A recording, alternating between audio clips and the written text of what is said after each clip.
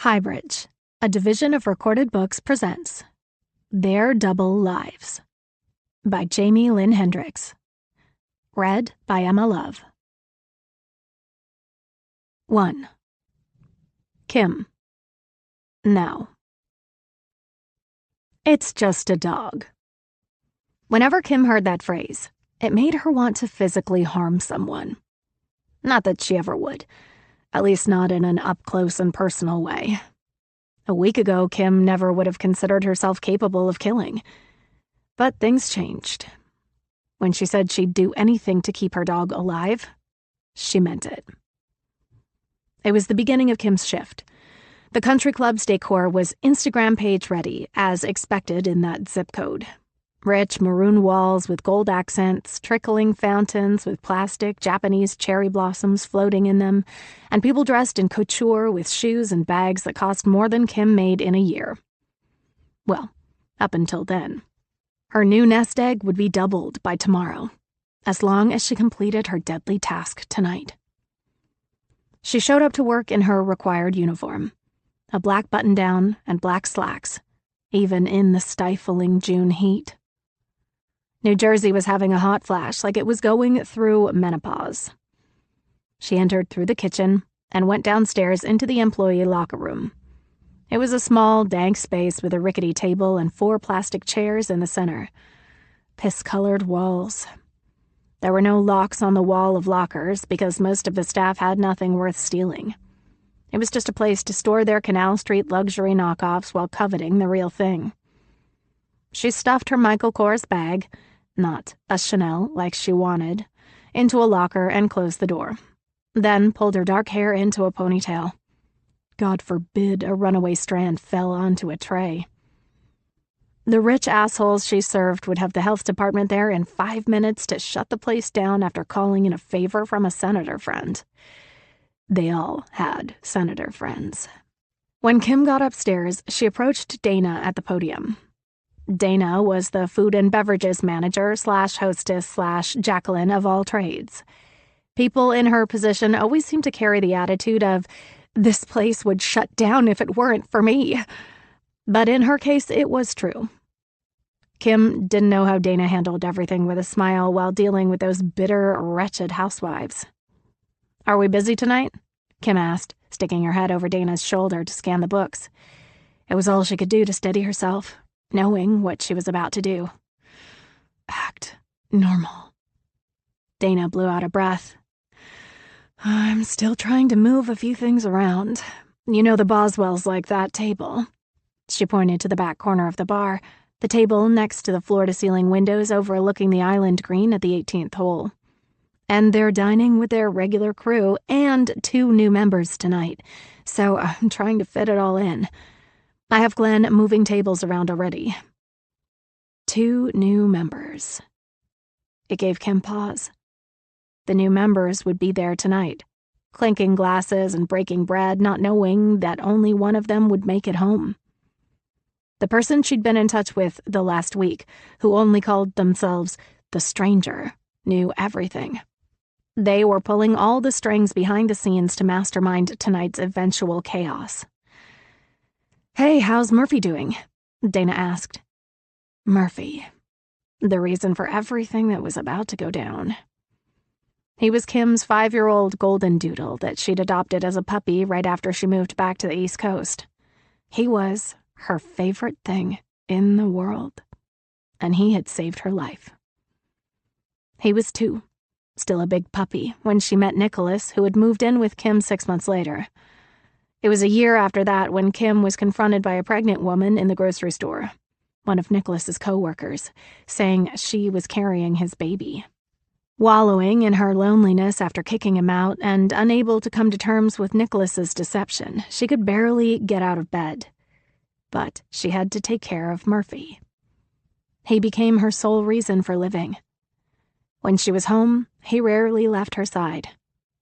Last month, he'd had a seizure, and a trip to the vet showed a small tumor that he needed to have removed. It was over $10,000. Money Kim certainly didn't have, And without the surgery and the follow-up treatment costing thousands more, he only had months to live. Kim pressed her lips together, thankful everyone cared so much about Murphy's well-being, but she also held back tears at the thought of having to put him down. She'd never let that happen. "I'll figure something out soon." She did figure something out, and she was being paid handsomely. But she needed everyone to think she was still struggling. She'd never be able to explain her windfall. She pictured Murphy now, alone in her apartment, hopefully not in pain. Maybe he was rolling on his back with one of his squeaky babies in his mouth. Maybe he was sleeping. Maybe he was staring at the door, waiting to wiggle his tail and pounce the second he heard the key in the lock. "Do we like the new members?" Kim asked, trying to push Murphy's pain out of her mind. Secretly, she hoped the new members were horrible. At least the guy. It would make her task easier. Dana scoffed. "Yes and no. You'll see. It's all very typical. Ron Boswell said he works with the guy." "Ah, gotcha." It was all Kim was able to say, letting Dana know that, yes, she understood. It was a sugar daddy situation. Most couples in the club were. It was probably why the self-appointed club queen, Carla Boswell, so often had her tail feathers in a huff. Her core table was age-appropriate. She wouldn't convey that a wife half your age was acceptable. Memorizing everyone's first and last names after meeting them once was a job requirement. Kim gave them nicknames to keep them all straight. The ringleader was the well-deserved Cunty Carla. Kim gave her the nickname after running into her at a nail salon. Carla was paying at the register and gingerly lifted a stuffed wallet out of her expensive bag like she was holding an atom bomb. She peeled a crisp bill from the new and stuck together fresh from the ATM pile and paid with a $100 bill. Had the nerve to say, "Keep the change," with a wink when the technician handed her a Lincoln. $5? Cheap bitch. As Kim helped set up behind the bar, she sang "Piano Man" in her head as the regular crowd shuffled in. Because there was an old man sitting at the bar, making love to his tonic and gin. Mr. Larson. He'd lost his wife the year before and still came to where they had dinner every week. No one ever sat in the empty seat beside him. 5 p.m. turned into 6 p.m. as the early birds got drinks, and Kim eyed the empty corner table assigned to her. The elite table for 6 was now set for 8. They should have set the table for 7. One wouldn't survive the night.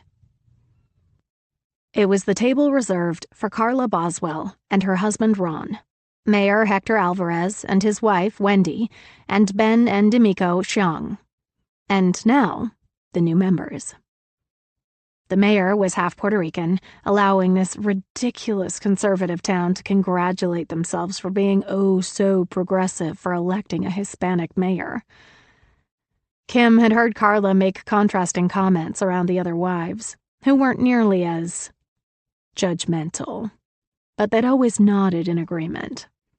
No one challenged Queen C, and she'd needed everyone to believe she was progressive as well, hence the other 2 guests. Ben and Emiko were the only Asian members of the club, and as far as Kim was concerned, the nicest. Ben always tipped extra, in cash, and Emiko even slipped Kim her phone number after they got to talking one afternoon. Emiko had asked her to lay out some ideas on remodeling their sunroom since Kim had an artistic eye. She was a freelance graphic designer by day, but she hadn't called Emiko yet and made excuses about being busy. Truth was, she was intimidated. She didn't belong on that side of town and decided to stay in her lane. Minutes later, a fake cackle cracked through the sound of the forks and knives clanking on dinnerware. The first ones to turn the corner into the bar area were Carla and Ron Boswell. He was in his 50s and she was in her early 40s, but well preserved. She could easily pass as a decade younger, even though it was all fake. A real housewife to her core. Ron was balding and stood 5'10" with his shirt buttons stretching out around his belly. Back in the day, he was probably a catch, but now he had money and didn't need to work as hard. Always in a sport coat with suede elbows, he'd been one of the first members to sign up when the club opened 10 years ago. Or so Kim had heard. Of course, Carla was expertly dressed in a silky white tank and navy linen pants with nude open-toed heels to show off her new French pedicure. Red bottoms on the shoes, naturally. Carla approached the bar where Kim stood, tray in hand, wearing a smile as fake as the hair extensions Carla had just removed. Her thin, overprocessed hair was now shaped into an angled bob. New cut, as Kim overheard Carla telling dinner guests last week. There was no doubt in her mind that Carla had her Kardashian-like extensions taken out, but she couldn't let anyone else think she grew anything other than shiny, luscious locks, even at 40+, when hair naturally starts to thin, because she was the queen. The iPad. Her voice was shrill and raspy, still a smoker even though she only snuck them in her expedition from the parking lot. Smoking was crass in her circle. She put her hand out. No hello. Just demands for the iPad that housed the list of bottles members stored in their $1,500 per season wine locker. A memory rattled in Kim's brain. Go find me another bottle of red and make it a good one. For $75,000 a year for membership, I'd assume you have something back there better than a 2005 Penfolds Grange Shiraz. It was the first time she'd met Carla. And okay, maybe that was the moment she'd come up with her nickname. The scene at the nail salon just solidified it.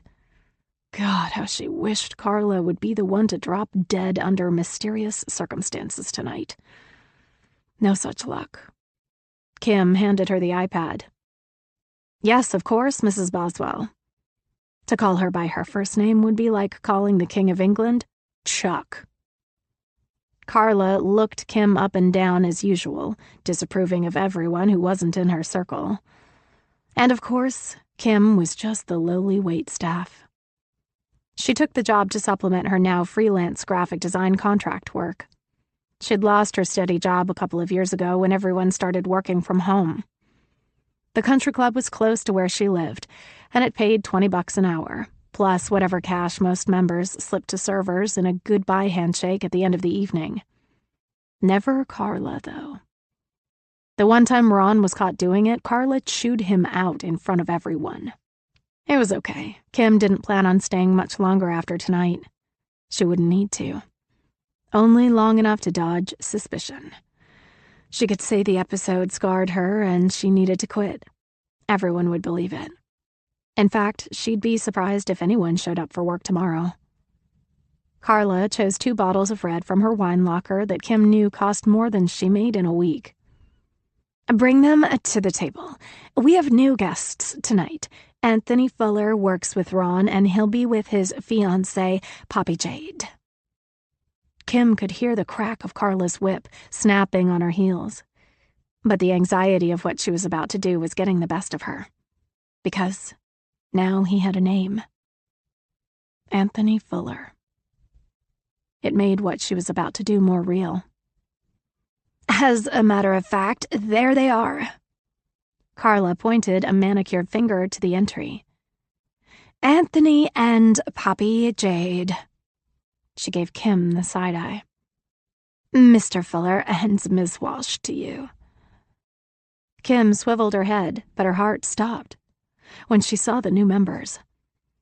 Her, young and blonde and college-aged. Him, dark-haired and tall and clean-cut. But that wasn't what made her almost drop her tray. How did she not put it together at the mention of his name? His new name. His clean-cut name. She suddenly regretted everything about the last week. Everything. How the hell was she supposed to pull this off now? She wanted to shrink, to hide in the kitchen, to quit.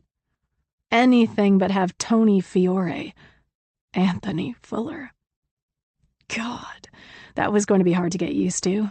See her like this, being ordered around by rich assholes.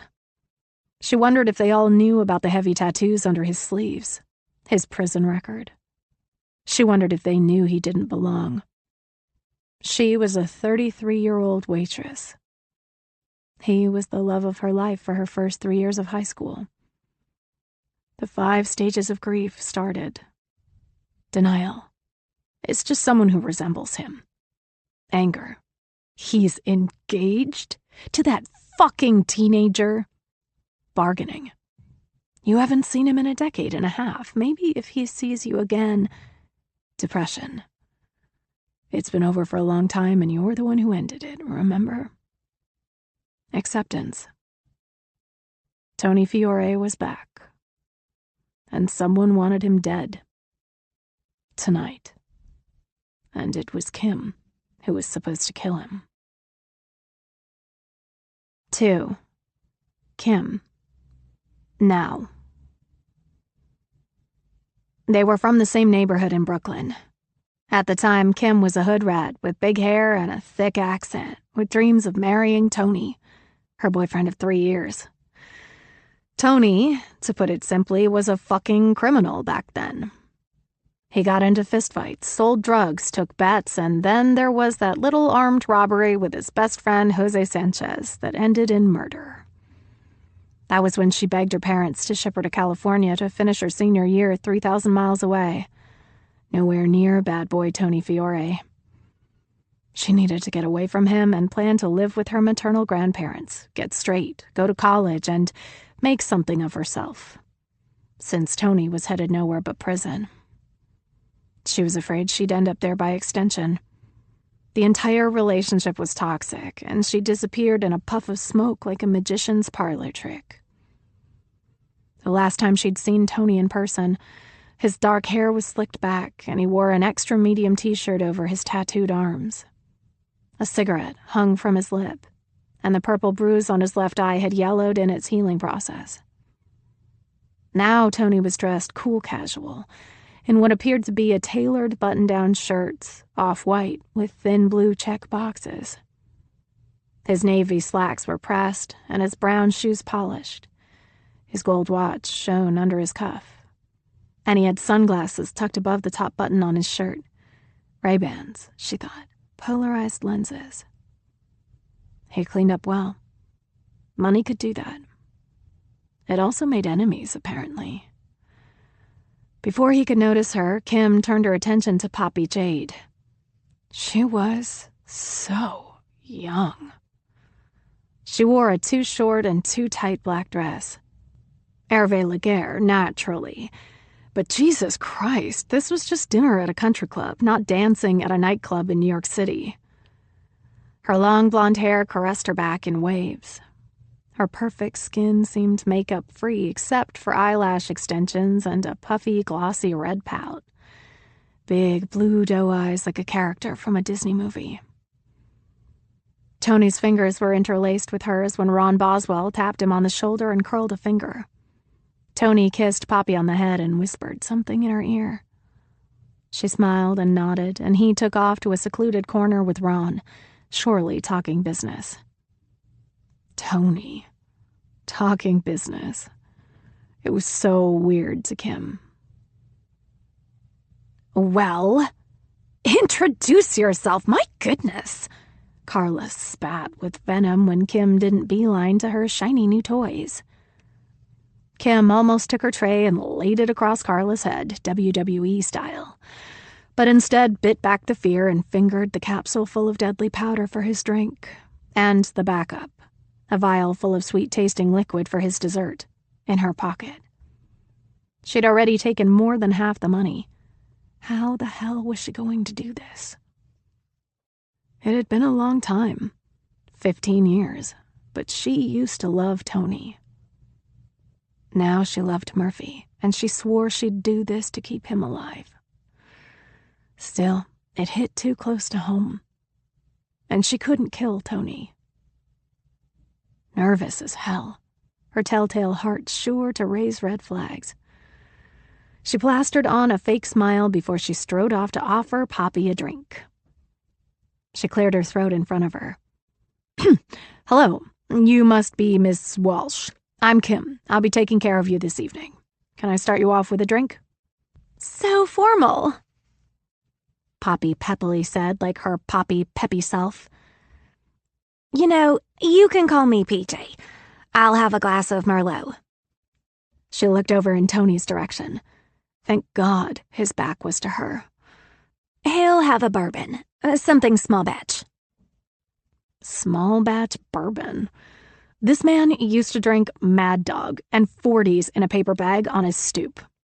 Tony still hadn't spotted her, as Ron Boswell had his ear. "Sure thing, Miss Walsh." No, she couldn't call her PJ. As she turned to the bar to have the bartender, Lucy, fix the drinks, PJ followed her. "Hey, can I ask you something?" she whispered. Sure. What was she about to ask? "Hey, are you planning to murder my fiancé tonight? How long have you worked here?" Kim shifted from one weight-bearing leg to the other, unsteady. A little over 2 years. "What am I in for tonight? With these women? My fiancé Anthony works with Ron Boswell, but I haven't met this group of wives yet." She paused. "Only Carla, a few times." She had a long, thick swallow before her next words. "She seems nice." Kim read it all over her face, because that comment had more gas than a Mack truck. Poppy likely knew all about cunty Carla, but was too proper to say it. Kim wanted to laugh out loud and tell her that she was a baby lamb being thrown into the Coliseum, but she stayed professional for more reasons than one. She couldn't give any of it away. She was in big trouble. "Everyone here is wonderful." "They're so much older. I'm not sure what we'll have in common." As Lucy poured PJ's wine and searched for the bourbon, for no reason, PJ started talking about herself loudly. She probably felt more comfortable talking with someone like Kim rather than Carla due to their closer age, even though the decade between them felt like 100 years at the moment. Her peachy, natural collagen-filled cheeks rounded as she excitedly spoke about graduating from NYU with a business degree the year before. But for now, she was a yoga instructor, of course, and spent her time volunteering at an animal shelter and a homeless shelter. And she oversaw a website dedicating herself to running errands for little old ladies who didn't want to leave their houses. She drove them to doctor's appointments, did their grocery shopping, their laundry, for free. Fine. If any of that was true, then she was a saint, and Kim felt bad for hating her simply because she was with Tony. Only a little, though. After one sip of wine, PJ caught eyes with Tony. She nodded her head toward Kim, and he started to walk over, and... oh no. "This is my fiancé, Anthony," PJ said, wrapping an arm around his waist. Tony stopped like a deer in headlights. In complete and utter shock and about to get run over, when he squinted. "Is that really you?" His expression said it all in one look. He was afraid Kim was about to take it all away with one mention of his real name. Tony Fiore. Instead, she did him a favor. "Oh, wow. Anthony Fuller. It's been a long time." She widened her eyes at him. "Your secret is safe with me." She did it because that 17-year-old she used to be was still scared of him. They were always able to communicate through silence, through facial expressions. It had kept them both out of jail when they were younger and getting questioned about stolen cars and drugs. With just a few quirks of the lip, a raised brow, a smirk, they played off each other well. That was young love for you. Young love was always easy until reality set in. She had so much to say to him, but she couldn't. Not here. Not in this company. Somebody there wanted him dead, and she didn't know who. "You guys know each other?" PJ asked. Her smile was curious, amusing, and genuine, and again Kim hated herself for hating her. We grew up in the same neighborhood, Kim said as Tony's shoulders relaxed and his jaw unclenched. He knew he had an ally. He was going to owe her for that, for so much more than that.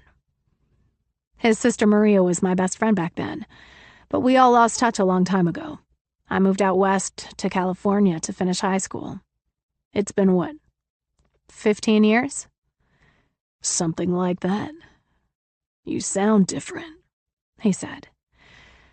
Kim had taken dialect classes to lose her accent when she was in college.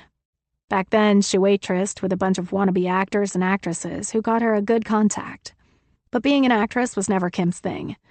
She wasn't starry-eyed off a bus from Des Moines, trying to land parts on a casting couch. She just wanted to sound intelligent. Tony sounded different, too. And you look different, Tony said. Kim noticed the way his lip quirked at her, like it had done before.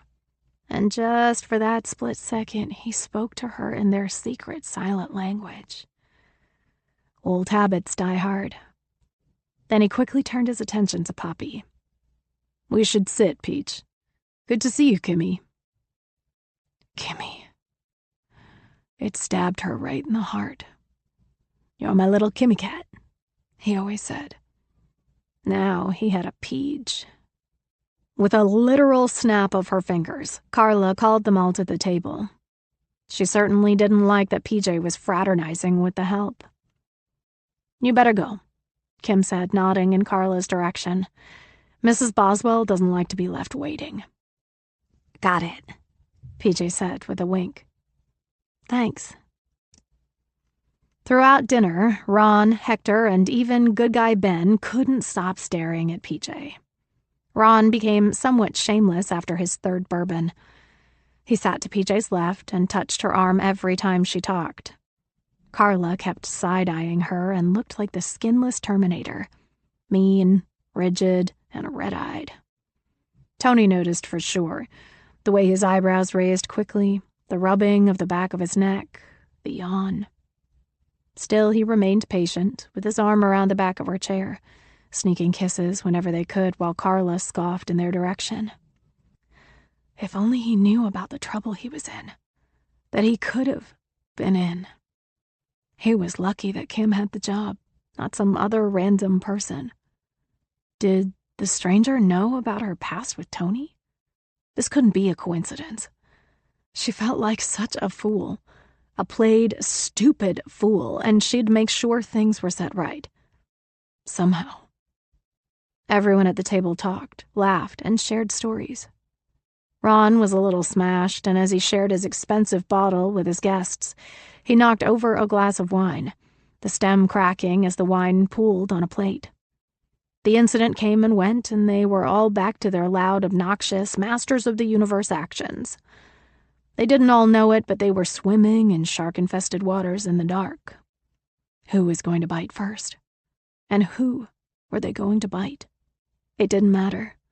Kim never put that pill into Tony's bourbon. She never poured the liquid onto his dessert. No one was going to die tonight. As usual, they were the last table at closing time. The club closed at 10, but Carla reveled in keeping the staff later than they had to be there. Peasants. After every dinner, Ron would grab an expensive bourbon from his private locker, and the guys would all have a glass at the bar before they left. Kim had just dropped the individual checks at Tony's table, the poisons still in her pocket. She'd failed at her task, and she didn't know what the fallout for that would be. She didn't even know who she'd been dealing with the past week. The stranger was just that. But there was going to be hell to pay. She was sure of it. She was going to have to return the money, and Murphy's precious life was going to be the price. Waiting for them to sign their respective checks, Kim noticed PJ's face go red. PJ swallowed very quickly, and then her big blue eyes strained, bugged out, frightened. She screwed up her face and clutched her throat, then hit the table twice with her right hand, hard. PJ? Tony turned toward her, his brows dented. Peach? Are you okay? She hit the table again. She couldn't talk. Is she choking? Ron asked, then took it upon himself to lift her and attempt the Heimlich. Kim thought it was a cheap way to cop a feel. Carla's horrified face said the same. She can't be choking. There's no food left on the table. Tony screamed to Ron, ripped PJ from his arms, and lightly shook her. PJ! Holy shit. Her eyes were open, but she was frozen. She looked like she wanted to talk but couldn't. Her body started to contort, like she was doing a backbend. It stayed that way as she rolled out of Tony's grip. What was happening to her? She couldn't have been poisoned. PJ wasn't the target tonight. Tony was. Does she have an allergy? Emiko asked, panicked. No allergies. Someone, help! Call 911! Tony said to no one. He pushed everything off the table. Carla skidded back in her chair, but not before some of that billion-dollar wine spilled and dripped on her couture. She made a disapproving noise. To hell with the dying woman, as Tony ripped the tablecloth off and placed it on the floor.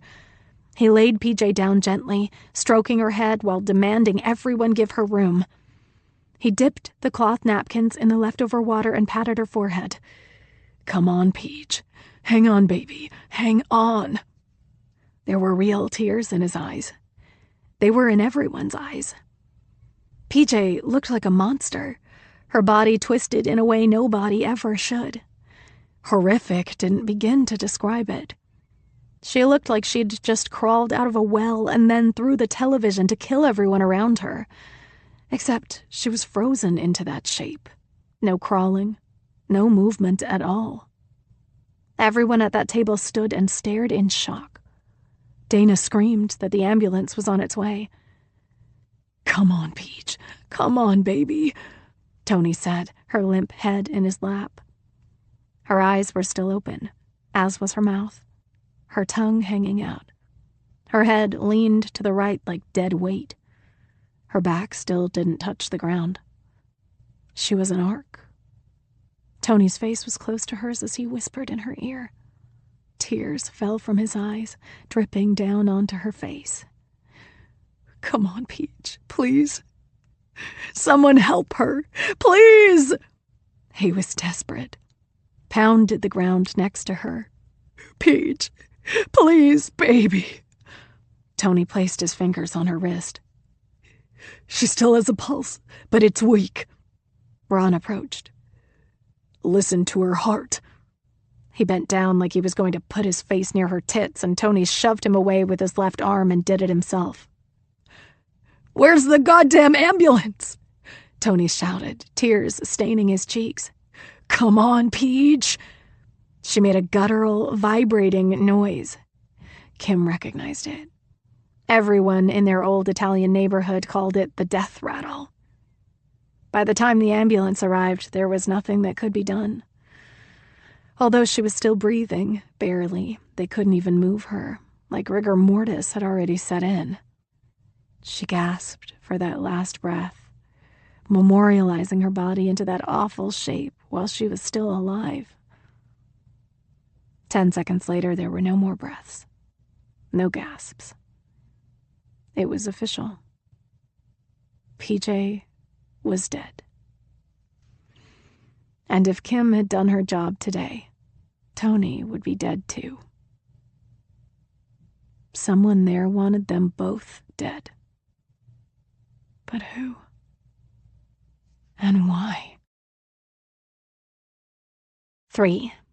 Poppy Jade. Then. Well, at least he's nice to look at. I play my part of the infatuated schoolgirl very well. When I heard that Anthony Fuller was giving a talk as part of the Stern Business School program, I jumped at it. Certainly, it saved me time. I've had my eye on him for the better part of a year. It's been hard trying to nail down a chance meeting, one that would make him think it was his idea. I tried it one time when he was having dinner at STK, but there were too many business associates around, even if I did notice him look my way more than once. Then there was that time he was on some cable show to talk about his big score, but I heard later he was whisked away in some millionaire's helicopter from the roof. So much for a run-in in the lobby. But this was kismet. If he's like any regular white finance guy a few years shy of hitting 40, this should be easy. He doesn't have a girlfriend right now. My Google search on him yielded nada. But even if he does, so what? He'd love to have me on his arm. And as my ex-boyfriend turned BFF Matt always says, I'll have him wrapped around my finger in no time. Gotta love Matt.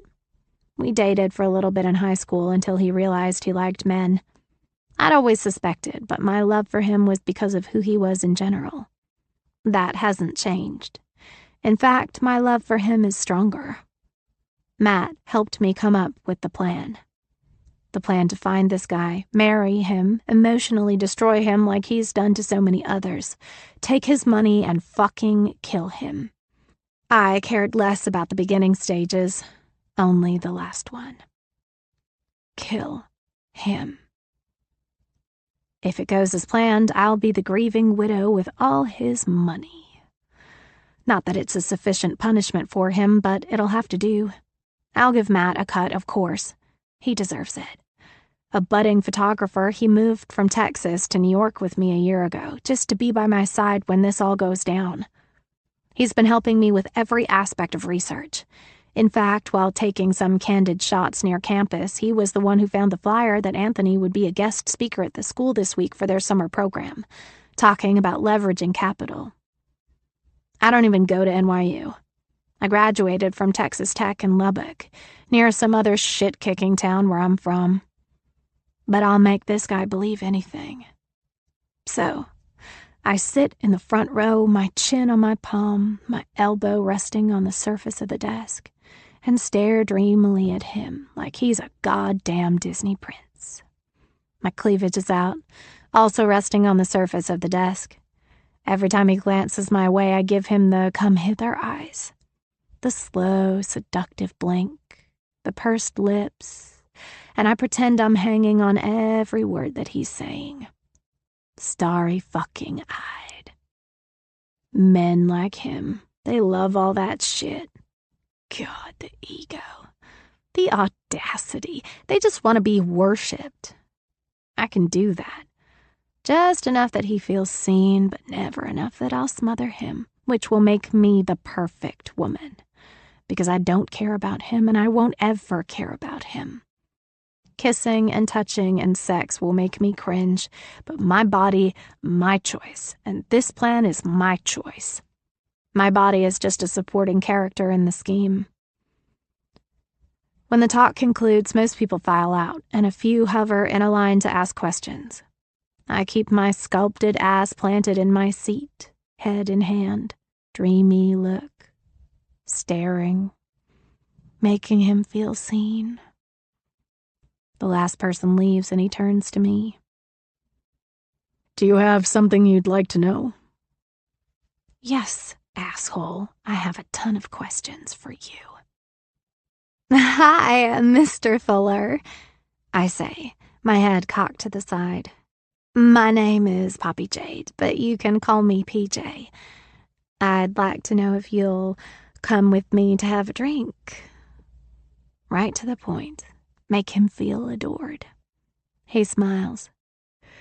Well, that would be awkward, unless you agree to call me Anthony and not Mr. Fuller. I stand and strap my purse over my shoulder in such a way that my chest sticks out and my hair whips like I'm in a music video. What's your favorite drink, Anthony? He smirks. That accent is dangerous. No, you son of a bitch, the accent is fucking adorable, and I'm the one that's dangerous. I grew up in Texas. I had just graduated from here a couple months ago. I'm interested in how to invest my savings. I came into some money when my grandfather died. Easy, cowgirl. Stick to the script. I've never been to Texas. You'll have to tell me all about it. He glances at his watch, one that looks shiny and expensive. And I'll own that one day, too. I've got an hour to kill. Did you have a place in mind? Yes. I researched the area. There are a lot of dark, sticky college bars full of teenagers playing darts, but I need him to think I'm classy. Wifely. I make what my father, God rest his soul, used to call a scutch face, and always told me that God would make it stay that way if I didn't stop. Daddy was fantastic. I don't like the places around here. They cater to the kids. I don't drink beer from a keg. There's a great steakhouse a few blocks away if you like that sort of thing. He does. And the place 2 blocks away has his favorite bourbon. The expensive stuff. It's like you already know me. He says it with a smile, not realizing that, yes, I know you. All too fucking well. We make small talk on the walk, mostly me asking him questions about himself. Men with egos like his, they love to talk about themselves. They want fans, and I transform myself into one, hanging on his every word. He opens the door for me, and when we're seated at the dark, cushy bar, my eyes drift to the top shelf. Ooh, they have Pappy Van Winkle here, I say. Of course they do. I researched everything. His eyebrows raise. You know your bourbon, then? I shrug, then squint. I prefer the 18, and that's only the 12-year, but it'll have to do. Don't worry, I can pay for it myself. I'm not here for free drinks. He's not going to let me pay. No way. He's rich, and I'm hot. Plus, he wants to impress me. The young, gorgeous girl who knows the difference between which bourbons are good and which are bad, what years are good and bad. I'm a keeper. Very nice, he says, and orders too. So, tell me a little about yourself. Oh, you know, you've probably heard the same story 100 times. I grew up in a small town in Texas, had the itch to get out, so I moved to New York to attend NYU. I graduated with a marketing degree, but the job market is a little tight, so right now I'm a private yoga instructor. I have a contract with Elite, too. It's recent. Hopefully you'll see my face start to pop up on ads soon. No, I do not have a modeling contract, but now this asshole thinks he's having drinks with a model. He thinks I'm yoga bendy. He probably just got a hard-on. Wow, that's great. Congratulations. Beauty and brains. He lifts his glass. Cheers. Cheers. Clink. Seed planted. I sip the drink and it burns my throat and I try not to let my eyes tear. I hate bourbon. Back to him, because I adore him. Did you grow up around here? I know every single thing about this motherfucker. He clears his throat. Yeah, I'm a New York boy through and through. Brooklyn originally, but I've been in the city for about 15 years. Now that I've made my money, I feel like getting out of the rat race. I'm thinking about selling the penthouse, moving to the beach, settling down. Ugh, I hope this doesn't mess with my timeline.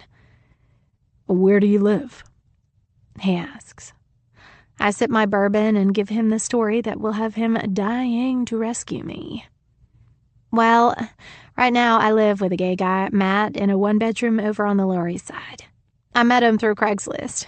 The neighborhood is safe, the place is a decent size, so Matt has the bedroom and I had the maintenance guy put up a temporary wall in the living room. I just sack out there.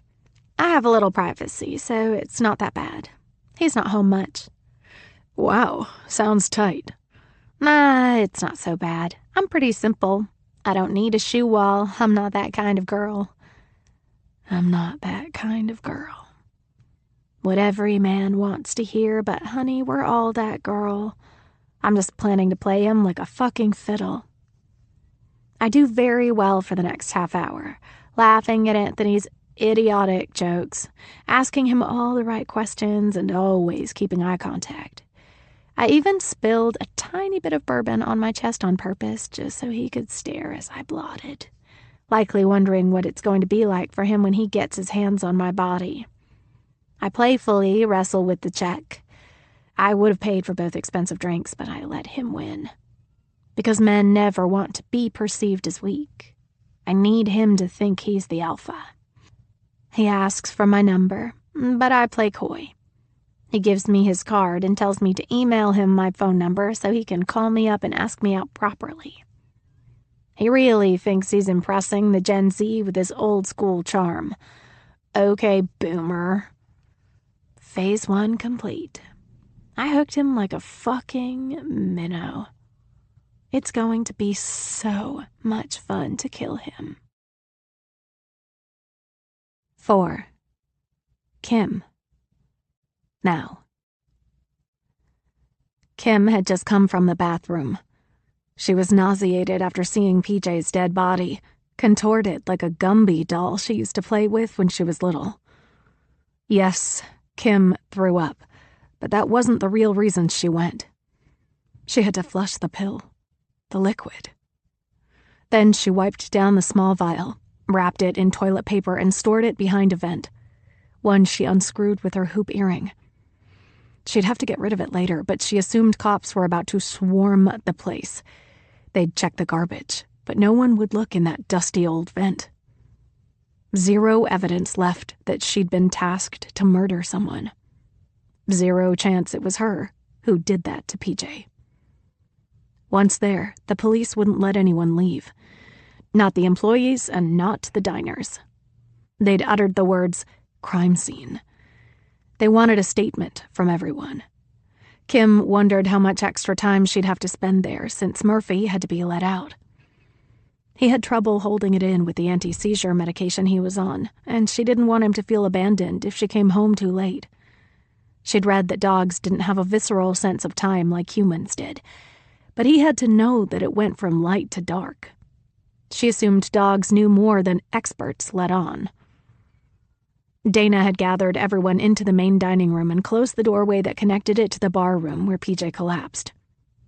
Where she died. The only ones still in the bar room were Tony, a couple of cops, and, of course, dead PJ. Tony wouldn't leave her side. Love really was blind. Because Kim couldn't look at that mess for more than a couple of seconds without feeling nauseated again. What do you think happened? Lucy, the bartender, whispered to Kim. Kim shook her head. She couldn't answer, even though she had an idea.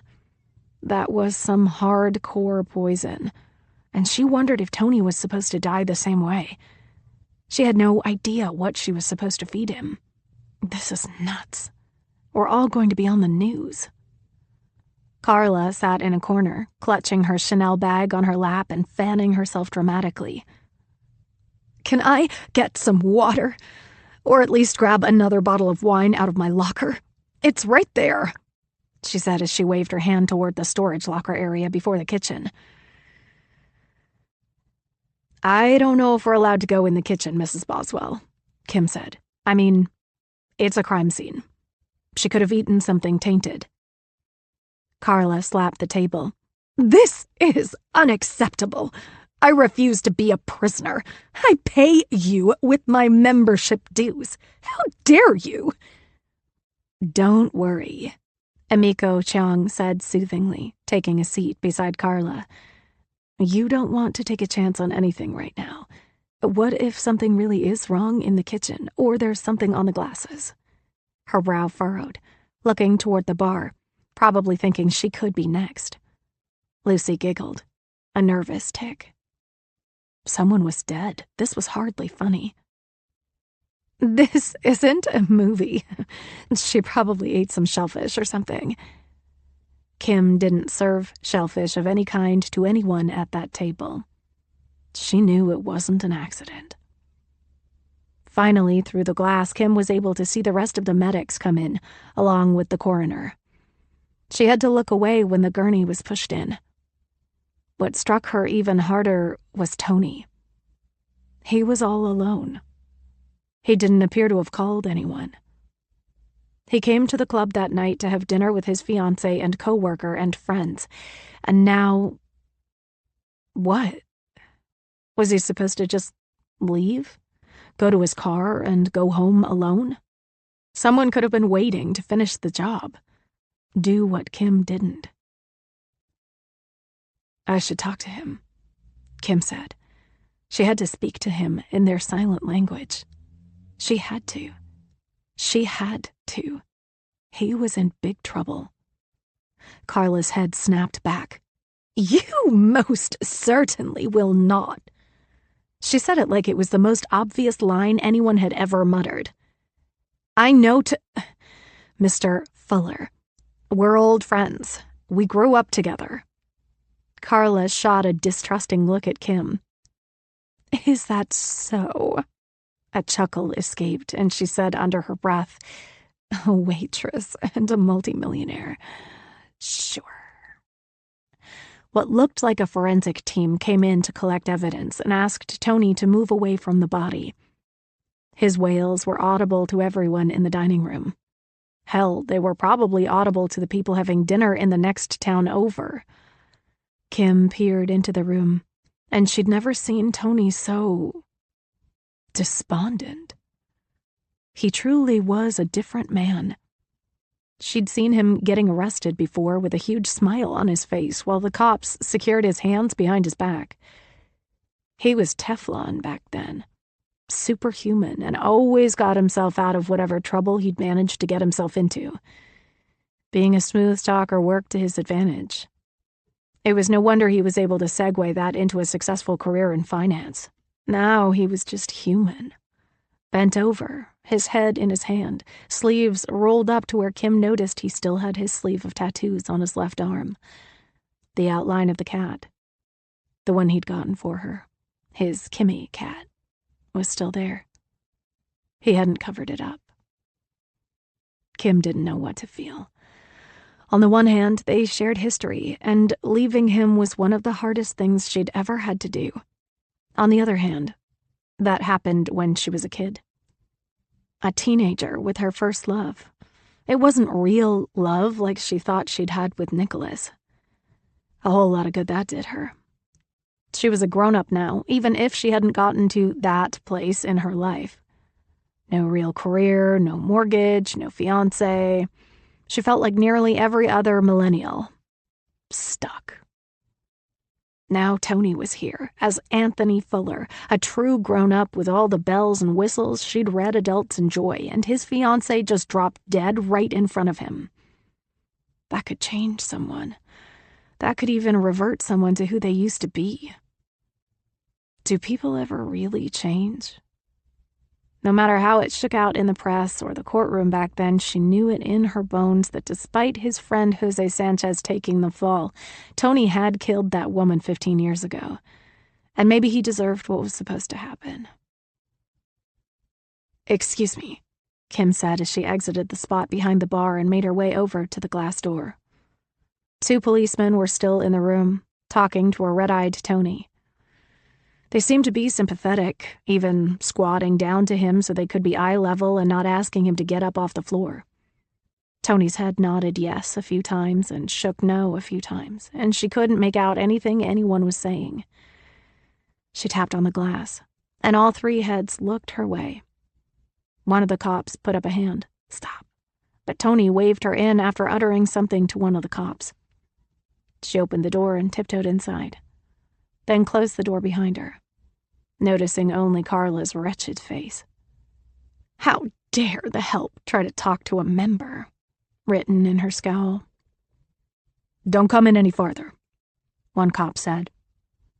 She stopped where she was and strained hard not to look at PJ's body. She'd see that shape in her nightmares for years to come. I'm so sorry. She didn't know what else to say. She looked at the cops. We've known each other a long time. One of the cops stood, now eye level with her, and looked her up and down as she shrunk into herself. She didn't want to be under a microscope again after all these years. The cop was probably in his 50s, tall and fit, balding with kind blue eyes. He flipped open a pad.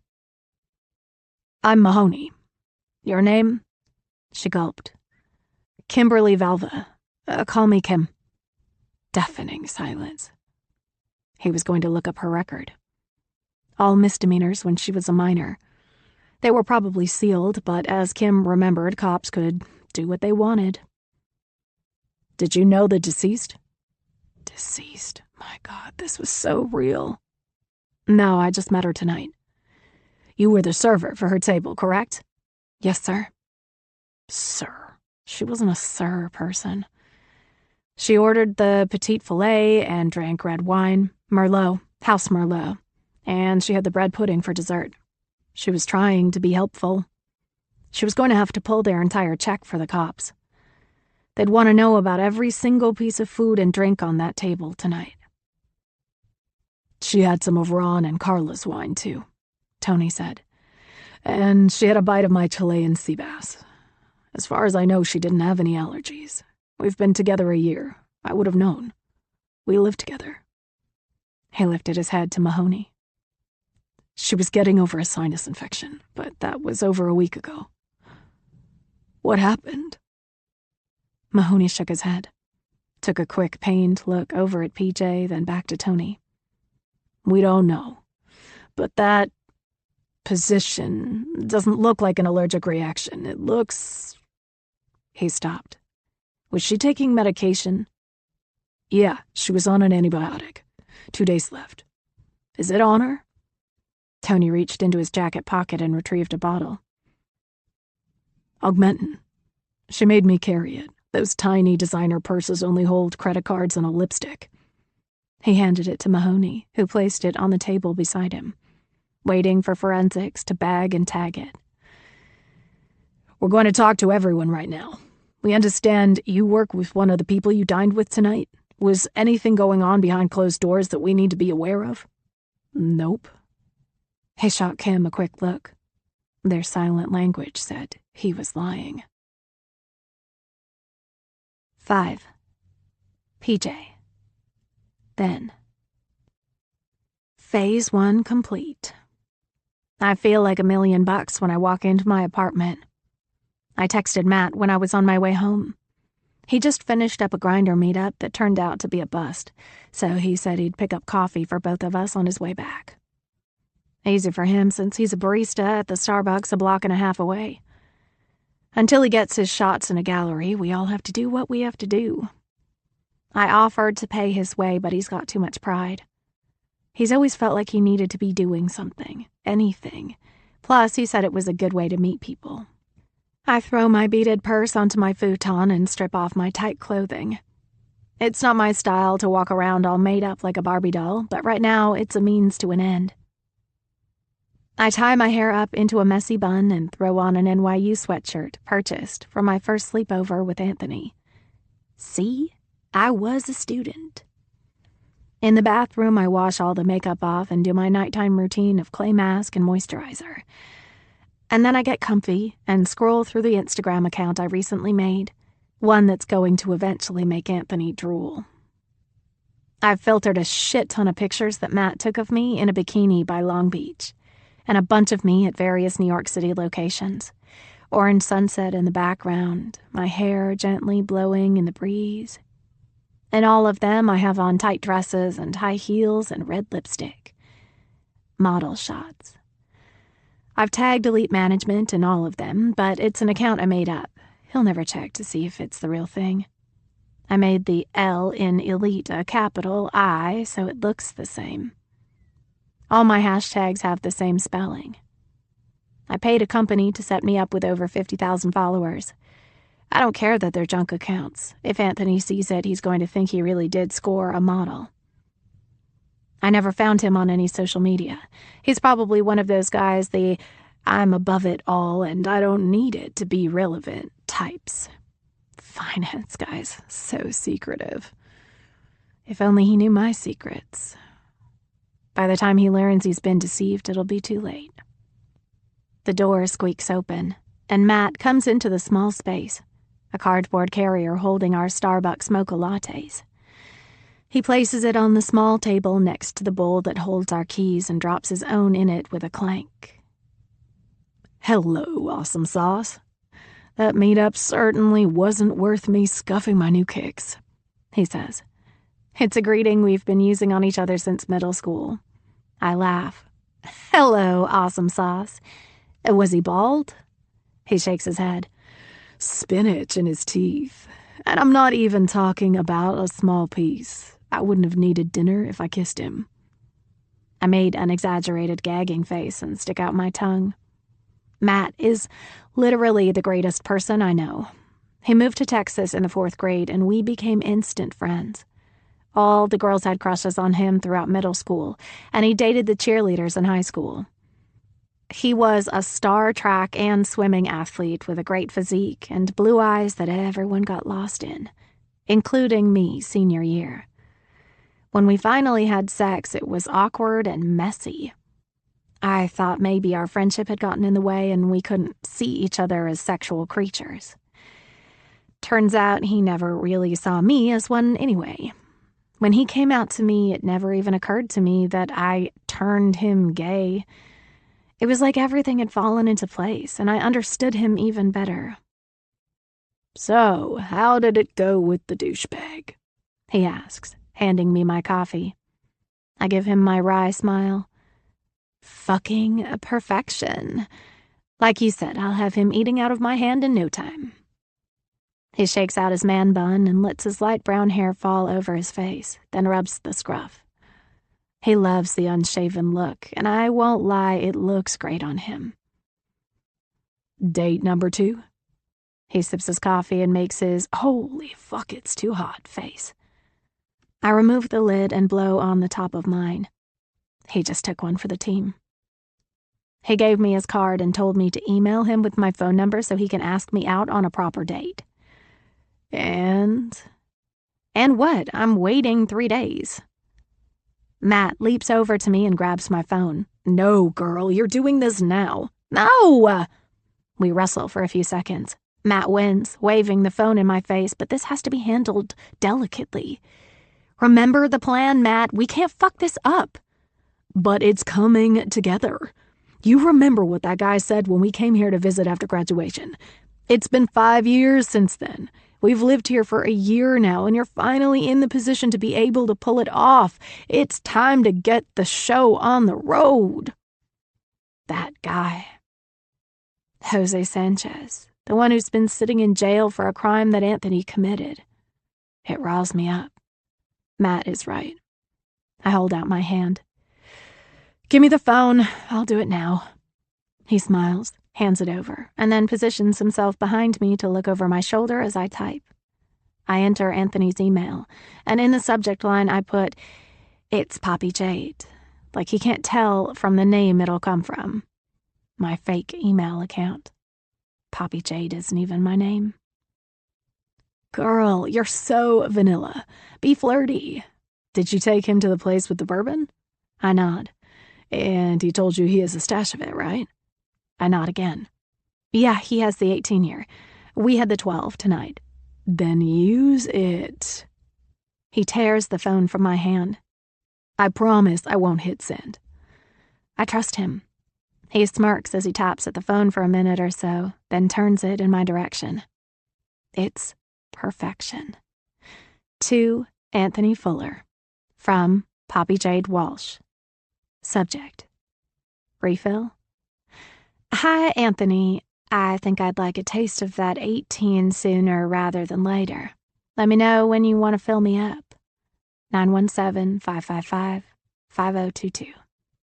PJ." "Hit send," he demands. Pressing my lips together and scrunching my eyes closed, I do what I'm told. It's so shameless. So out of my wheelhouse. Not my personality. No matter how fake I acted with Anthony the other night. The phone rings. It's a New York number, and we both know it's Anthony. "Answer it," Matt whispers, like the caller can already hear him. "And be sexy." I stifle a laugh and answer in a low, breathy voice. Hello? Hi, Poppy. Or would you rather be called PJ? It's Anthony Fuller. I point to the phone and then pump my fist in the air while smiling. Oh, hi, Anthony. Everyone calls me PJ. That's what I answer to. Always have. Pause. Glad you called. That was quick. Well, you said sooner rather than later. Are you busy tomorrow night? We can go to dinner. I know a place that has the 18. My lips curl into a satisfied half-moon shape. Text me an address and a time. I can't wait. I'll see you tomorrow, PJ. See you tomorrow, Anthony. I hang up and drop the phone onto a chair. This has to go perfectly. See, girl? Get the show on the road. Matt smiles. We finish our coffee over a chess game. I always beat him. And then I decide to turn in, and Matt gets dressed to meet some friends out to go clubbing. As I lie in bed, I stare at the ceiling, contemplating how the date is going to go. Do I want to hook him with sex immediately? Or hook him by not having sex immediately? I don't want him to lose interest, but I don't want to be a dime a dozen dinner will get you laid girl either. I pull my phone from the charger and look at the list of his interests I've gathered over the years. He likes to gamble. I'm a quick study. Before I know it, I'm watching YouTube and learning how to play blackjack and craps. Anything can happen on a roll of the dice. That's what my daddy used to tell me all the time. And I'm doing this for him. 6. Kim. No. Kim knew something else was up. Tony's eyes gave it away. Ms. Velva, can you step out of the room so we can finish questioning Mr. Fuller? Mahoney said. Tony shot her another look. It's okay. Kim saw so much more than just, it's okay. She saw his palpable grief. She'd seen it before, even when he was just a messed up kid at 20. The first time he got arrested, before it all became a joke to him. The first time he lost a big bet, before he started taking them instead, because let's face it, the house always won. And worst of all, when she told him that she was fleeing his bullshit and moving across the country. When Kim moved back to the East Coast 5 years ago, she started off in Brooklyn again. But she was a different person. Educated. Had seen more than just the 4 square blocks of their neighborhood. She had a passport, one that actually had stamps in it. The old neighborhood felt small, a coffin, and she refused to lie down in it and have her old friends close the lid. She got a job in graphic design that was located in Jersey City, so she started over, just over the bridges and through the tunnels. She moved to the beach. Fresh air, sunshine, salt life. She'd brave the winters again if it meant living at the beach the rest of the time. And truth be told, she didn't feel like she belonged in her old stomping grounds without Tony. No one even knew where he'd gone. The people they used to hang out with weren't much for MSNBC or Market Watch, so as far as they knew, he dropped off the face of the earth. Everyone thought he'd gone on the run after the robbery had gone bad. Jose Sanchez got convicted for the murder. Kim had kept up with the story online. Tony testified in exchange for immunity. He lied. She knew it. Then he was gone. Don't go anywhere, Ms. Velva. We'd like to speak to you next, Mahoney said to her as she headed toward the door back to the dining room. She nodded, exchanged another look with Tony. She'd have to make sure they stared at each other one more time when he was finished talking. She didn't know how much he'd tell the police about their past, or how much it mattered in what happened tonight. 7. Kim. 1 week ago. Kim walked to her ground floor apartment with her house key between her index and middle finger, as usual. There was never a decent parking space on her street by the time she finished her shift, and she'd been relegated to parking 4 blocks away. Under the cloak of darkness, anything could happen. Better safe than sorry. She stopped at the mailboxes outside of her complex and turned her key into the one for her unit and grabbed the envelopes. Past due was stamped on the outside of one of them. She wasn't irresponsible, but her income was unsteady. Her parents were just scraping by. Her mother was a cashier at Trader Joe's, and her father worked as a laborer for a tile company, but she didn't know how much more he had left in him. He was out of work for almost 2 years during the pandemic, and they were in no position to help her. New Jersey was expensive, especially on the beach, and especially because she'd agreed to pay 30% more in rent from Memorial Day to Labor Day. Where she lived was a hot spot in the summer. Her landlord could have charged her double and gotten away with it. Kim tucked the envelopes into her purse, and when she got to her door, there was a manila envelope on the ground waiting, with just Kim written in Sharpie on the front. She grabbed it and opened the door, then quickly shut it behind her, chain locking and bolting it. Murphy waited obediently to be showered with affection. She got down to the floor, and he got as close to her as he could, a hug in his own way. She kissed his head. "How are you feeling, good boy?" He answered with a butt wiggle. He looked so normal on the outside, and she always tried to forget about what was growing in him on the inside. She'd figure something out. Robbing a bank came to mind. She'd do it for him. She tossed her keys into a bowl on a console table near the front door and went right into the kitchen for her nightly red wine before she took Murphy out. He'd already waited this long. He'd wait 5 more minutes for her. The bottle of Cabernet was opened from the night before, so she tossed her purse and the manila envelope on the counter and grabbed a wine glass from the yet-to-be-unloaded dishwasher. Holding it up to the light and inspecting it, she grabbed a towel and rubbed the outside and inside, making it shine like she did for every glass of wine she poured at work when Lucy was backed up. It was a habit she couldn't get rid of. Once the glass was full, super full, she refilled Murphy's water bowl, grabbed the manila envelope, and sat on a stool at her kitchen counter. She ripped the top open and dumped out the contents. It was a burner phone with a Post-it on top. "Answer me when I ring."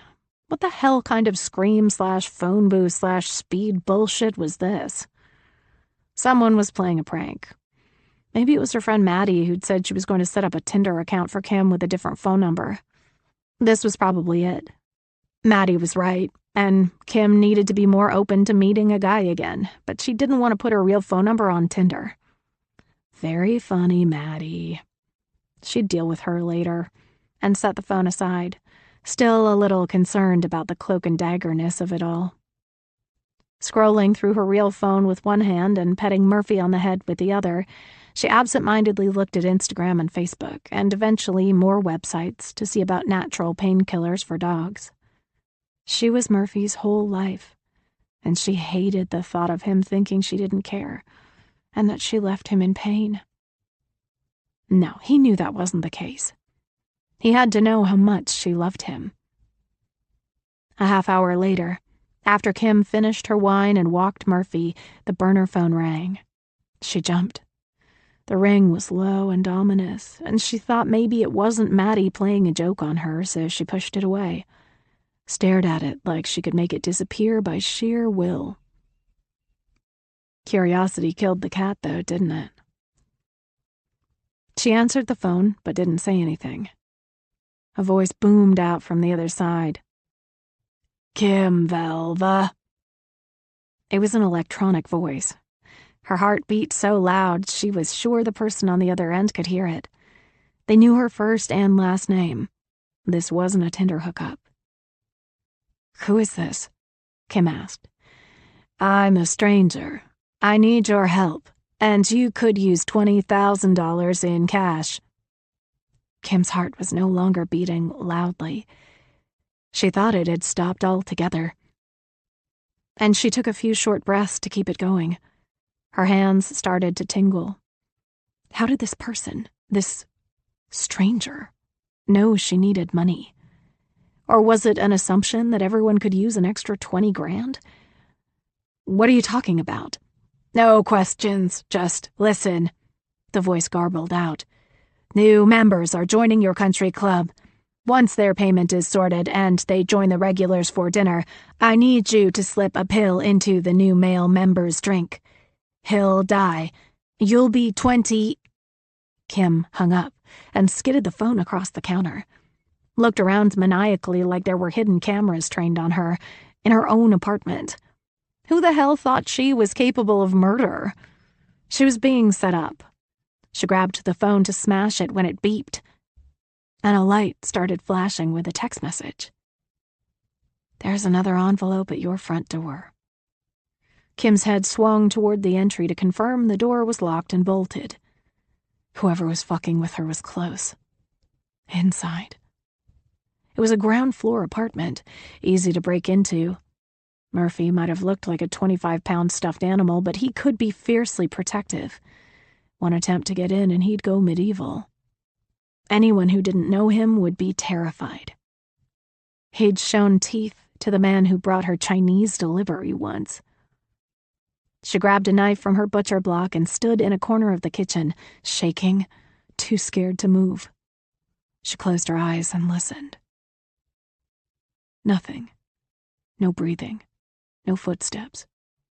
Nothing but Murphy's tail skidding across the floor, oblivious to Kim's terror. She strained her neck over to her windows beyond her couch to see if they were broken. They weren't. Forcing herself out of the corner, she flipped on every light in her kitchen and living room. At the living room window, knife still in hand, she yanked the curtain closed. She tiptoed to her bedroom, hall light on, bathroom light on, and then bedroom light on. No broken glass on the floor. Those curtains were already closed. Blackout shades enabled her and Murphy to sleep in. She checked under the bed and opened all the closets and pulled the shower curtain back. She was alone. Again, she tiptoed toward her front door and looked out the peephole. No one was there. With a quivering hand, she undid the chain and then pressed her ear against the door. Looked out the peephole again. Still nothing. She looked at Murphy with a "here goes nothing" face. Like he understood what she was about to do. In under 3 seconds, she undid the bolt, opened the door, grabbed the envelope, closed the door, locked it, bolted it, and chained it. Murphy yelped in curiosity. It's okay, good boy. Her heart was definitely working again, because now it was going a mile a minute. This was a smaller manila envelope, thin. She opened it, and there was a typed note. Bank of Cayman. Account number 34-445-07781. Password. The Stranger. $20,000. Go ahead. Access the account online and change the password. Half the money is already there, and it's yours. Pick up the phone when I call you. This wasn't real. It couldn't be. That dead, curious cat had it coming. She grabbed her laptop and logged in, then typed in the relevant information. The account popped up. It was in her name. $10,000 had been deposited that morning. She clicked on account information, looked up how to change the password, and it needed to be at least 10 characters with capital and lowercase letters, numbers, and symbols. She changed it to something silly that no one would ever guess, a random string of words and numbers that had nothing to do with her. Capital J 0 LLY at PPLE capital TR33. Jolly Apple Tree. She could remember that. She hit enter. Congratulations, your new password was saved successfully. No one would be able to access this account except for her. Technically, she could grab her passport and take off with Murphy, live in Panama or somewhere else obscure for a while until the dust settled, then camp out somewhere else for good. Somewhere cheap. Florida, Alabama, somewhere she could disappear with Murphy after getting him the surgery he so desperately needed. The 10 grand that stared back at her was a hell of a start. The phone rang, and this time Kim answered after one ring. It was the electronic voice again. You won't get caught. It's well thought out. There are 2 more steps I'll be in touch about later. You'll pick up $2,500 cash payments at a set spot after each step. Public. No one will know what you're doing, and you'll get the final payment on completion. Answer the phone when I call. It disconnected. She contemplated smashing the phone and heading to Panama, but something set off inside her. Murphy. She could save him. She could fix her life the way she needed to. And it was just feeding a pill to a random new member. But Kim wasn't a murderer. Right? 8. Anthony. Now. Anthony still couldn't stand up. The reality of his dead fiancée setting in. What a mess. Mr. Fuller, you work with Ron Boswell, correct? Mahoney asked. He nodded. Mahoney raised an eyebrow. Yes, Anthony said. For the past 12 years. Mahoney wrote in a notepad. And Poppy Jade. How long were you two together? Anthony gulped. Poppy Jade was gone, and it was going to be difficult to talk about their beginning. We met a year ago when I gave a talk at NYU. Started chatting and went out. I guess you can say it's all history from there. A tear escaped, and he wiped it away. Mahoney paused. I'm so very sorry for your loss, Mr. Fuller. Anthony nodded in response. But you understand I have to keep asking questions while everything is fresh. Yes, I do. Mahoney looked at his counterpart, a cop named Gutierrez. He was a nice-looking dude with dark hair and dark eyes, and while he looked like he wanted to be any place else other than a crime scene, Mahoney seemed to revel in it. A born interrogator. Curious. Great. When was the wedding due to take place? You'd think Mahoney had just admitted to murdering PJ by the strained look on Anthony's face at the mention of their won't-be wedding. This fall, in Hawaii. We got engaged there a couple months ago. She wanted it to... He paused to put his head in his hands to cover his face and stop the tears. She wanted to repeat the entire feeling. Mahoney pressed his lips together. Has she met the group you dined with tonight? Just Ron and Carla Boswell at a few work events over the last year. I only met Mayor Alvarez and Ben Xiang once before tonight. We all golfed together last week after I joined. I didn't meet their wives until tonight. Mahoney jotted their names down and then underlined them. Did PJ get along with the Boswells? Anthony dented his eyebrows together. I'm not sure where you're going with this. Well, healthy 23-year-olds rarely drop dead at dinner. You mentioned when we first got here that she couldn't breathe, that she slapped the table and grabbed her throat before she passed out. Yes. Suspicious, no? Was Mahoney accusing Anthony of something? Was he accusing Ron and Carla? The server, Ms. Valva.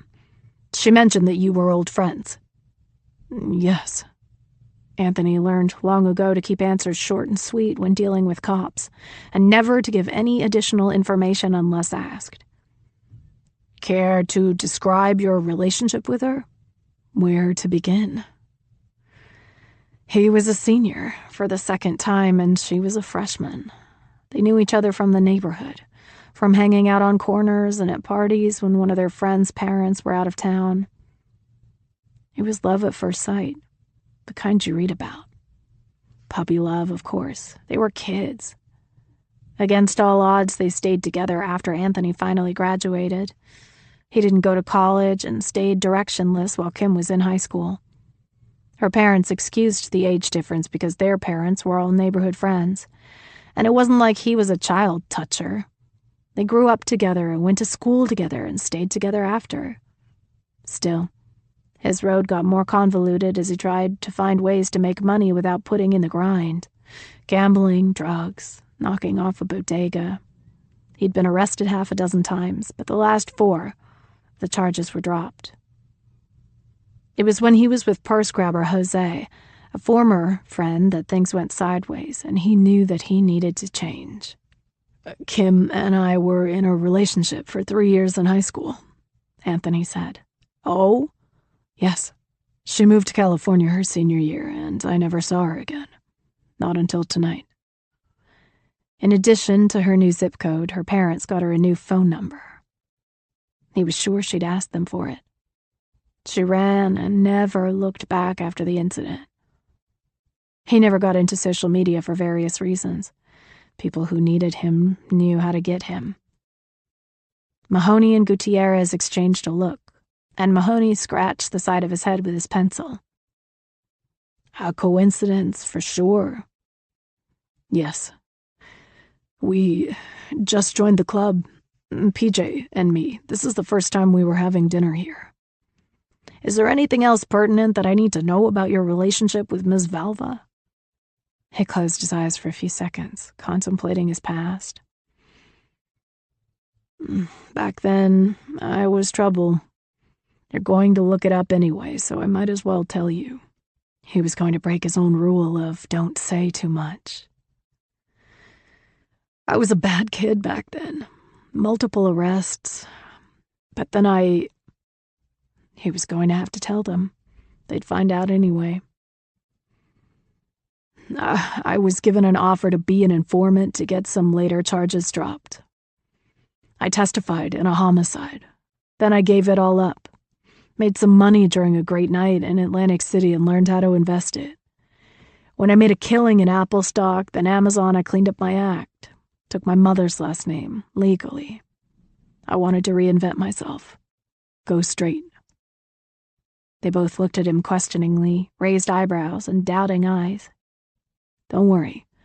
Everything that happened with the gambling money and the investing was legal. My brokerage account is legal. I pay my taxes and everything. I'm not that bad guy anymore. That was all true. And Kim knew none of it. She didn't know he was ratting out their friends back then. Like the saying goes, snitches get stitches. After the homicide, he knew he had to get out. He was with Jose when Jose tried to rob a woman.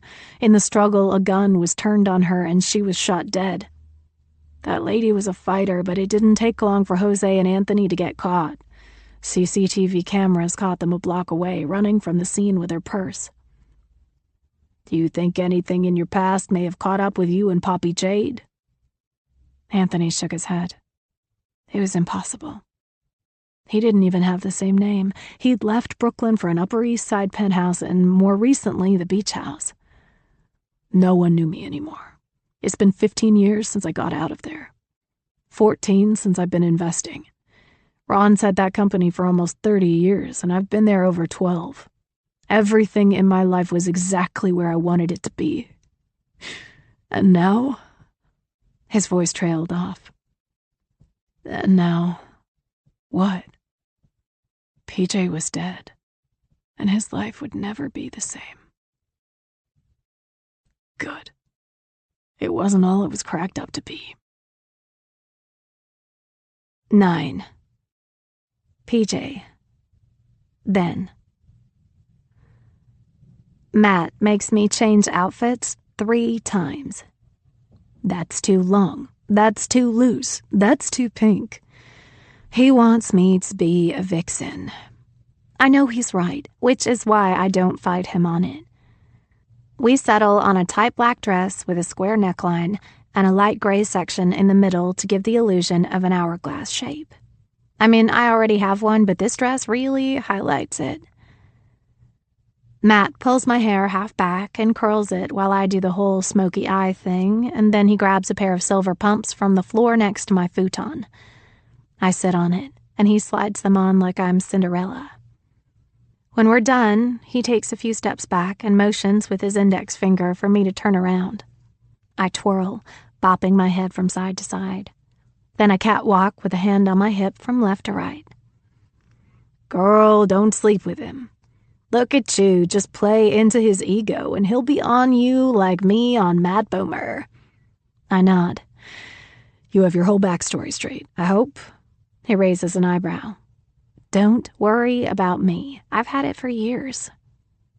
Matt air kisses me on both cheeks and smacks my ass to send me on my way. I take a cab to a very expensive restaurant in Soho. Of course, I looked it up. Anthony offered to pick me up, but I have to show him what an independent person I am. I can show him I need him just enough later. After paying for the ride, I head to a walkway lined with a velvet rope where a tuxedo-clad man opens the door for me. I'm in a small vestibule, which I'm sure is the coat check in the winter. It's blocked off from the main restaurant by heavy velvet drapes. Violet, with gold trim and gold tiebacks pulling each side to create a small opening. I slither through, and the maitre d' stand is in front of me.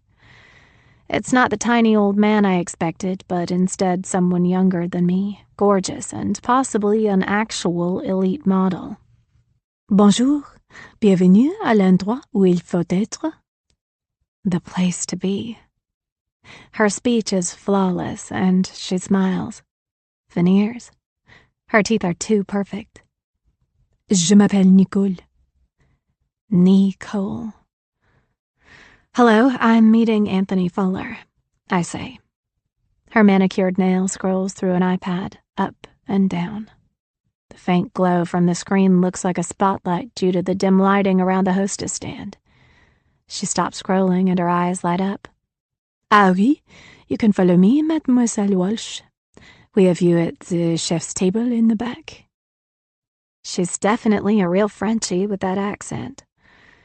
I follow her past the bar, which looks like it serves champagne exclusively due to the encased water wall with floating bubbles. There's a crystal chandelier high above the bar, backlit with soft purple lighting and flutes hung upside down like little glass bats. The dining room is just as dimly lit, though I can make out the violet tablecloths and linen napkins.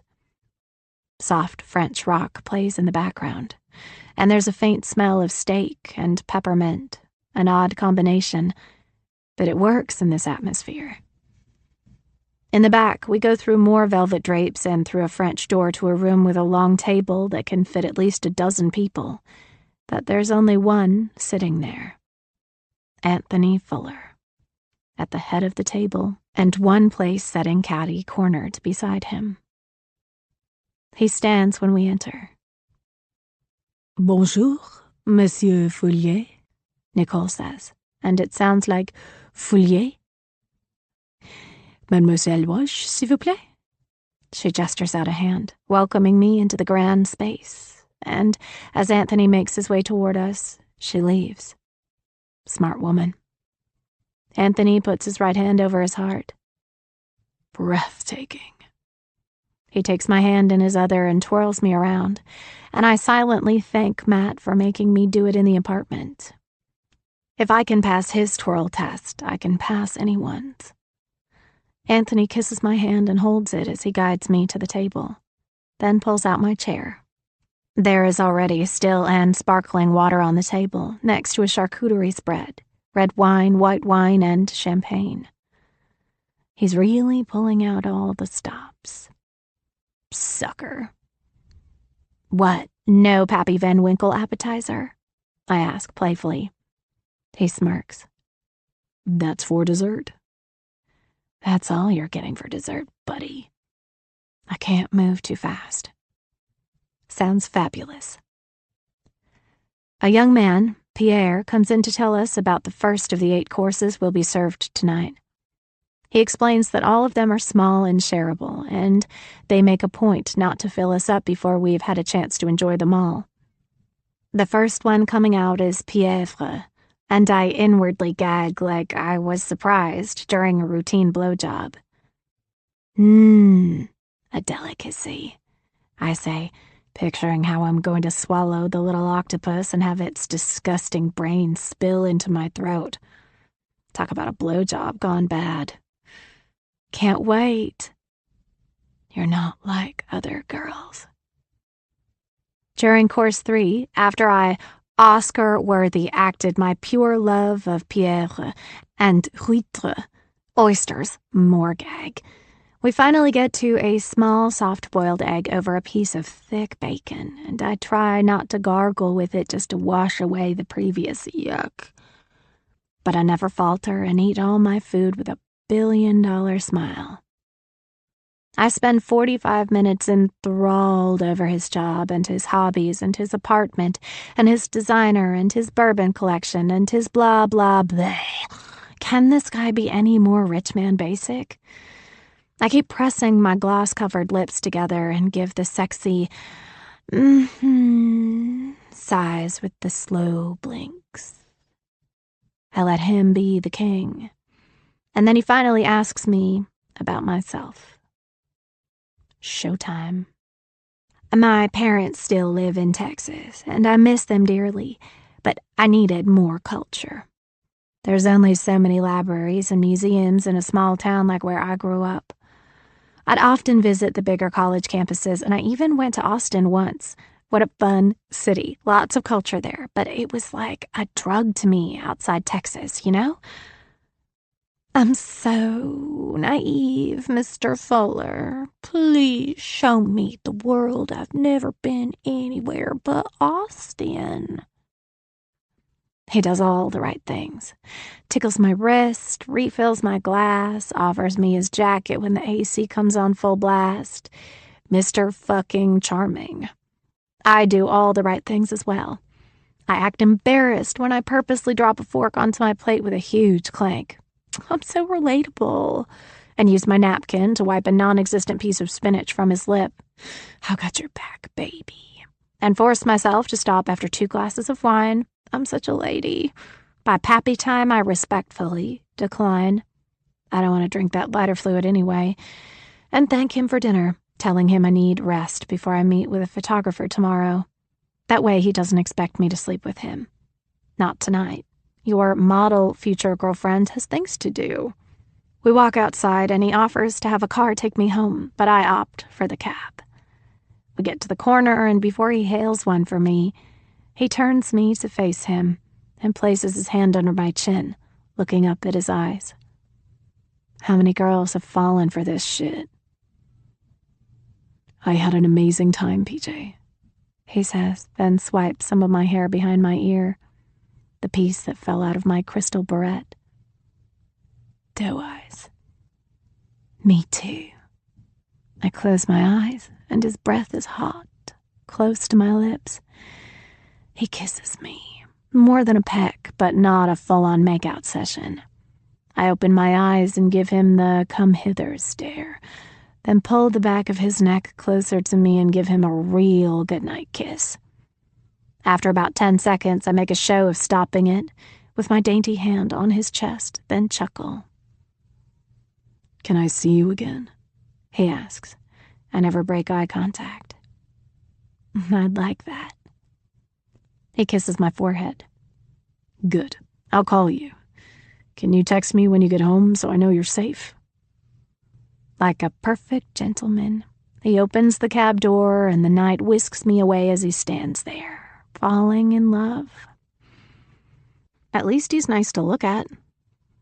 Decent kisser, too. I still can't wait to kill him. 10. Kim.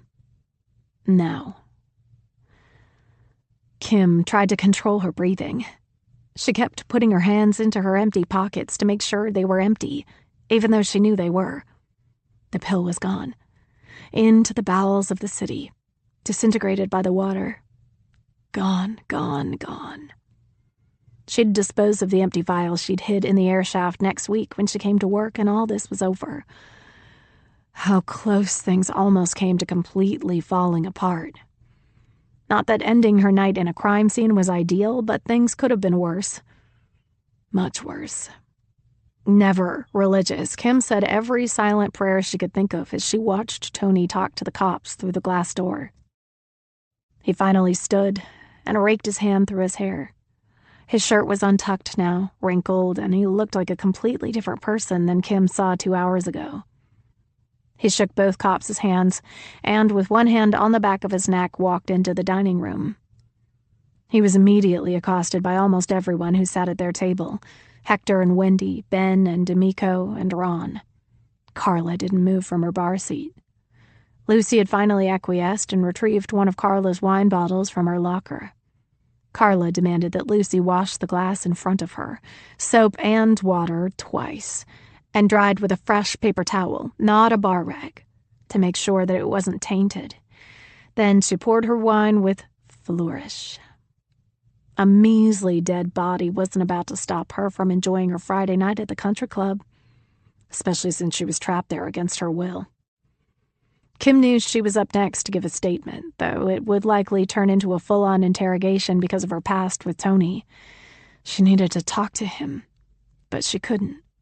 Not here. Not around these people. Not the day that his fiancée died. Not that he'd believe what she wanted to tell him anyway, that he was the target tonight and someone beat her to it and killed PJ instead. Come to think of it, she should probably do what she used to do best and keep her mouth shut.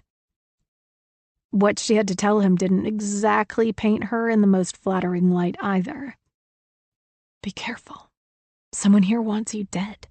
I was paid to kill you tonight. She wasn't an assassin, she was a waitress with bad luck. Mahoney opened the glass door. "Miss Valva," he said, "can we have a moment over here in the corner?"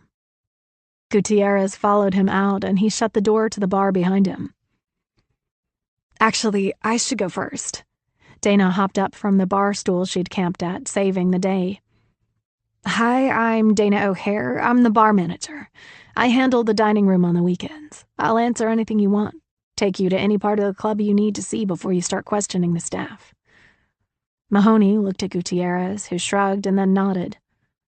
"Okay, Miss O'Hare." Dana looked nervous as she weaved her way through the rest of the diners to the Spanish Inquisition she was about to face. She had nothing to be nervous about, did she? From that moment on, Kim would question everyone and everything. Clearly, at least one other person wasn't who they seemed. Someone else here was probably neck-deep in the same shit she'd gotten herself into. But who?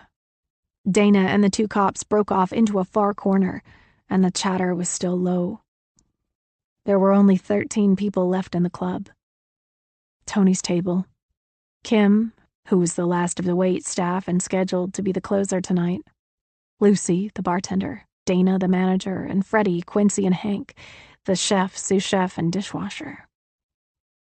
Kim knew it would be smart to stay next to Lucy and the kitchen staff, but she wanted to hear what was going on around Tony. She strained her ears and heard the barrage of, "I'm sorry," and "Oh my God, do you need anything?" and "What do you think happened?" But Tony was a ghost. He even looked like one. His skin was ashen, his lips were thin, and his cheeks were tear-stained. His eyes were vacant. He kept shaking his head. Disbelief. Numbness. "Why did you go into that room with Mr. Fuller?"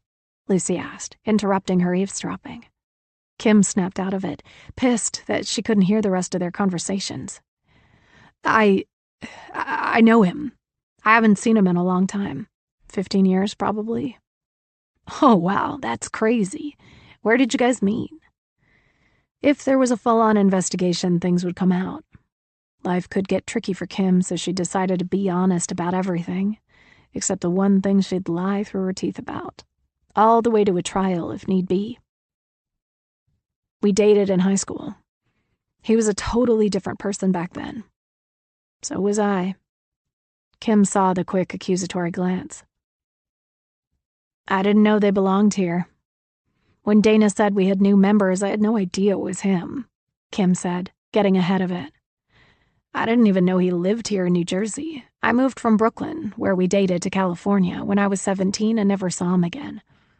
I've only been back on the East Coast for 5 years. I didn't even look him up when I came back here. That was true. High school relationships, you know? It was forever ago. She tried to laugh it off as Lucy nodded. Lucy was 50, with adult children and married half her life, and Kim was sure she equated high school boyfriends to past lives, which it really was to Kim. She also knew the past could sneak up on you. Someone in this room had to have killed PJ. Kim breathed a sigh of relief knowing that it wasn't her. Even as she got a sneaking suspicion, she was being set up. 11. Kim. Now. While Kim waited for her turn to be grilled, she decided to do some research on PJ to see if there was any reason for someone to want her dead. She pulled her phone from her back pocket and went right to social media. Now that she knew how to research Poppy Jade Walsh, it was easy to find out about her.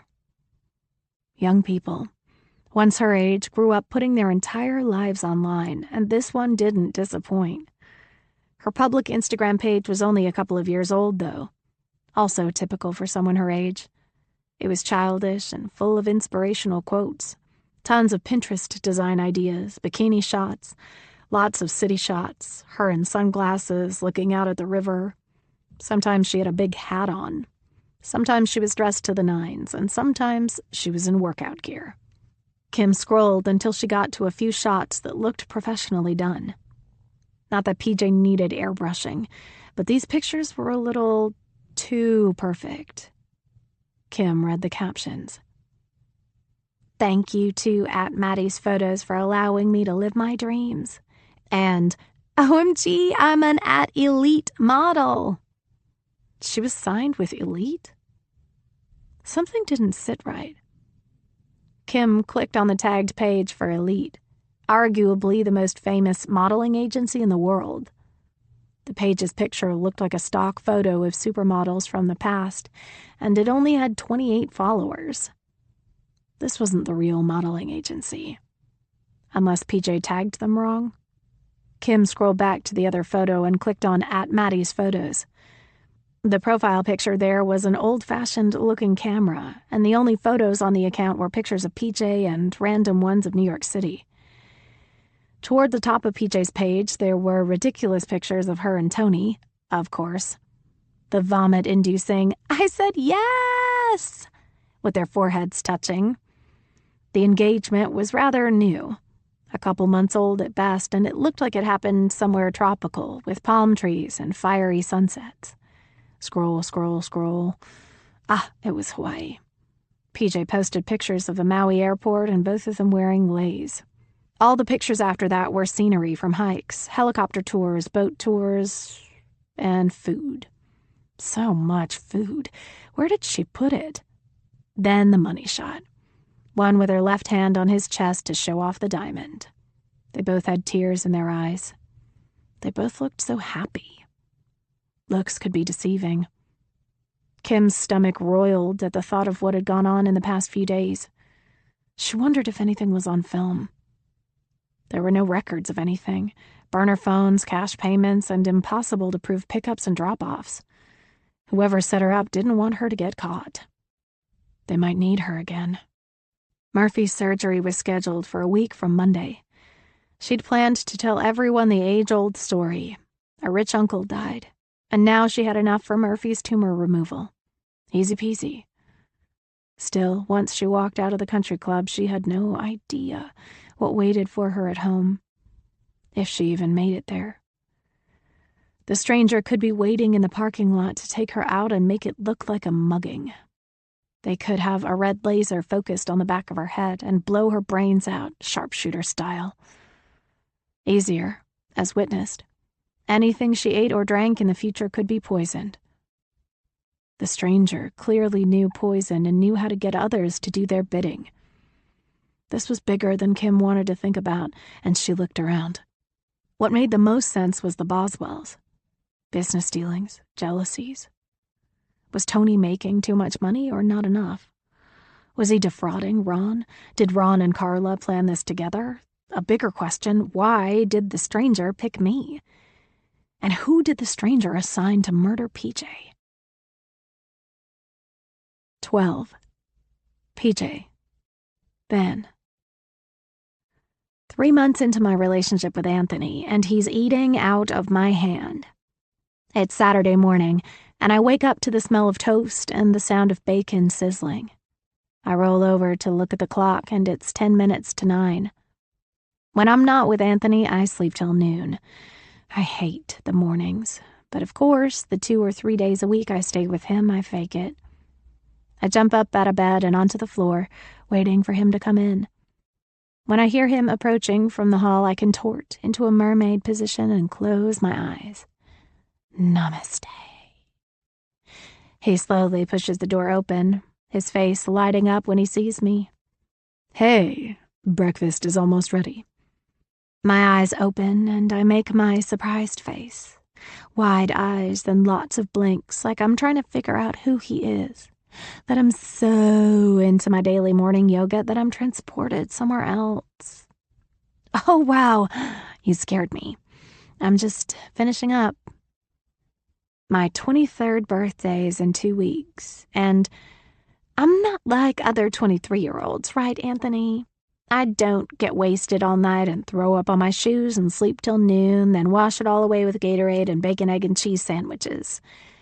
The truth is I do, especially when I'm with Matt.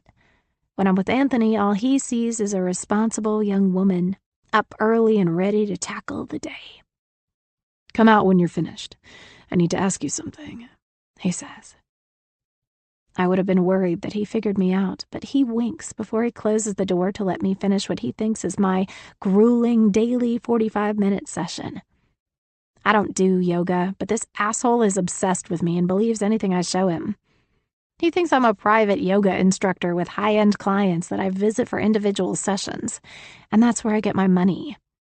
He doesn't know I had to sell Daddy's farm, the one I grew up on, to make all of this happen. He loved that farm. I bite back the tears at Daddy's memory. I miss him.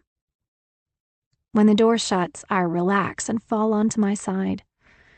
I'd give anything to crawl back into that bed. With the money Anthony has, everything is top of the line. The first time I got into his bed, I felt so comfortable I would have fucked Charles Manson in there. The comparison is close enough, in my opinion. The mattress was so thick it needed special sheets, and they were top-quality Egyptian cotton, with a down comforter and down pillows that made me feel like I had died and gone to heaven.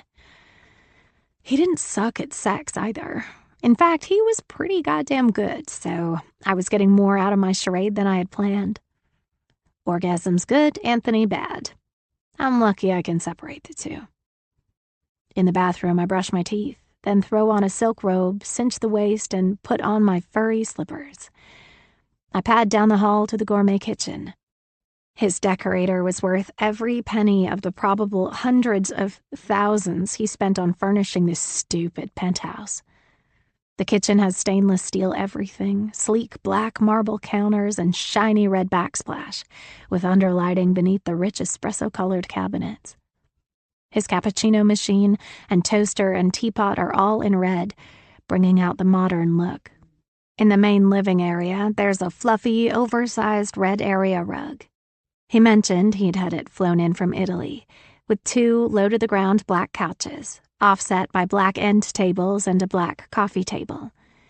His cleaning lady comes every Friday and brings 24 red roses to fill out the middle of the table. An industrial-looking black chandelier hangs high over the room. It would be unconventional if he wasn't so goddamn generic. Finance man decorates in sleek red and black. How original. The interior designer must have seen this doofus coming from a mile away and used stock inventory. The rug probably came from Target. Still, he cooks for me, and that's nice. My stomach grumbles. I walk to the cappuccino machine and pour a coffee. Of course, it's a high-tech combination cappuccino/espresso/coffee thing that I looked up online. $1,500. Moron. He's scraping the egg white omelets onto the red plates when I come behind him and wrap both of my arms around his torso, my head against his back, like I really, really, really love him so much. Jackass. I kiss the back of his t-shirt and make that morning comfy mumble sound that he loves. How'd you sleep? I duck underneath his arm and he wraps it around me and kisses my head. Always great when it's with you, he says. He puts the plates on the long black table and we sit. There are already 2 glasses of freshly squeezed orange juice on the red placemats. I dig into my omelet, and of course, I act like he ripped the eggs right from the chicken's ass and grew the peppers and tomatoes himself. You did it again, baby. You're so good to me. He smiles and takes a sip of OJ. Hey, so I know you have plans tonight, but something came up and I'd like to know if you can accompany me somewhere. Intriguing. He has my attention. I widen my eyes. My boss, Ron, is having a dinner party at their place tonight. I was planning on going alone because I know you like to hang out with your roommate on Saturday nights, and I don't want to infringe on your independence. But considering what happened this week, I'd like it if you would come with me. He smiles. What happened this week? Yes, the brass ring before the diamond ring. He told me he loved me, and I said it right back with all the heat and passion and truth in the world. I deserve an Oscar for this acting. It really is my A-game. His smile is goofy, and he's lucky he's hot. Oh, wow.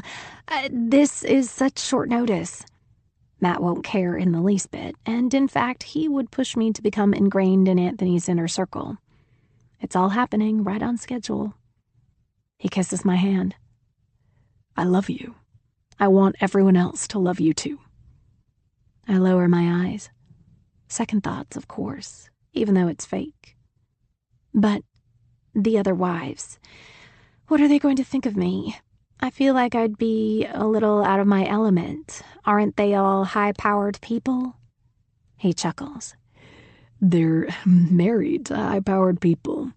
If anything, maybe you can pick up a few clients.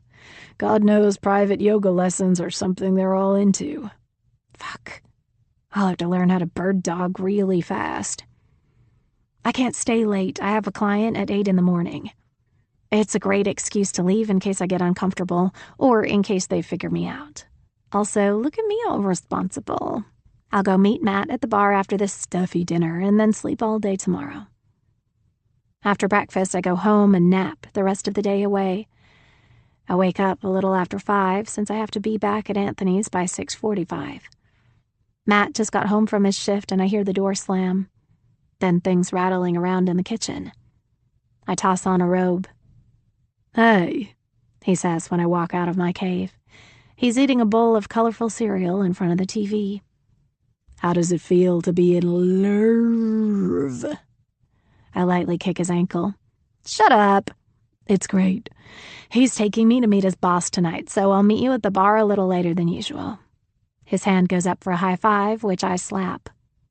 All's on schedule, then, he says before he shoves another spoonful of sugary something in his mouth. I nod. The time is coming. That son of a bitch will pay for killing my mother. 13. Kim. Now. Kim kept looking at the time. Murphy needed to go out. He was a good boy and never went inside the apartment, but that was before he got sick. Now he had a tumor and was in pain, and she wouldn't reprimand him if he had an accident inside. Because it wouldn't have been an accident.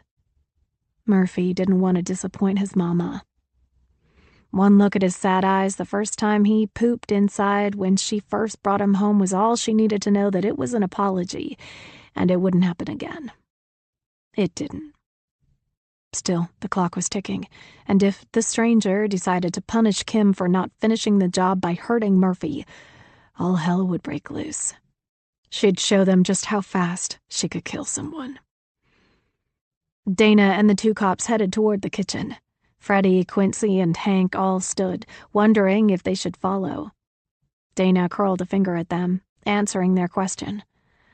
Kim tried to read their faces to see if one of them looked guilty as they walked the plank to the kitchen.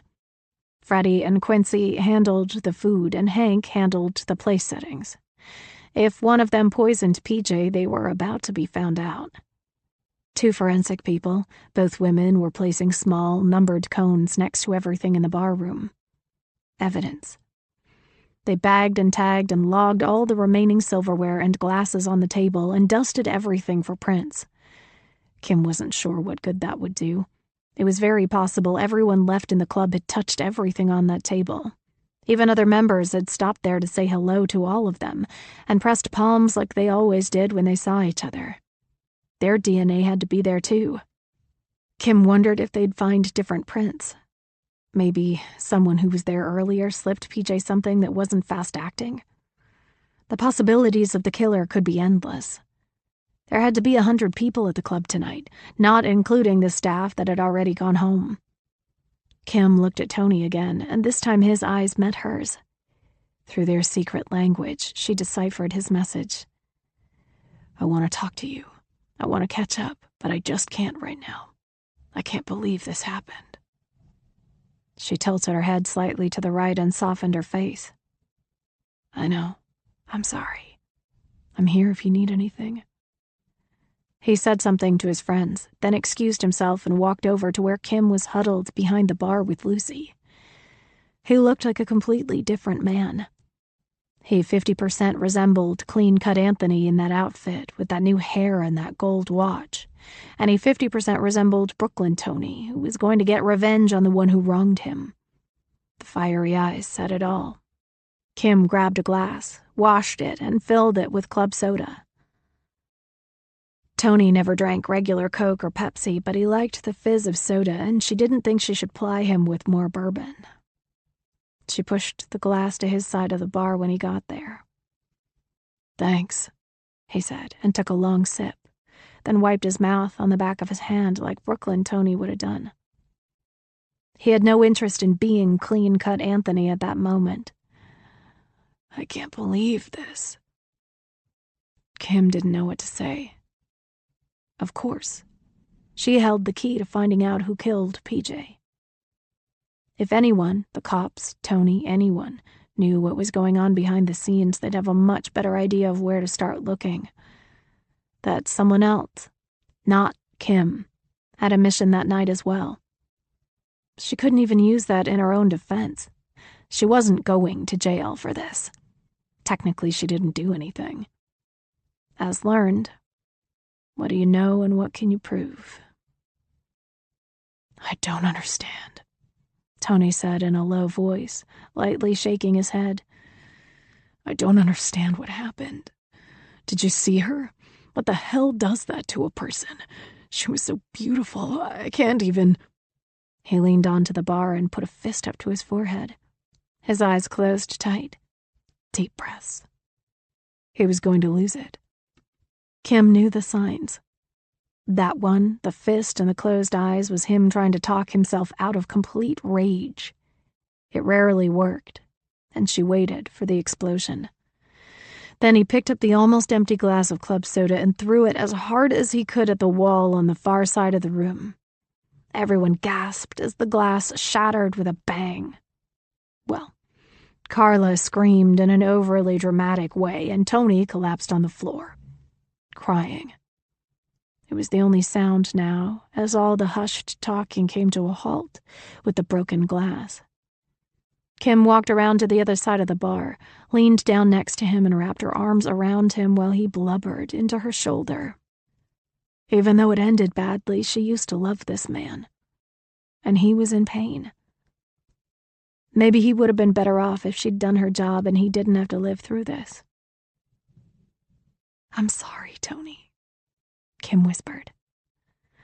She'd only seen him cry once. His cousin, William, who lived in northern New Jersey, was visiting Tony in Brooklyn on a Saturday night to do typical guy stuff. Cards, beers, shooting the shit. It had started to snow pretty hard on the drive back home, and William lost control of his car on some black ice, spun around into oncoming traffic, and was hit head-on. Both drivers died in the crash. It was tragic and horrible, and Tony was inconsolable. Kim remembered him collapsing into her arms when they got back from the funeral, a mess of tears and guilt and grief. "Is anyone going to clean up that mess?" Carla shouted. "My shoes are open-toed, and if I get a cut because of the incompetence of—" "Carla, will you just shut the fuck up?" Ron interrupted. "Enough already."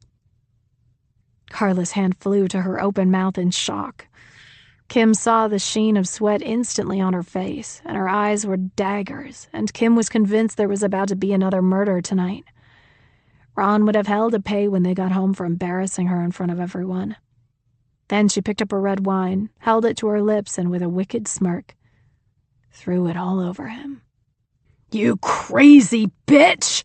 Ron shouted. "Shut up and drink your after-dinner bourbon, asshole!" "You think we're doing our regular bourbon tonight? What's wrong with you?" He grabbed a napkin and wiped his face and shirt. "My lawyer is going to have a field day with this. You just screwed yourself out of what little settlement you were going to get." He stared at her with the heat of 1,000 suns, then looked at his audience. "Yeah, I filed for divorce. Surprise," he said nastily, throwing his hands in the air. Hector and Wendy, then Ben and D'Amico took their turns being in shock. It was all over their faces. How could their friend's marriage have been in such trouble and they never knew? Ron and Carla lived in New York City and only used their beach house in the summer. Hector and Wendy, as well as Ben and D'Amico, lived on the beach year-round, so they were basically summer friends.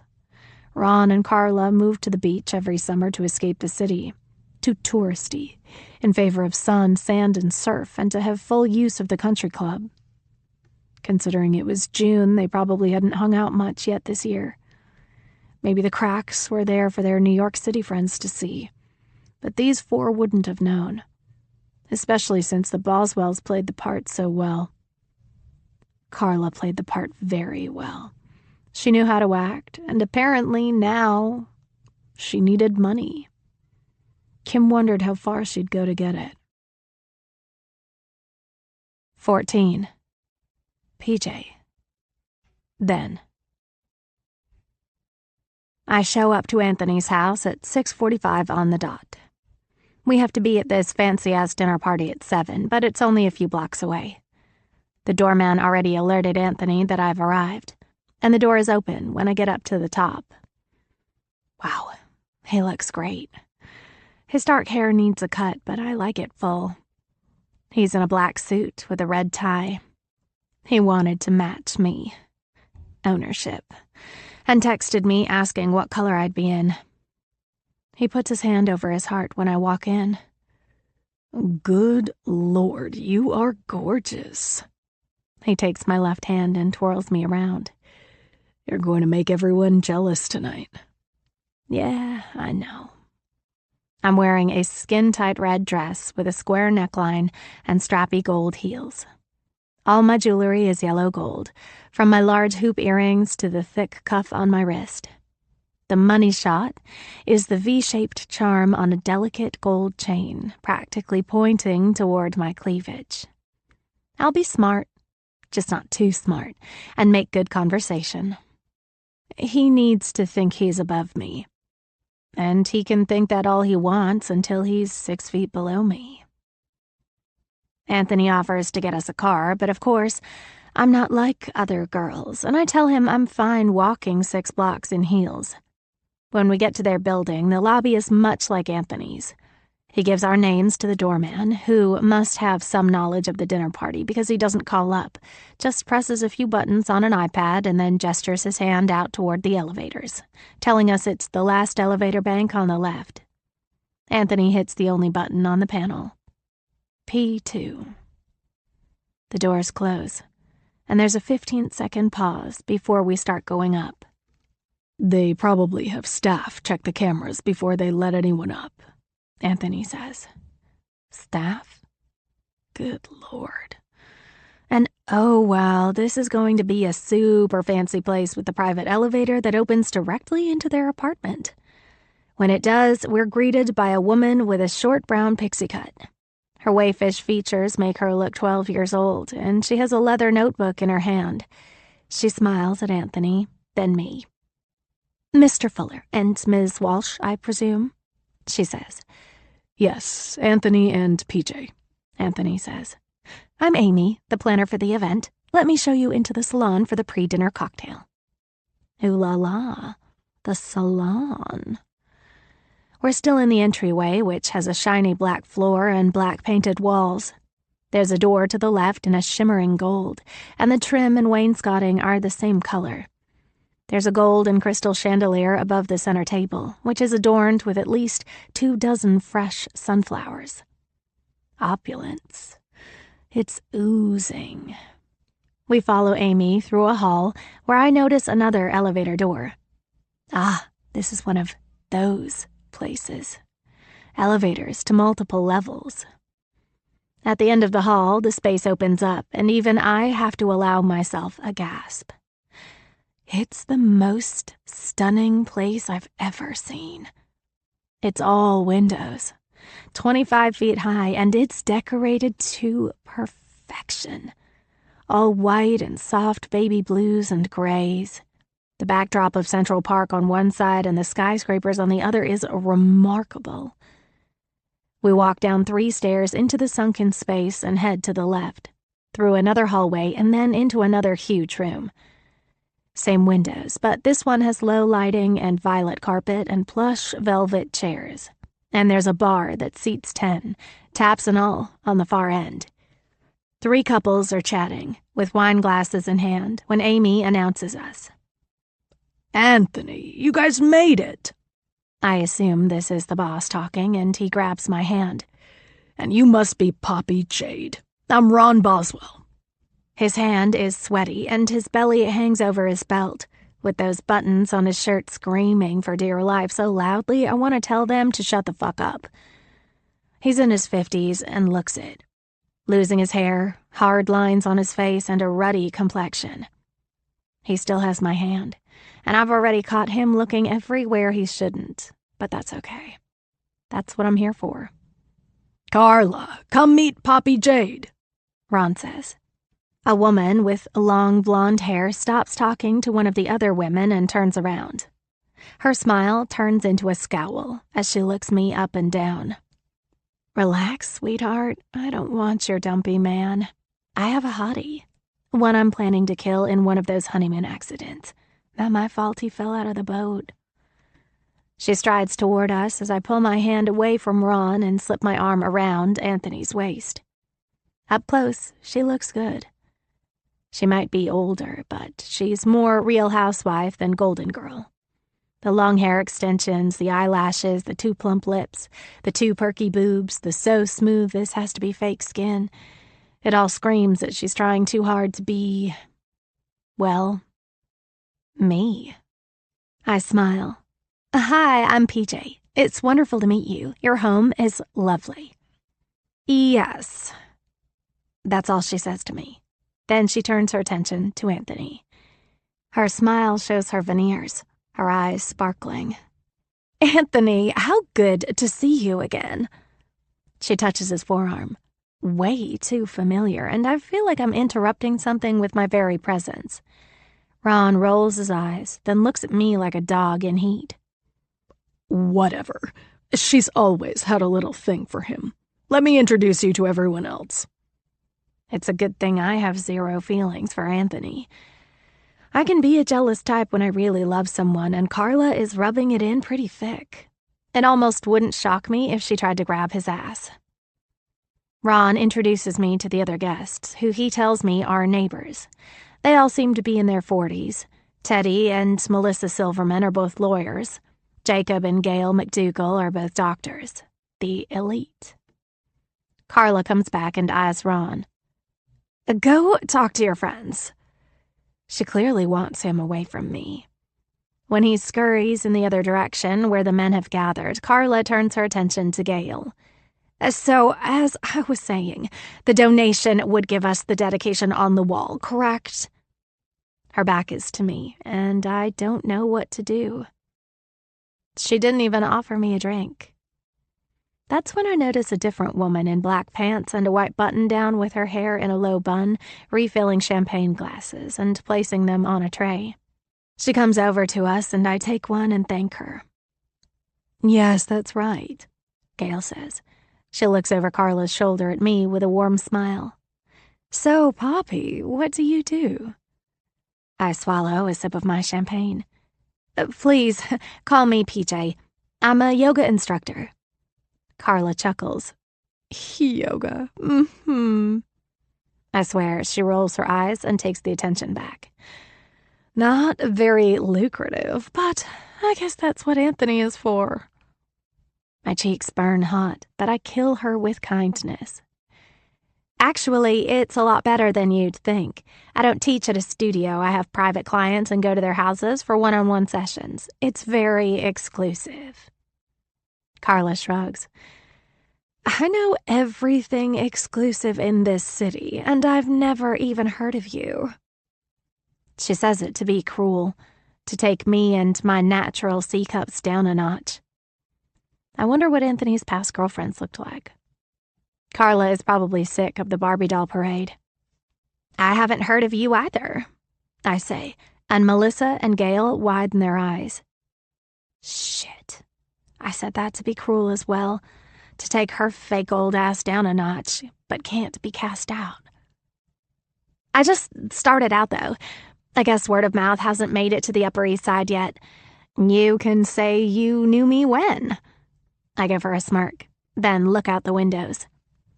This view is really stunning, Carla. I'll have to borrow your decorator one day. You have fantastic taste. I'll be the bigger person. Well, the smaller one in her eyes, but whatever. It's all just a means to an end. I look in Anthony's direction, and he winks at me as he takes a California roll from one of the cocktail trays being served. I blow him a kiss and grab a napkin and a fried shrimp off another tray. It's all I can do not to shoot him with my thumb and forefinger. Boom. Dead. Cocktail hour ends with the sound of a bell coming from Amy at the head of the salon. Fucking bell.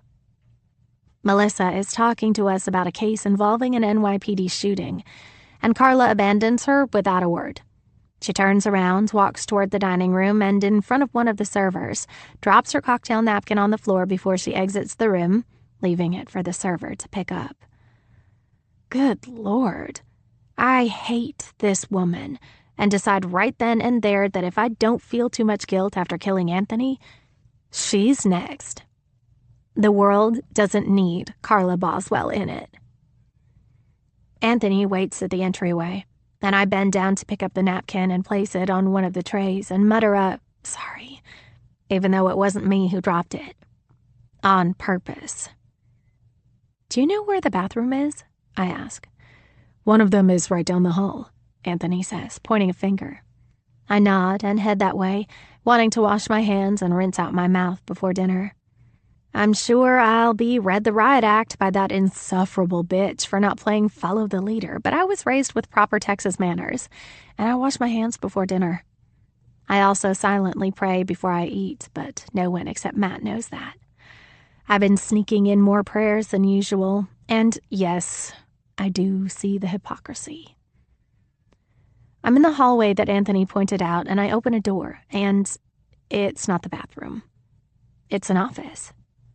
Ron and one of the young blonde servers jump away from each other far too quickly for me to not believe they were right about to have a pre-dinner hump. I pretend not to notice. I smile, even give a little wave. Hi, I was just looking for the bathroom.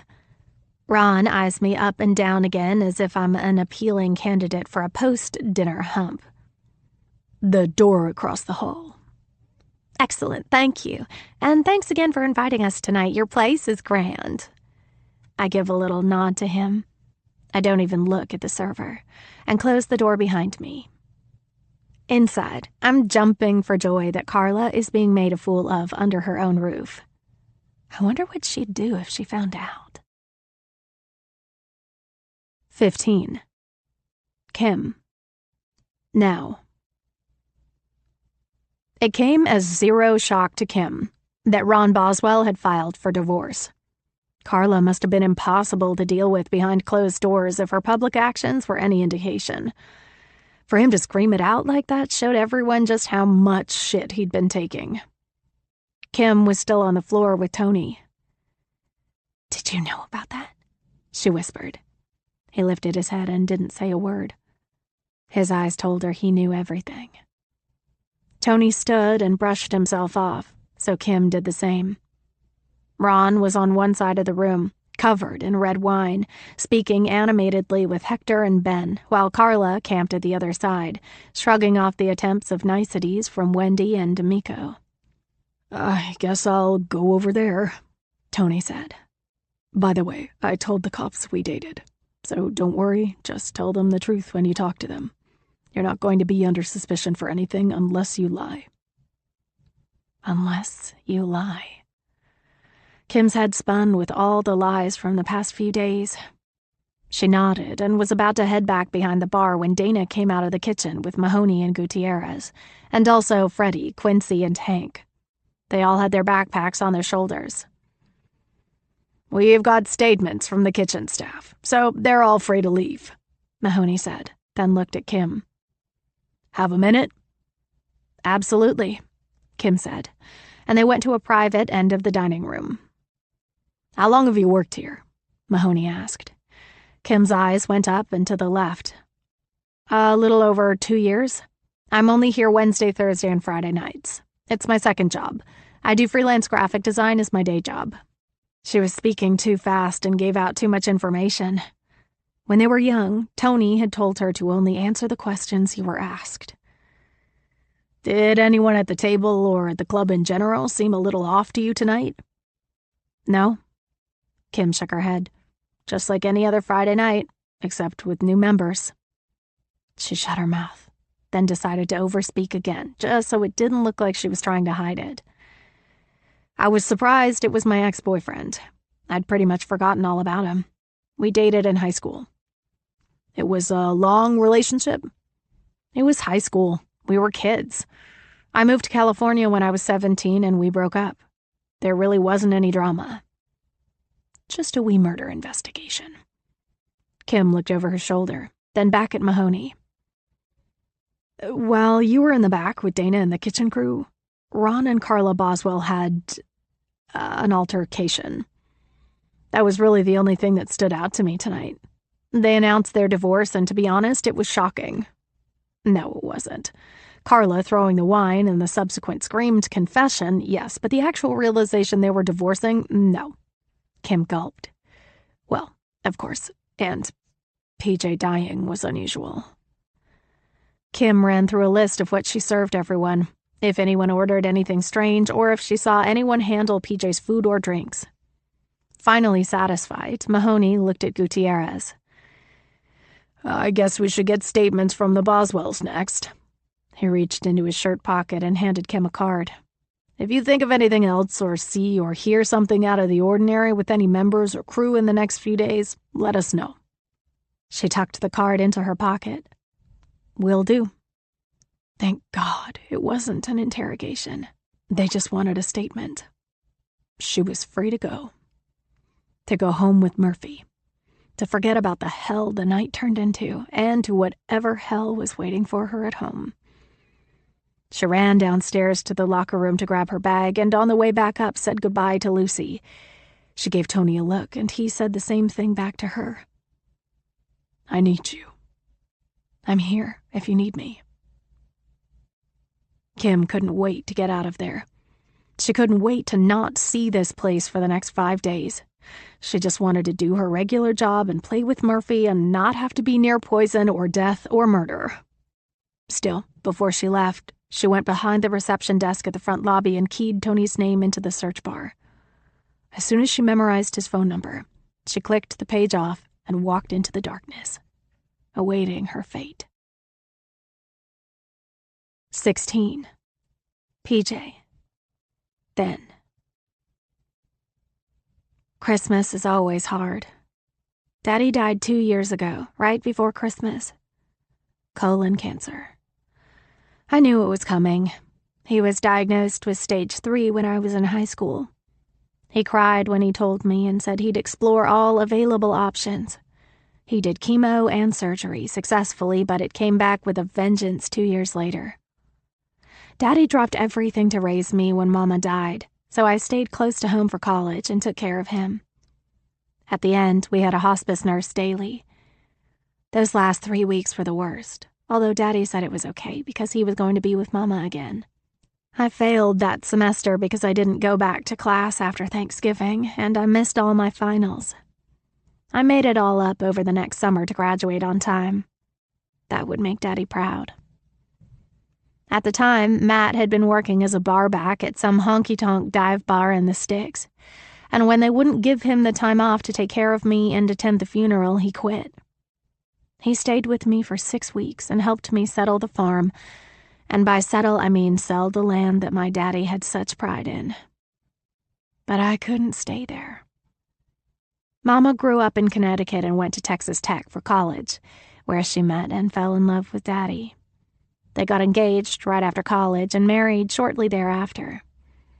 From what I remember of Mama, she couldn't have been more different than Daddy. She didn't work the farm because she always had nice shoes and fancy hair and nails. She bought and sold commercial real estate in Dallas, which was about an hour outside of where we lived. Daddy woke up at 4 a.m. to tend to the crops and the livestock, both of which he sold locally. Daddy used to say during their busy seasons they were ships passing in the night. A cliche for sure, but now I understand. I never saw them fight. They were in love, and that's all I remember. It's funny how a feeling can outlast your memories. Packing up Daddy's things, I was numb. Mama died while visiting her best friend Isabel, who she grew up with in Connecticut. They were going to have a girls' weekend in New York City. Mama was 32, and she was entitled to it, and Daddy thought she needed some time to let off steam. She'd been working so hard. He asked her to be extra careful because he heard New York was dangerous. Mama was attacked by 2 men. She tried to defend herself, but they came out of nowhere, and one of them had a gun. He turned it on her and shot her. He shot her. Anthony Fuller. Tony Fiore. Whatever his name is. And like the heartless, careless, stupid son of a bitch he is, he blamed his friend. Even testified against him. His friend is serving a 20-year sentence. He didn't get the full 25 because he'd cooperated from the start, and now, after almost 16 years behind bars, I think he's up for parole. I found out this information on my own. The internet is your friend, and I found out every detail of the murder and the trial. Before I started college, when I was only 18, Matt and I hopped on a plane to New York, and I went to visit Jose Sanchez, to face him, to let him see the daughter of his victim. Of course, he proclaimed his innocence, don't they all, and said it was his friend who did it, the one who testified. Tony Fiore was a big deal in some Brooklyn neighborhood, and Jose thought it behooved his family to just shut up and do the time. Apparently, Tony Fiore had some sweetheart deal with the cops on top of that, and Jose was afraid for his siblings and his pregnant girlfriend. Jose was charged with manslaughter in the 1st degree. It was still a Class B felony, but for the sake of his own safety in prison, as well as the people he cared about outside, he cooperated. For that motherfucker, Tony. I care less about who pulled the trigger at this point. I wasn't 100% sure I should believe a felon, but they were both there. One is paying a price, and one is living his best life. No fucking way. Tony disappeared after the trial. It's amazing what information a regular person can find out about someone else. But still, it wasn't enough. We needed more. And it turned out Matt was dating an EMT whose best friend was a dirty cop. Quid pro quo. Matt knew of some bad drug leaders from the club circuit, so there was a little exchange of information. One of the huge drug suppliers was raided, and Matt got a large manila envelope. New IDs for both of us, taken from dead people. I used mine and became Poppy Jade Walsh. Matt's is for an emergency. Besides those, we got a bunch of papers on Tony. Quid pro quo. There it was. All of it. Tony Fiore changed his name to Anthony Fuller. He had a lot of money now. Current address, Upper East Side, New York City. Trading stocks, working for some big Wall Street firm. Articles from 15 years back. The guy who can't lose. Everything he bought turned to gold.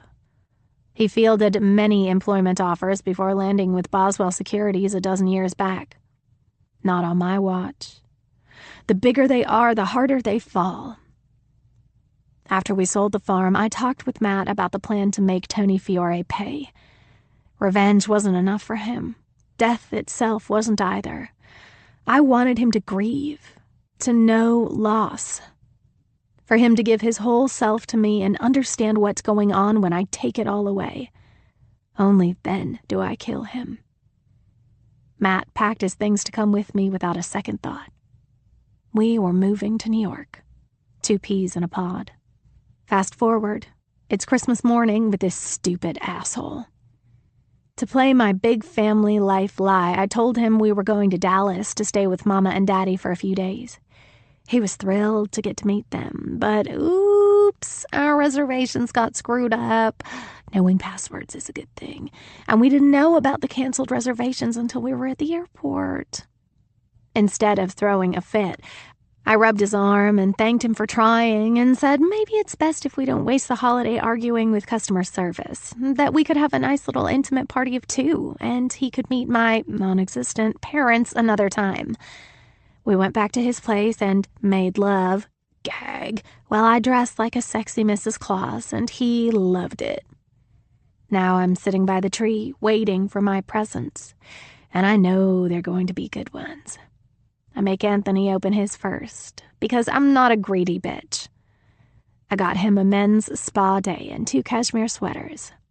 See, Anthony, I have enough money to support myself and get you nice things. But see how I didn't overdo it with a Rolex. You're still so high above me. I need you more than you need me. SF. Open yours now. He's giddy as he hands me something thin, maybe 4 inches by 9 inches. It's wrapped, and I'm careful not to tear whatever it is in half. How funny. We're so in sync because it's a gift certificate to a spa day as well. Not the same place, but that's not the point. I laugh so hard because we know each other so well. The next box is enormous, and when I rip that one open, it's the newest Louis Vuitton bag. Not usually my style, but it'll fit well next time we see his boss and that absolute dish rag wife of his. Then he hands me a small square box with a bow on top. That's it. He's proposing. He was going to do it in front of my family in Texas because he's such a good guy. Skipped right over phase 3, asking me to move in, even though Matt said I shouldn't until we were married. And now he's taking a hop, skip, and a jump right to phase 4. I'm getting closer. I can hardly contain my excitement as I tear it open and, oh my God, Anthony, you shouldn't have. This is too much. Asshole. Diamond earrings. Huge ones, at least 2.5 carats each, but still. He touches my face. You're worth it. I love you. His soft lips land on mine. Hey, I have one more thing for you. Oh my God, oh my God, oh my God. Nope. The box is small, but it doesn't make sense for a ring. I try like hell not to show any disappointment, and I will not pressure him for the ring.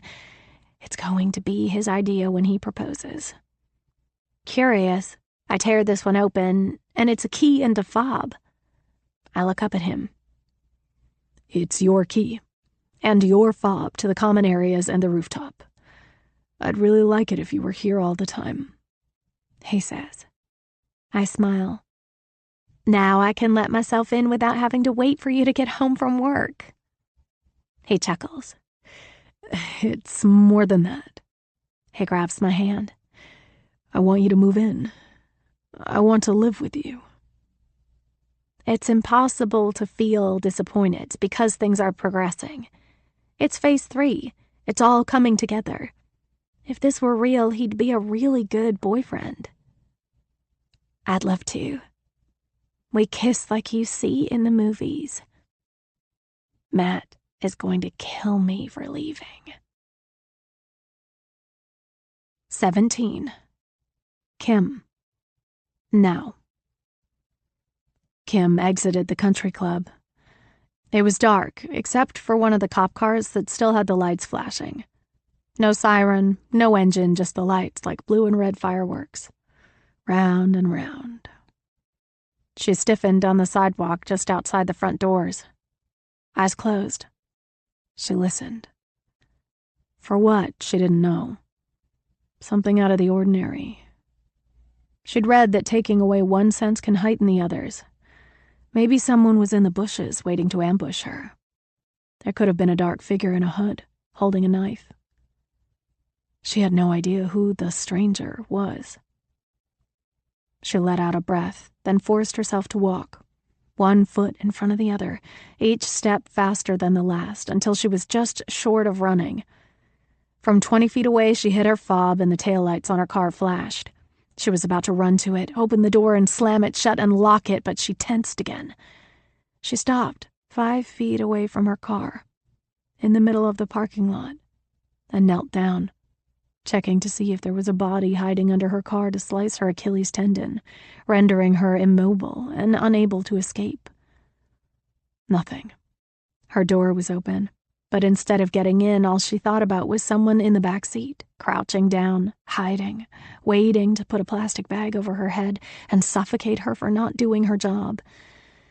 Knowing there was no one under the car and hearing nothing but her own heartbeat and the cicadas in the background, she opened the door. The interior light went on and she craned her neck to look, but there was no one else inside. She poured herself into her front seat and slammed the door shut and locked it.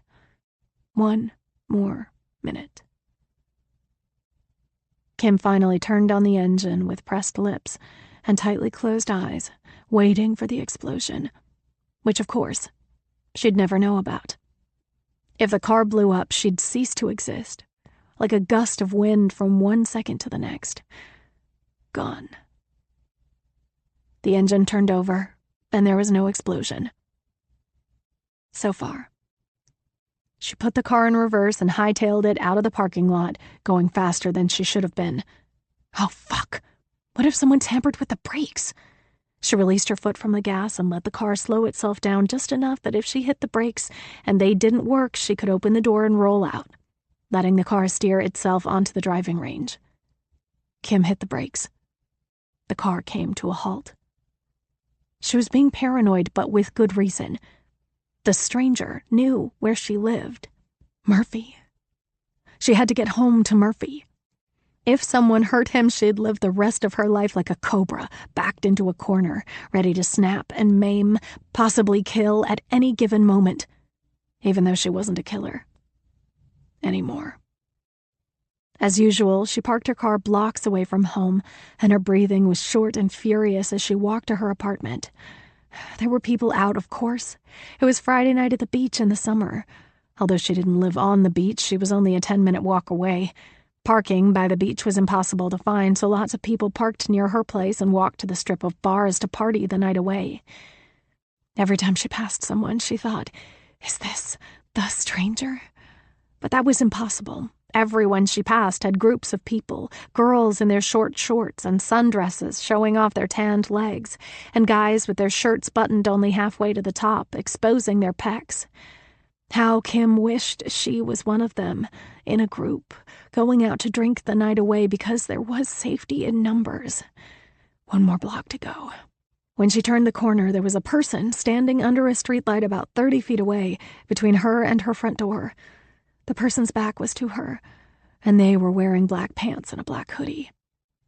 From this far away, she couldn't tell if it was a man or a woman. It didn't matter. Death didn't discriminate and came in all forms. Better safe than sorry. Kim crossed the street and continued to walk when she heard a loud noise.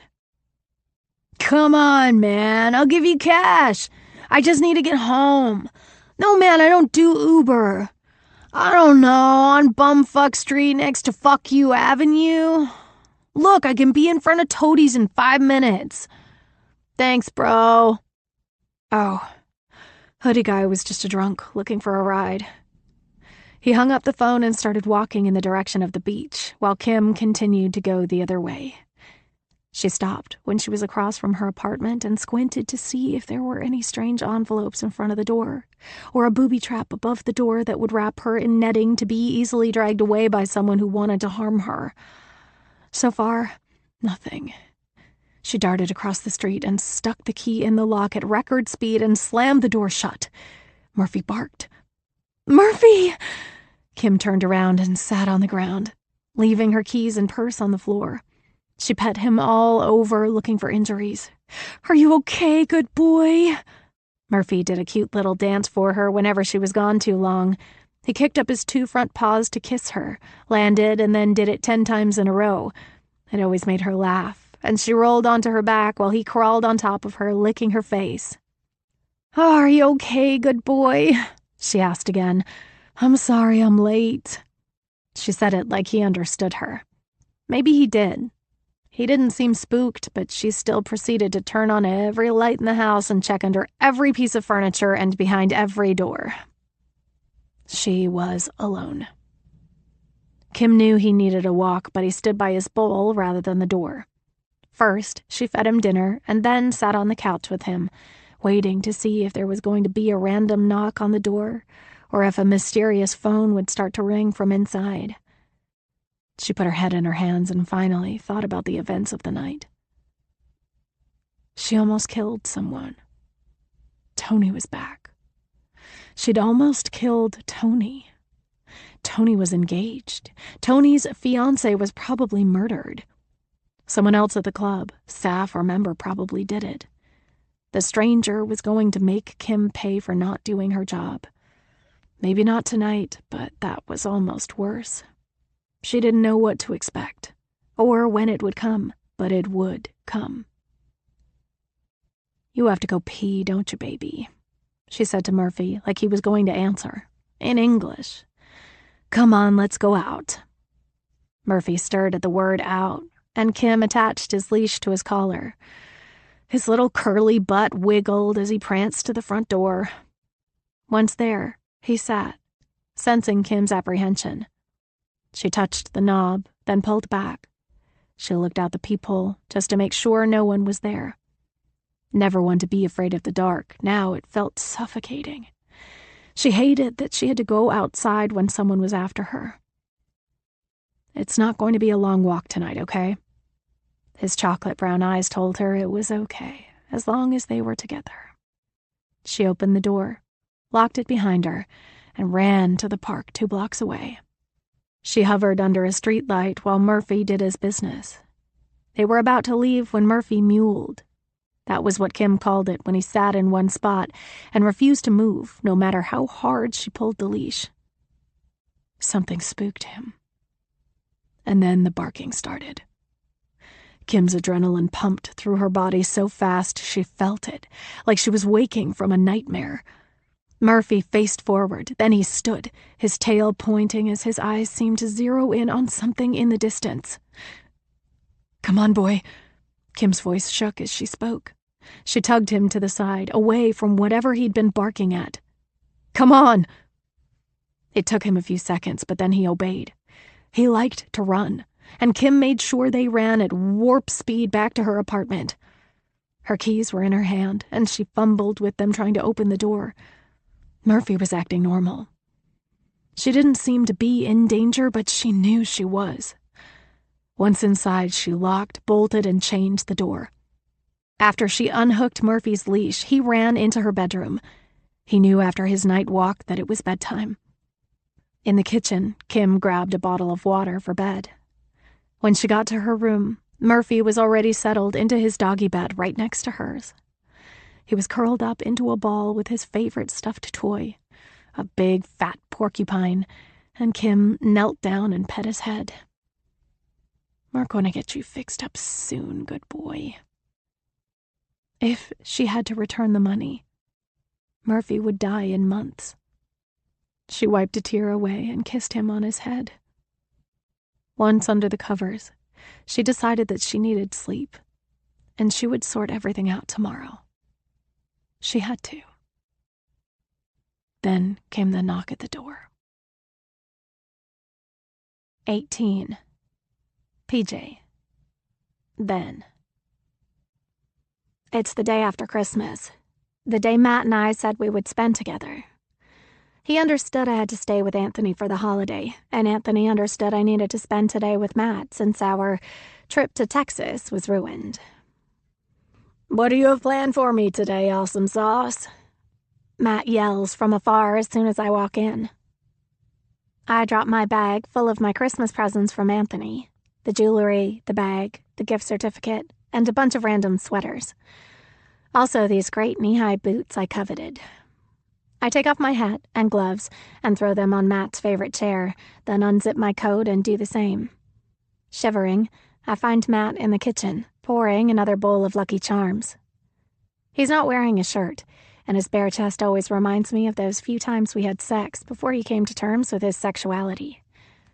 The hair not trapped in his man bun sticks up like he just rolled out of bed. I give him a huge hug, then hand him the milk from the refrigerator. "Did you just get up? It's almost 1. And aren't you cold?" He pours milk over his breakfast and spoons some into his mouth. "Honey, don't act like you wouldn't be sleeping now if you weren't with him. I know the real you." Guilty. I miss sleeping until noon most days. Now I have to get up early and do yoga. Yuck. Yeah, early mornings and fancy shit is my wheelhouse. He eyes the bag I dropped on the floor by the door. "And that is—" "My new Louis Vuitton bag. And, oh, look at these." I move my hair away from my ears so Matt can see the huge diamonds that have taken the place of my small gold hoops that Daddy got me. I apologize to Daddy again in my head. I promise they're going back in as soon as I kill the asshole. "Damn, girl. Go get yourself some cubic zirconias and let's pawn those today," Matt says. "That guy will never know the difference." I chuckle. Actually, he probably would. Don't worry, you can have them once I'm done with him. Pawn away. Matt takes another spoonful, then sets the bowl down and grabs the Louis Vuitton out of the bag and holds it up. "This is tacky as hell." "I know. You can pawn that, but make sure you get the exact replica first." "Don't get any scuffs on it." He gently lays it on the chair. "Seriously, lovebug, what are we doing today?" Thankfully, it isn't as cold as it's been the past couple of weeks, when it hit the low 20s. Matt and I are not cold weather people. It's going to be in the low 40s. I thought maybe we could go ice skating at Rockefeller Center and then get that frozen hot chocolate at Serendipity. He raises an eyebrow. "So you want us to be basic bitches today?" "Basic bitches unite." "Can we also go to Times Square and take a picture with an M&M? Maybe hit the wax museum?" I laugh.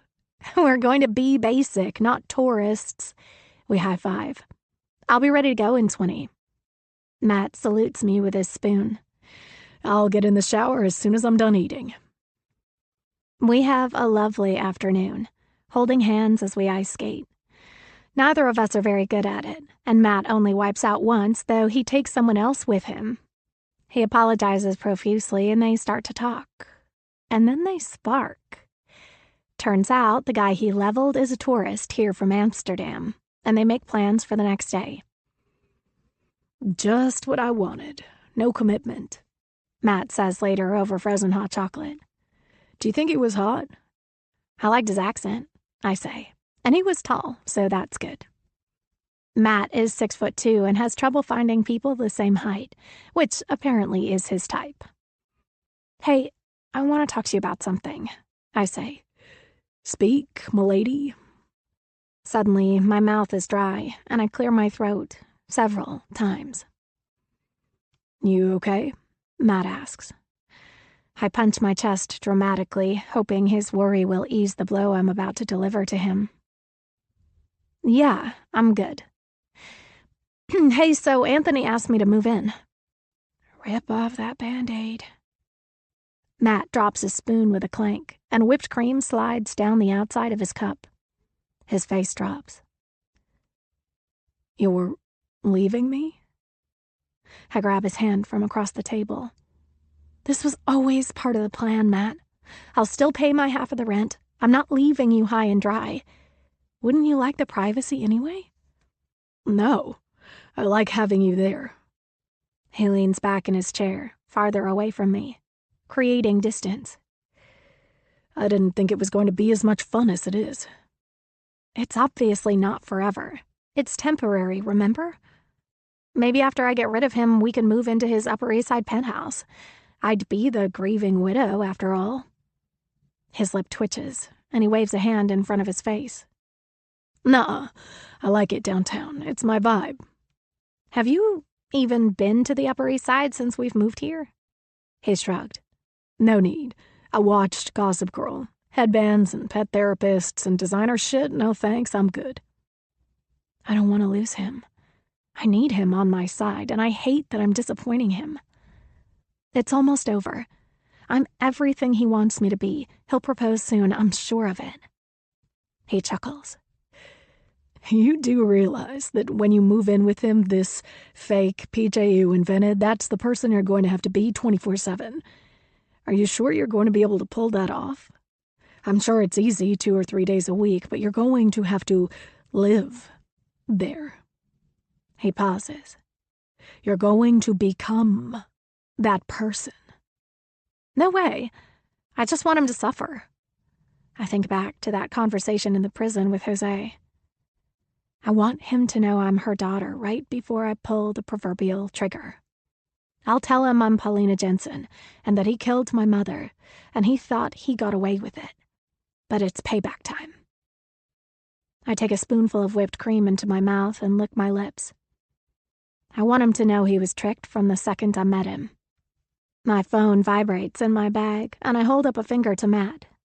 It's a text from Anthony. Oh, shit. Hey, baby.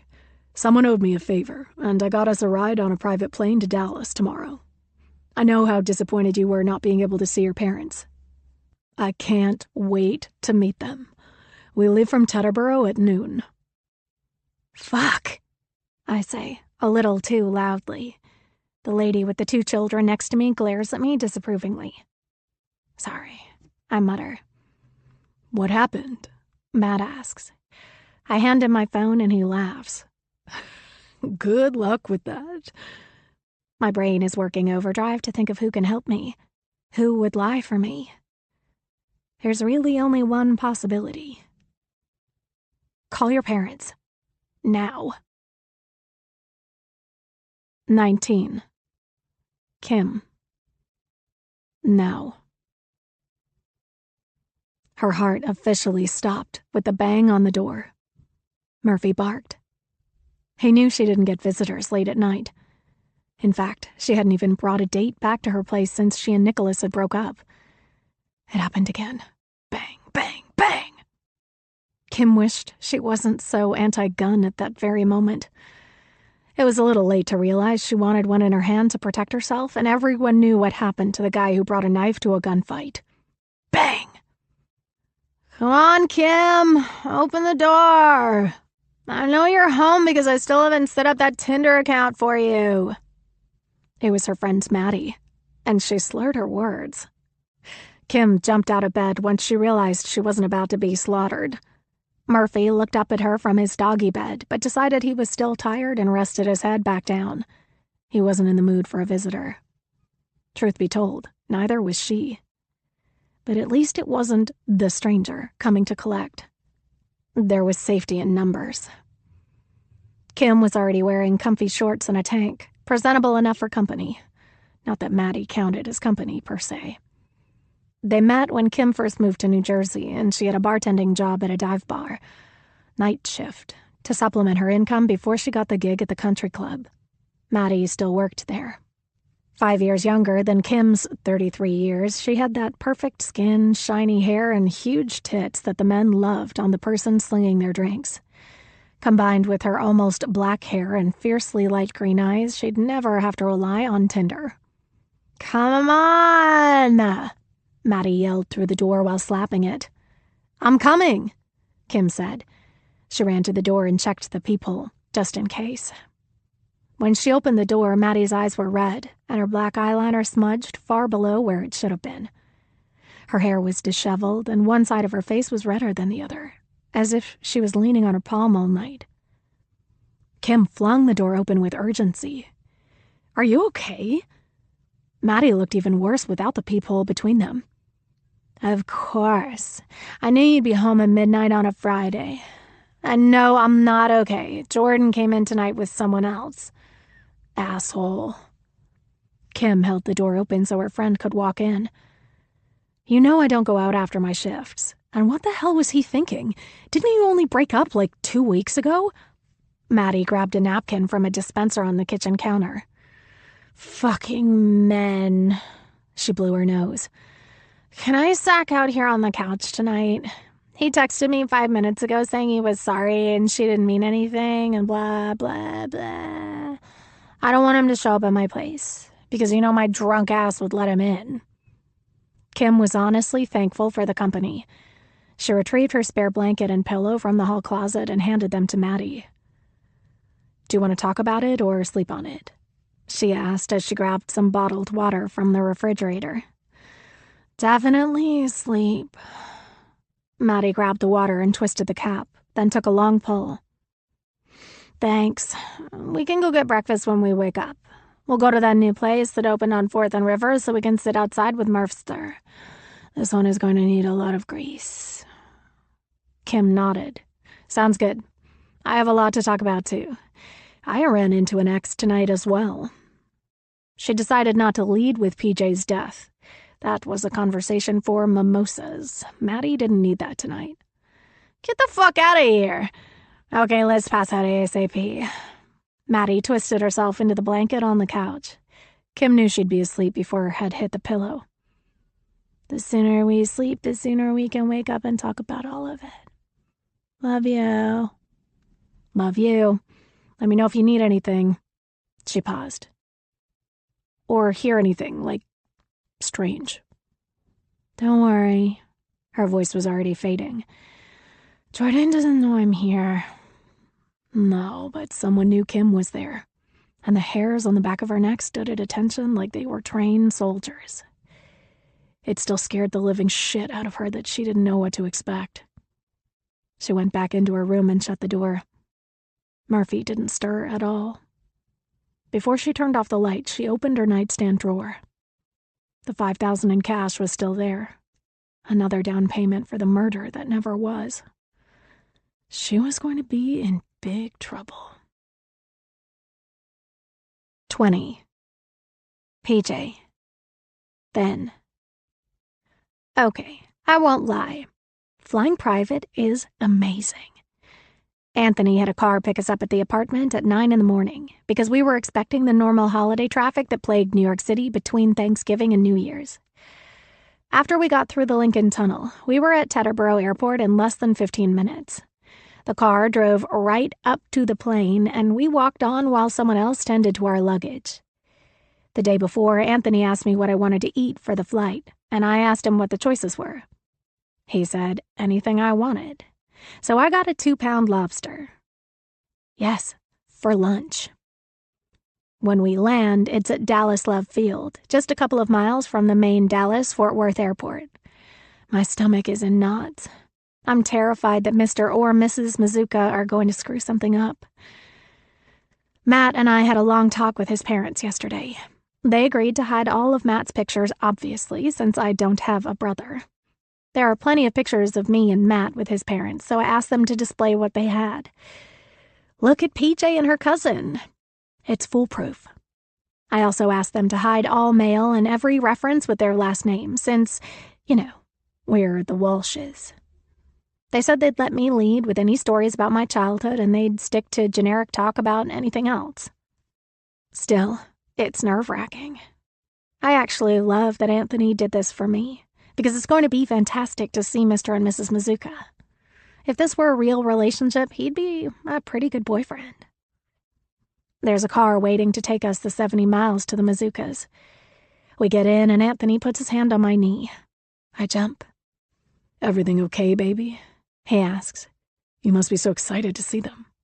I swallow, even though my mouth is dry and it feels like sludge. I am. I can't thank you enough for doing this. I grab his hand and squeeze. The car pulls onto the interstate, and we head west. We're mostly silent, but as we get closer, I point out a few places along the way. This is where we all went after prom. Right down that road is the water park we all went to in the summer. I had my first kiss on the swing in that park over there. It's also believable because it's true. I'm really selling it. Anthony doesn't seem nervous, not the way a guy usually is before meeting parents. Then again, he's ancient. He's probably done this a million times. During our getting to know you phase, we opened up the X-Files. He said his first serious relationship was in high school with a girl named Kim, and that they were neighbors, so he already knew her parents. He had 2 other serious relationships, one with Francesca for 6 months when he was in his upper 20s, and another with Jessica for 2 years when he was in his early 30s. He said he met her parents, but he and Jessica broke up because she was pressuring him for marriage and he wasn't ready. Sucker. See how I don't pressure you at all? The car turns down Hickory Lane and I want to vomit, but instead bounce around in my seat like I'm excited. The car pulls into the long driveway and I forgot how much I miss it here. Matt's parents' house is at the end of a cul-de-sac and is surrounded by trees, making it very private. It's a sturdy Tudor-style home, 3-bedroom, 2.5 bath, and they already know to say that it is their empty nester house that they bought when I went away to NYU for college. Anthony knows I grew up on a farm and then went to New York City, so the whole suburban neighborhood would have been hard to explain. It's all so good that I won't have a childhood bedroom for him to see, one that has all my old CDs and posters. When the car stops, I give him a quick kiss and dart out of the car, where Mr. and Mrs. Mazuka are waiting at the glass door. I run up to them, making a big show of hugging and kissing them before Anthony even gets out of the car, because, I'm so excited to see my parents. "Thank you so much for doing this for me," I whisper to them. Mr. Mazuka is a dead ringer for Matt, tall and handsome at 50. He squeezes me back, whispering, "I can't believe I'm letting this asshole into my house." Mrs. Mazuka slaps him on his arm. "Just do what she and Matt asked." She's the closest thing I have to a mother now. She's 3 years older than her husband and a former Texas beauty queen. It still shows, which works out for me. We can say I got my looks from her, even though I resemble neither of them. Anthony won't notice. I smile at her and give her another hug. "Thank you." Mr. and Mrs. Mazuka don't know I'm planning to kill him. They just think I'm tricking him to take all his money because they know he's the one who killed Mama. They didn't know her, but they certainly knew my daddy when he was alive, so they like the idea of me taking revenge. Anthony starts to come up the paved walkway. "Showtime," I say. He gets to the doorway, and Mrs. Mazuka grabs him into a hug once he's in the foyer. "Anthony, it's so wonderful to finally meet you. We've heard so much about you." He flashes his great smile, the one that disarms everyone around him. "Thank you for having us, Mrs. Walsh." He turns to Mr. Mazuka and shakes his hand. "Nice to meet you, Mr. Walsh." Mr. Mazuka takes his hand and gives it a firm shake. The driver brings the 2 bags to the foyer. Anthony tips him and sends him on his way, confirming a 2 p.m. pickup the next day. When you're flying private, a quick overnight trip is no biggie. "Let's get you settled in your room, and then I have a spread for us," Mrs. Mazuka says. Anthony grabs the bags, and we follow her upstairs into Matt's room, since they use the 3rd bedroom as an office space. Walking in brings back all the feels from when Matt and I used to hang out there all the time. We had sex in there a few times, but mostly we were listening to CDs or playing Mario Kart. "Thanks, Mom," I say, and I have to stifle my laughter. We'll be down in a sec." She nods and leaves us. Are you sure they don't care that we're staying in the same room? I don't want to disrespect them, Anthony says. Isn't he just dripping with chivalry? He really would be a great boyfriend. Nah, they don't care. It's not like I grew up in this room and my Barbie dolls are still lying around. Matt's Barbies might be. They know we're in a serious relationship. I'm going to tell them that I'm moving in with you soon. Today? God, your father is going to kill me. No, asshole. I am. They'll be happy I found someone so perfect. I smile. Over antipasto, we talk about how we met, things we do, places we go. They ask him about his work at Boswell Securities, and I chime in about how terrific his boss, Ron, and his wife, Carla, are, even though he's a porky, cheating pig and she's a plastic, insufferable wench. But I'm good at faking things by now. I also tell a bunch of stories about my yoga practice, crazy clients, and other funny things that happened to me at my job. All courtesy of a Reddit thread I saw. It's going really well, and I don't even feel strange calling them mom and dad anymore. So, I have something exciting to tell you guys, I say and grab Anthony's hand. Anthony has asked me to move in with him, and I said yes. Mr. Mazuka drops his fork. What about Matt? Mrs. Mazuka shoots him a death glare. Her roommate will be fine. There's an edge to her voice, and she leans on the word roommate.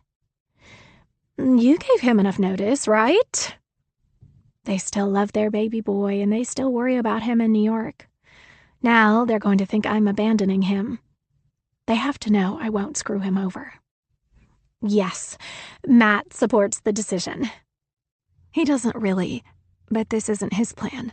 It's mine. I'll still be paying my half of the rent. I'm planning to cover it for her, Anthony says. I know how close she is with her roommate. I haven't met him yet, though. PJ said he's embarrassed for not having a career or a nice place. Yes, he's the best, Mrs. Mazuka says. I just know her tongue must be bleeding from biting it so hard. Mr. Mazuka, too. Anthony's place is on the Upper East Side, I say. It has a doorman and everything. I'll be super safe there. Don't worry. Is it safe for Matt to be alone in the area you guys live? Mr. Mazuka asks. Perfectly safe. I widen my eyes at him, signaling, please shut up, and then laugh. Wow, you care more about my friend than your own daughter. I promise everything is on the up and up. Come on, Mom, let's clean up. Mrs. Mazuka and I clear the table. Anthony stands to help, but I assure him he's a guest, and look at how wifely I am, and make him stay with Mr. Mazuka, which may not be the best idea. From the kitchen, I hear him ask Anthony if he likes hockey. He answers that he's a Rangers fan, and Mr. Mazuka says he's a Dallas fan, and there's an afternoon game on. They retreat to the living room, which makes me happy. If there's a hockey game on, they'll be concentrating on that and not talking. I already feel this charade cracking. We just have to get through dinner. I asked the Mazukas to make a reservation at a nice steakhouse that's about 20 minutes away. Anthony wants to take them to dinner to thank them for their hospitality. After we finish cleaning, we join them to watch the game. Then Anthony and I go upstairs to get ready for dinner. He opens his bag, and there's a long box on the top. Oh, shit. I forgot about this. It's for your parents, he says. What is it? I ask. You'll see. He takes my hand, and I follow him down the stairs. Mr. and Mrs. Mazuka are watching sitcom reruns on TV when he presents Mrs. Mazuka with the box. What's this? She asks. Just a little something for you guys being so welcoming. Merry Christmas. She looks at Mr. Mazuka, who raises his eyebrows. She opens the box, and it's a custom wood carving, spelling out the Walshes. On the bottom of the stand, there's a number carved into it. It's for your mantle, he says. That right there. He points to the numbers on the bottom. That's the latitude and longitude of your town. Well, that's thoughtful. He must have had it commissioned last month when I told him we were coming out here for Christmas. But this thing is completely useless. The Walshes don't even exist. They're the Mazukas and I'm Paulina Jensen." "How lovely. Thank you, Anthony," Mrs. Mazuka says. "You didn't have to do this." She's got to be thinking the same thing I am about how useless it is. But it doesn't matter that the carving's a complete and total waste of money. He has more money than God. Soon to be all mine. Dinner goes well. No more gaffes, and Anthony doesn't ask any more questions about Matt. Which is perfect, actually, because on the way home, Matt texts me. "How's it going, Sister Sauce?" I hold back my laughter and answer him immediately. "Perfect. This guy is an idiot, Brother Sauce." I'm triumphant as we get back to the Mazuka's house. We pass on another coffee and decide to retire, since Anthony had planned a big brunch before we leave. It's near Love Field in the heart of Dallas, and he'll have the car take us to the airport after, and then take my parents back home. When we get into bed, door open, he snuggles behind me and kisses my shoulder. "Your parents are great." "I know. I'm lucky. I'm so lucky that they did this for me." "It's nice out here. Quiet. Maybe one day we can get a little place out here so we can see them more often. I don't want you to feel like moving forward with me will ever keep you from your family." I turn over and look at him, and his eyes are pleading. Soft, sincere, beautiful. I never really noticed his eyes before. "Thank you," I say. I kiss him and turn back over and sigh. He really would be a great boyfriend. 21. Kim. Now. After reliving the past night's death trauma at brunch with Maddie and Murphy, Kim went back to her apartment to hang with the dog for a little while. She let him get comfy on his favorite spot on the couch, his head on her lap, and even pulled a blanket over him despite the outside heat. The air conditioner from the living room window was set on medium, which was just enough chill that a little blanket wouldn't set you on fire. Murphy seemed to love it, snuggling even closer to her as if he wanted inside her clothes. She kissed him on the head as she flipped through the channels, looking for bad 90s movies to watch to pass the day away. She'd promised Maddie she'd meet her out later for dinner and a couple drinks to distract her from Jordan. So for now, she just wanted to chill. She found beaches. It would do. She could use a good cry. Except that Tony's phone number was burned in Kim's brain from the night before, and she didn't know how to handle the situation as presently said. She couldn't tell him she was tasked to kill him, even if it shed light on someone who'd be after both of them. Someone killed PJ, and it was very real. Should she call him? This wasn't an etiquette question you might read about in Cosmopolitan. Headlines rarely said, "Tasked by a stranger to murder your ex? 5 tips on how to get through it." She thought a text was impractical and impersonal, yet a phone call was too intimate.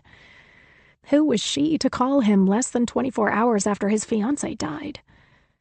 And it was done in her place of business, no less. There was no protocol for this. She decided on a text. That could be misinterpreted easily, but explained away as it didn't translate over text, so she went for it. "Hey, Tony, it's Kim. I'm so sorry." Nope.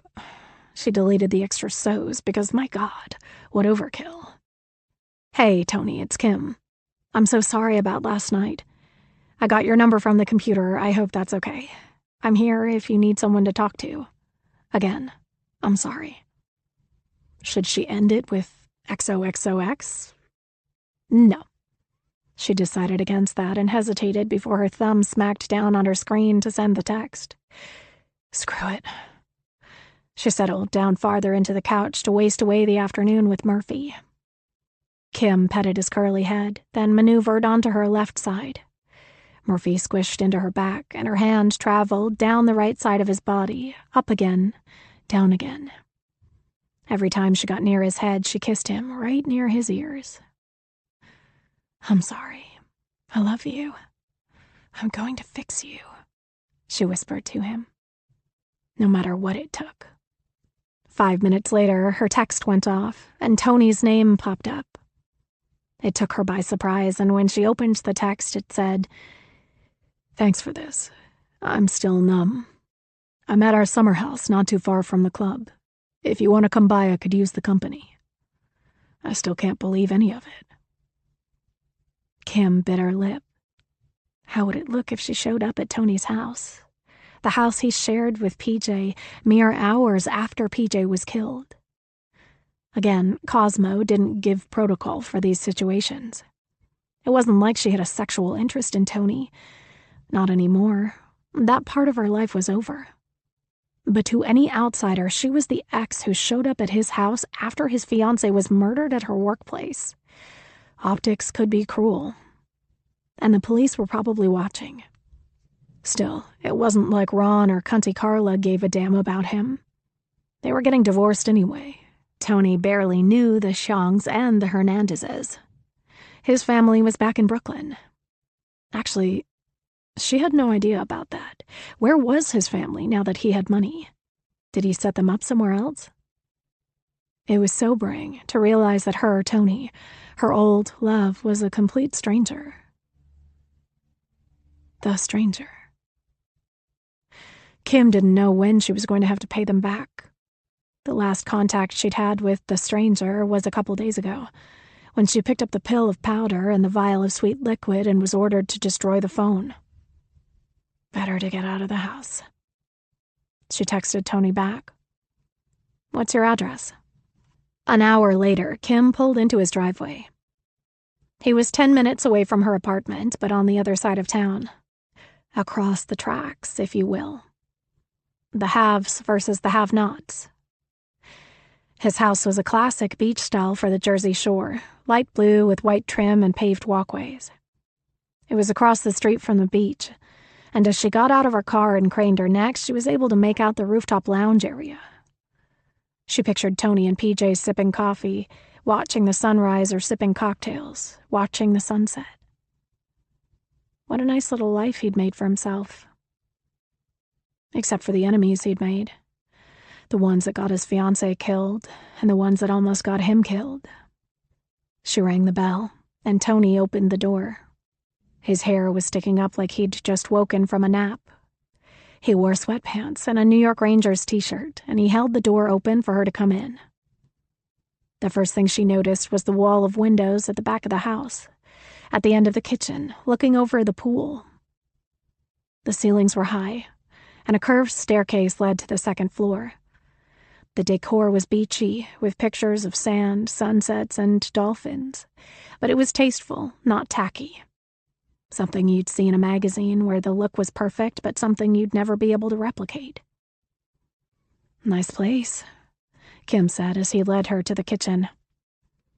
To the right was a dining area with wainscoting, and to the left was a living room. Both had pale blue walls with white crown molding. The living area had white furniture with beige throw pillows, and the pictures on the wall were large renditions of aquatic life.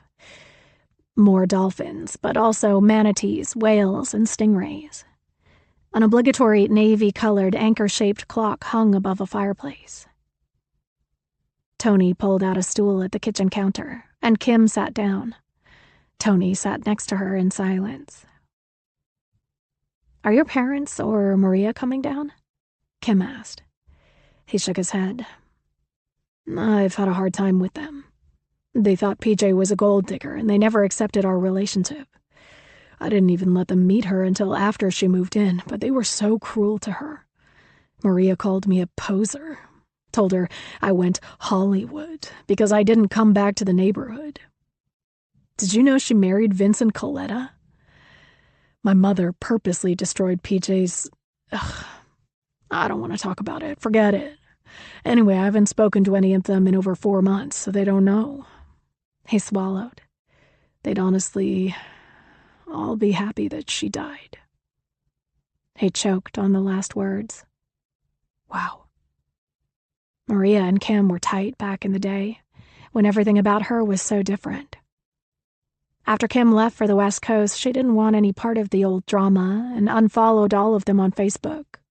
And she never seriously thought of searching for her old friends once the rest of social media started taking over. Still, Kim couldn't believe Maria married Vincent, her old boyfriend's best friend. Maria was tough to deal with back then. She'd stalk her boyfriend's ex-girlfriends and try to start fistfights with them all the time. Kim couldn't imagine the drama that went down in the neighborhood when Maria hooked up with Vincent. It made Kim wonder if his family had anything to do with PJ's death. Tony specifically said they didn't like her. In fact, he said they'd be happy if she died. And with Maria always acting like a thug, Kim certainly didn't put it past her to take someone out for messing with her family. People in the old hood held grudges for years over disrespect, but she didn't think they'd ever hurt Tony. She doubted someone in the neighborhood would want both Tony and PJ dead on the same night, or if these old acquaintances even had any idea where he was. Unless his parents or Maria let the cat out of the bag on his whereabouts after meeting PJ. Tony did have some enemies back then. It made sense that Jose Sanchez, from his jail cell, could have been masterminding this with his friends on the outside. "Do you talk to anyone else from back home?" she asked. If the stranger was someone from back home, she wanted to know what she was dealing with. Who she was dealing with. Nope. He looked around the space surrounding them. It feels so empty here without her. We just closed on this place right after we got engaged. It was going to be our summer home. She was in the middle of decorating. His eyes misted over. I don't know what to do with all her stuff upstairs. Or worse, at home in the city. I just can't. He placed his head in his hands and wept. Kim, used to making herself at home where Tony lived, stood and went to the other side of the counter and opened the refrigerator. Thankfully, he had bottles of water in there, and she grabbed 2 and took them back to the counter. "When are you going back to the city?" "I don't know. I want to wait until after the autopsy, which they said should be complete tomorrow. God, they're going to cut her open. I've seen those cop dramas and hospital dramas on TV." He choked back another sob. "I know what they're going to do to her. They're going to gut her like a fish." He cried again. Kim touched his arm out of habit. "I'm so sorry." She swallowed, but she had to fish for information. It could save her own life. "Do you think anyone would want her killed? Did you have any enemies that wanted to see you hurt? Or dead? Was anything going on at work? That was some show with Ron and Carla last night." He looked at her with surprised eyes. "You think this was on purpose? They said it was probably an allergy." So naive. But she'd let him think that. It kept her safe. "I don't know why I said that. I'm sorry." Tony sighed. "Ron's been all over the place. I knew he'd filed for divorce, but they were playing some charade. I have no idea why. He was messing around with someone else and just trying to appease Carla until the papers were final." He closed his eyes for a minute and scrunched his face up for a millisecond that only Kim would notice. He'd just recalled a bad memory. "Ron and Carla wouldn't do this to me. Especially Carla. I think she has some sort of crush on me. She made passes at me all the time. It was kind of uncomfortable." Kim's eyes widened. "Did you tell Ron?" He shook his head. Maybe Carla wanted PJ dead. But did Ron find out something else that would make him want to take care of Tony? Maybe it was a husband-wife 1-2 punch. One last thing to do together before they split up. Kim didn't stay long, but she assured Tony she'd be there for him. He promised to keep her posted. On her drive home, she wondered what it was going to be like with Tony back in her life. Would he be, though? They'd reconnected over the worst of situations, so seeing Kim might be a trigger for him later. She wasn't going to push it either way. He had trauma to deal with first. Kim parked the car and walked to her apartment to nap before dinner with Maddie. No such luck for a rest. There was a manila envelope in front of her door. 22. PJ. Then. Matt is upset with me for leaving our apartment, even though it was my plan to move in with Anthony. Soon it will be back to business as usual, roomies until one of us settles down for real. I don't have much stuff here, and it all fits into 2 wardrobe boxes and 6 medium-sized boxes I bought from U-Haul. I didn't even need to hire movers. Anthony sent someone with a truck to pick it up and take it to his place. The 2 men hauled it all away, and now it's just me and Matt, and none of my stuff surrounding us. The place looks so big without little old me. I'm only leaving 2 things here. The first is a small stuffed bear that Matt won for me at the county fair when we were dating in high school. The other is a picture. It's a selfie I snapped of us right after we graduated, and despite Matt being the one with the talent, it's my favorite picture of us, and he knows it. I had it printed and blown up into an 8x10, and I even bought a glass frame and hung it up on the wall like I'm Mr. Fix-It. This is where it belongs. I still have the digital copy to look at whenever I want. He's eating another bowl of cereal, even though he knows I'm taking him to lunch in an hour. I got us a reservation at a very hard-to-get-into brunch place on the Lower East Side. This one has velvet ropes and a DJ and transitions easily from bottomless mimosas to dancing on leather banquettes with sweaty strangers. Matt's favorite.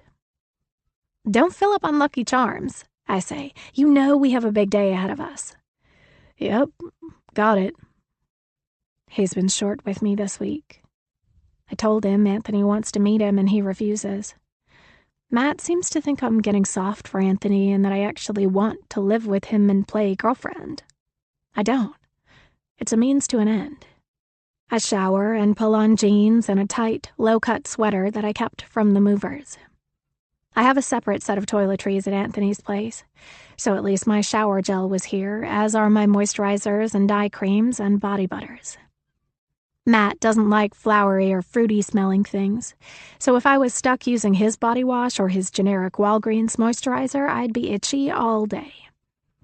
Pair it with the outside cold, and I'd look like a lizard.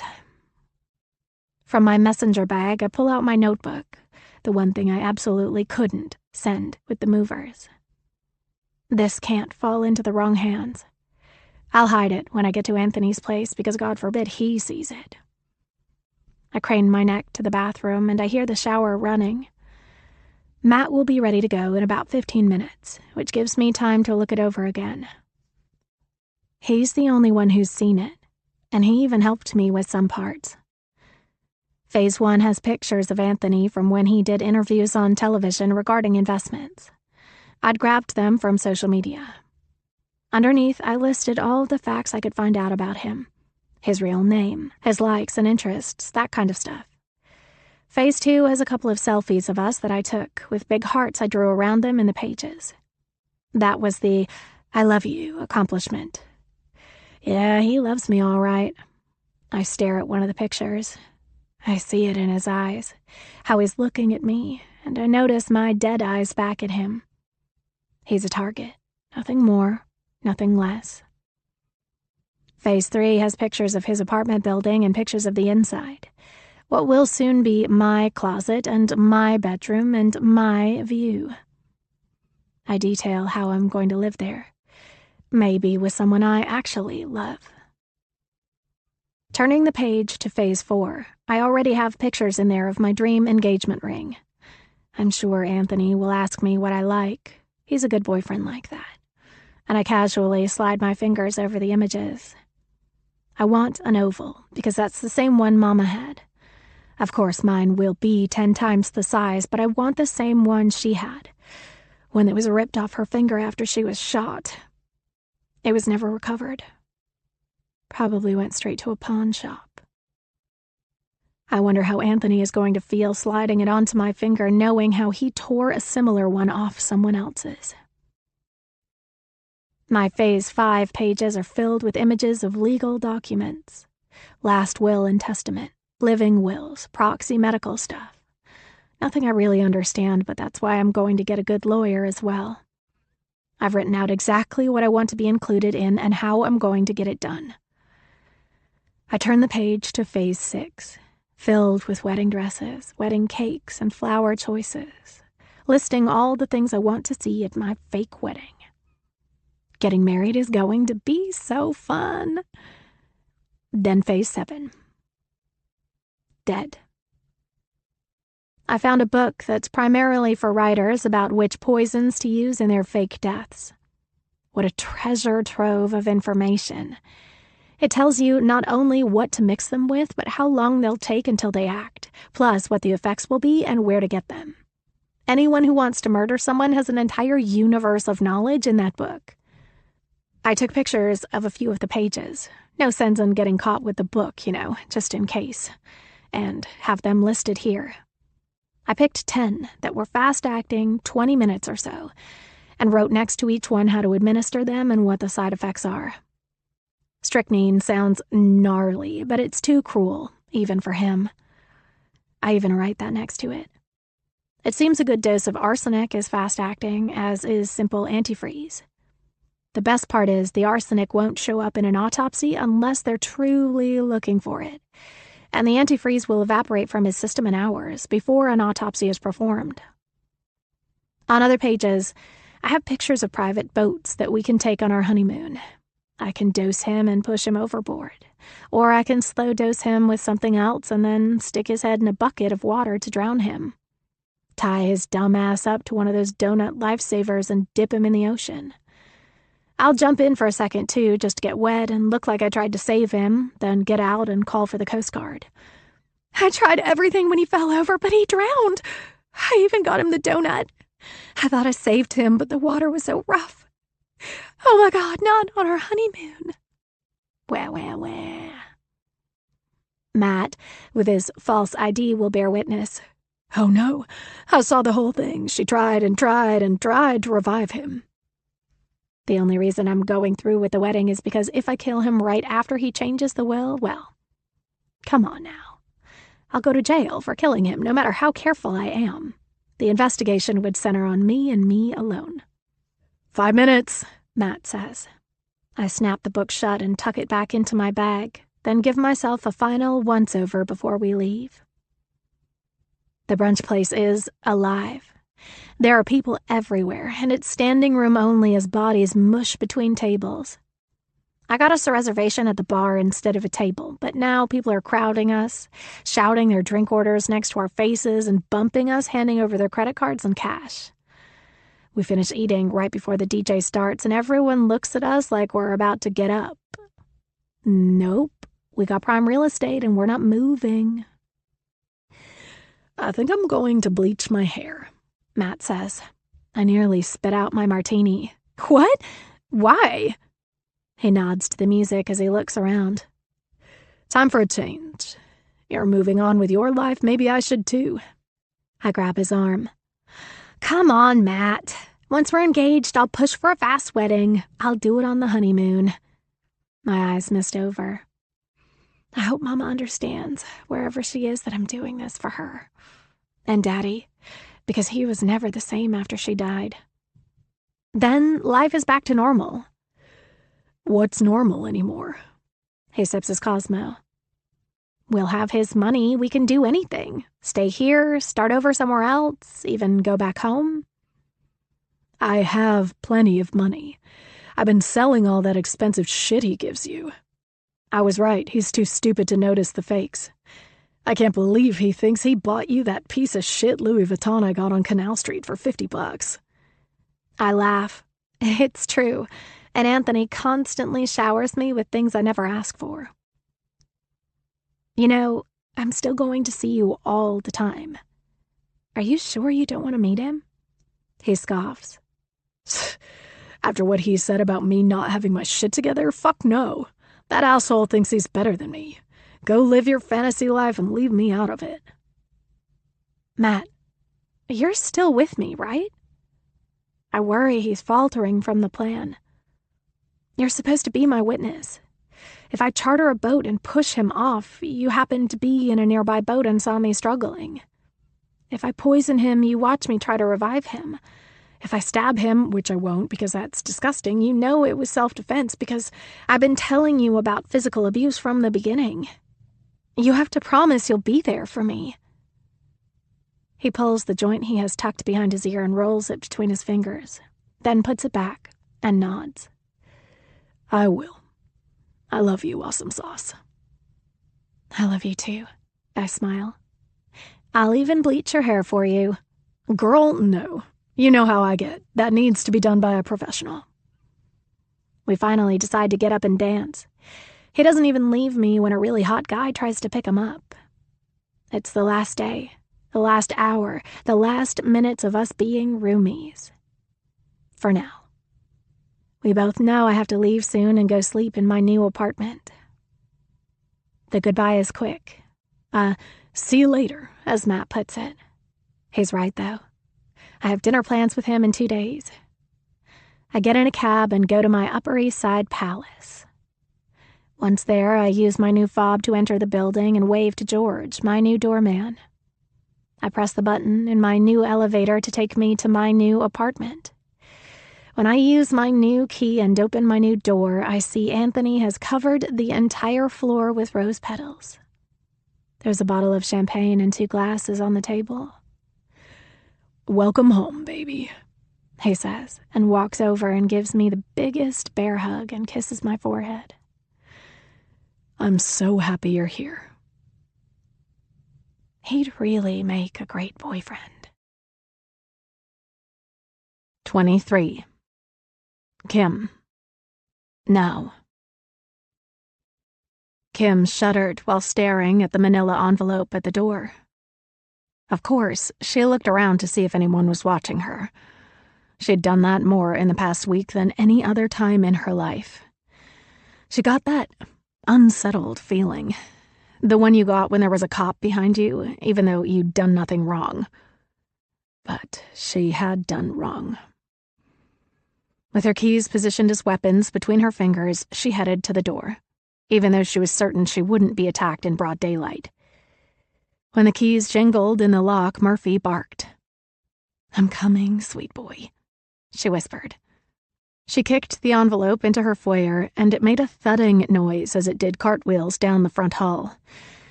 Another burner, she thought. Murphy jumped onto her, looking up at her with his sweet, dark eyes. The weight of her decision crushed her. She was going to have to give all the money back, and it was poor, sweet Murphy who was going to pay with his life. She knelt down to his level and hugged him. "I'm sorry, baby. I promise Mommy will figure something out." How did she get here in her life? 33, single, and her best friend was a dog who was going to die because she didn't have any savings. She'd tried like hell to hustle more freelance work. To be honest, she was bored most days. She'd begged for more shifts at the club, but all they had for her was Wednesdays, Thursdays, and Fridays. With little social life, everyone who worked there knew Kim was the go-to girl if someone wanted a night off. She'd pick up anyone's shift, but for some reason, everyone had been so damn responsible lately. She'd been sure once the summer hit, a lot of the younger staff would rather be out partying on a Saturday night instead of serving a bunch of uptight rich folk. No such luck.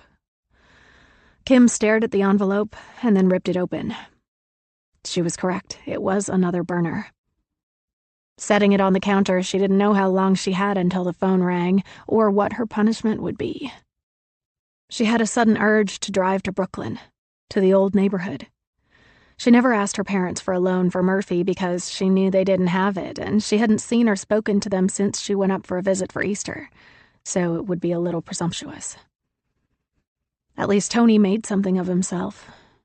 Seeing his reaction to PJ's death was something she'd imagined from the leading man in a romance movie. This Tony wasn't familiar to her anymore.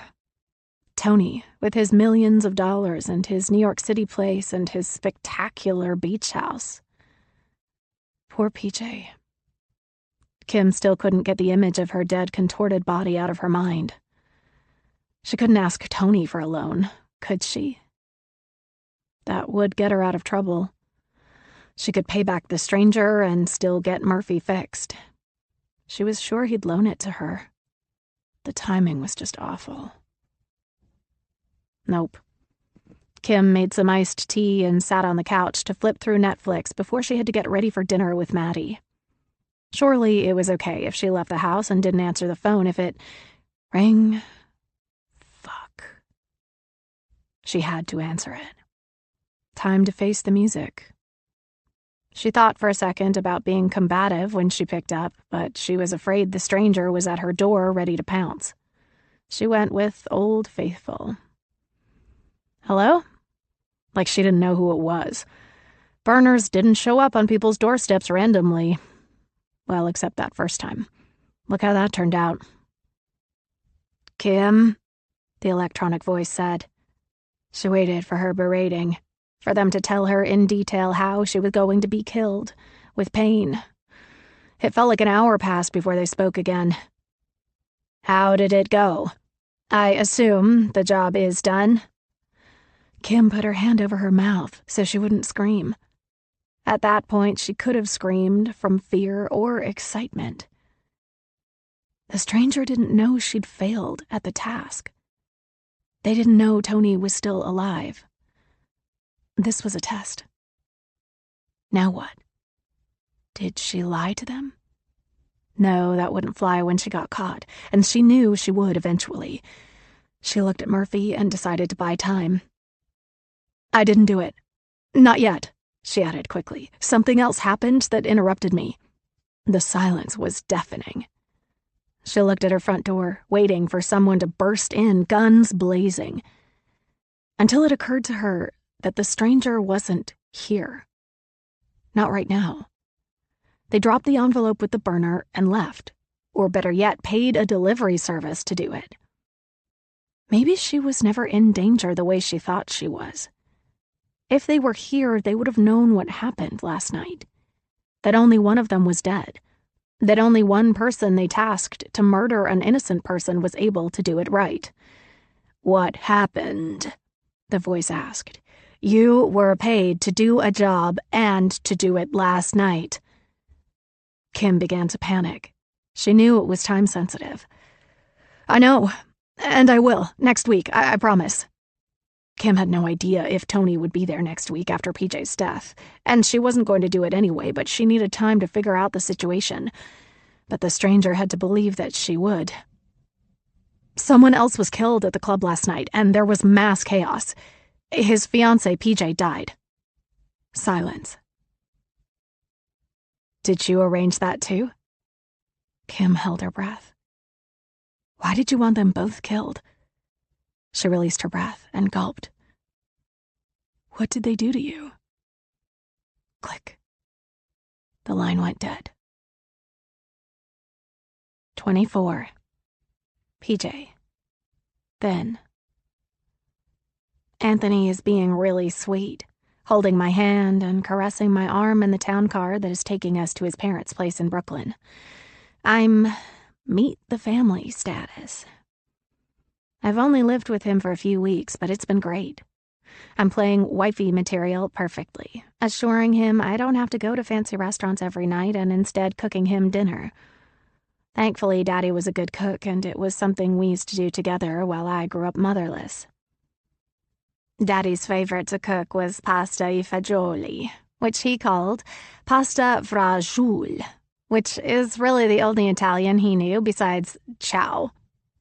He made it in the colder months and always said it was a good dish to stick to your ribs, meaning it would warm me up from the inside out. It always did. He sautéed the little tube-shaped pasta with the bacon, beans, and onions and let it sit for hours. It was super thick and delicious. I remembered his recipe to a T. I made it for Anthony one night, and he said it was the best he'd ever had and that his whole family was Italian, so it was a huge compliment. Anyway, I made a fresh batch to bring to his mother, because that's what nice people who are meeting the family for the first time do. Homemade is always more thoughtful than store-bought, and getting the Italian mother to like me has got to be the last step before he proposes. Anthony knew how hard I worked on the meal and how much it meant to me to bring Daddy's recipe to his family, even though he thinks my daddy is Mr. Mazuka. The car pulls up to a house in a neighborhood called Sheepshead Bay. The house, like the others, is modest, brick, and 2 floors with a porch. All the houses are too close to the ones on either side. I can't imagine growing up in a place like this, especially since my childhood home was on over 100 acres. The thought of being right on top of your neighbor and having everyone know all your comings and goings is claustrophobic. I grabbed a ceramic Le Creuset baking dish that I bought for the pasta e fagioli. I plan to leave it with his mother as a gift. That shit is expensive. Almost $150 for a place to keep leftovers. I'm used to the plastic Rubbermaid ones with the red tops you get in the grocery store. 5 of them for $6. Done. We're only here for dinner, so the car is going to wait outside. Anthony has his arm around me as we walk to the door. We stop on the porch, and he pauses. I don't know if I should ring the bell or walk in. He laughs. Screw it. I always used to walk in before. He pulls the screen open and then opens the door. We're in a little vestibule that has another door which opens to the main living area. We're here. He gives my shoulders a good squeeze and kisses my temple. I love you. Love you too. I've been on autopilot saying it back. The house looks like it's been updated inside. The floors are hardwood, and to the right there's a fireplace and a bar setup, with 2 semicircular off-white couches facing each other and a cocktail table in the middle.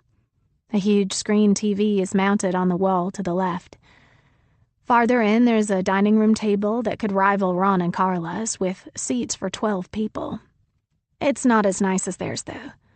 This one is heavy, ornate, tacky. The kitchen is in the back of the house, and that's where the noise is coming from. A woman emerges. She looks like she's in her early 30s, so this must be his sister Maria. Her eyes and her curly hair are dark, like Anthony's. She's petite, wearing jeans, knee-high boots, and a red turtleneck. I can see the layers of heavy Kardashian-style makeup from the front room. "Tony," she says, then looks back into the kitchen. "They're here." The talking stops, and then everyone else pours into the dining room. Another man around Maria's age comes out. He's in jeans and a New York Giants sweatshirt that's either too small or he doesn't skip many meals. Anthony's father is tall like him, with hair that's more salt than pepper. His mother looks like an older version of Maria, except her hair is a bit frizzier and harshly box-dyed, and she has a sauce-stained apron wrapped around her waist. They all stare at me with raised eyebrows and pursed lips, and I shrink. Hey, Mom, Dad, Maria, Vincent, this is Poppy Jade. PJ. My girlfriend. Anthony says as we take off our coats and hang them on the hooks by the door. There's a round of heys and head nods, and then they converge around Anthony for hugs, blowing right past me. He shakes hands with his father and Vincent, and his mother gets to him first for hugs. "How's my baby boy?" She reaches up and grabs his face. "Look at you, still all cleaned up." It's not said with love or admiration. Why does she look so disappointed that her son is wearing a button-down shirt? Her head swivels in my direction. I smile as she looks me up and down. "More Hollywood, I see." Was that an eye roll? Fuck you, lady. Now I want to kill him just to make you blubber like an idiot. I stick the dish out to her in a friendly manner rather than dumping it over her head. "Nice to meet you. I brought some homemade pasta e fagioli for you." I even say it the way Daddy did. Tony tells us you're Irish and German, but I'm sure it's wonderful anyway. Call me Teresa." She smirks as she hands the dish to Maria. "Put this on the counter." "Yep, be right back," Maria says and leaves without saying a word to me. "Hello, PJ. Call me Frank." Anthony's father looks back at his son. So, come on in. He sits on the couch and picks up the remote. NFL playoffs are on. That's it. That's all I get from him. His name. Yes, come with me, his mother says. We'll get the boys some snacks and drinks. I'm no goddamn man-made. But I smile as she links arms with me. Vincent and Anthony join his father on the couch so they can get lost in pigskin world. After he's seated, Anthony looks at me and winks.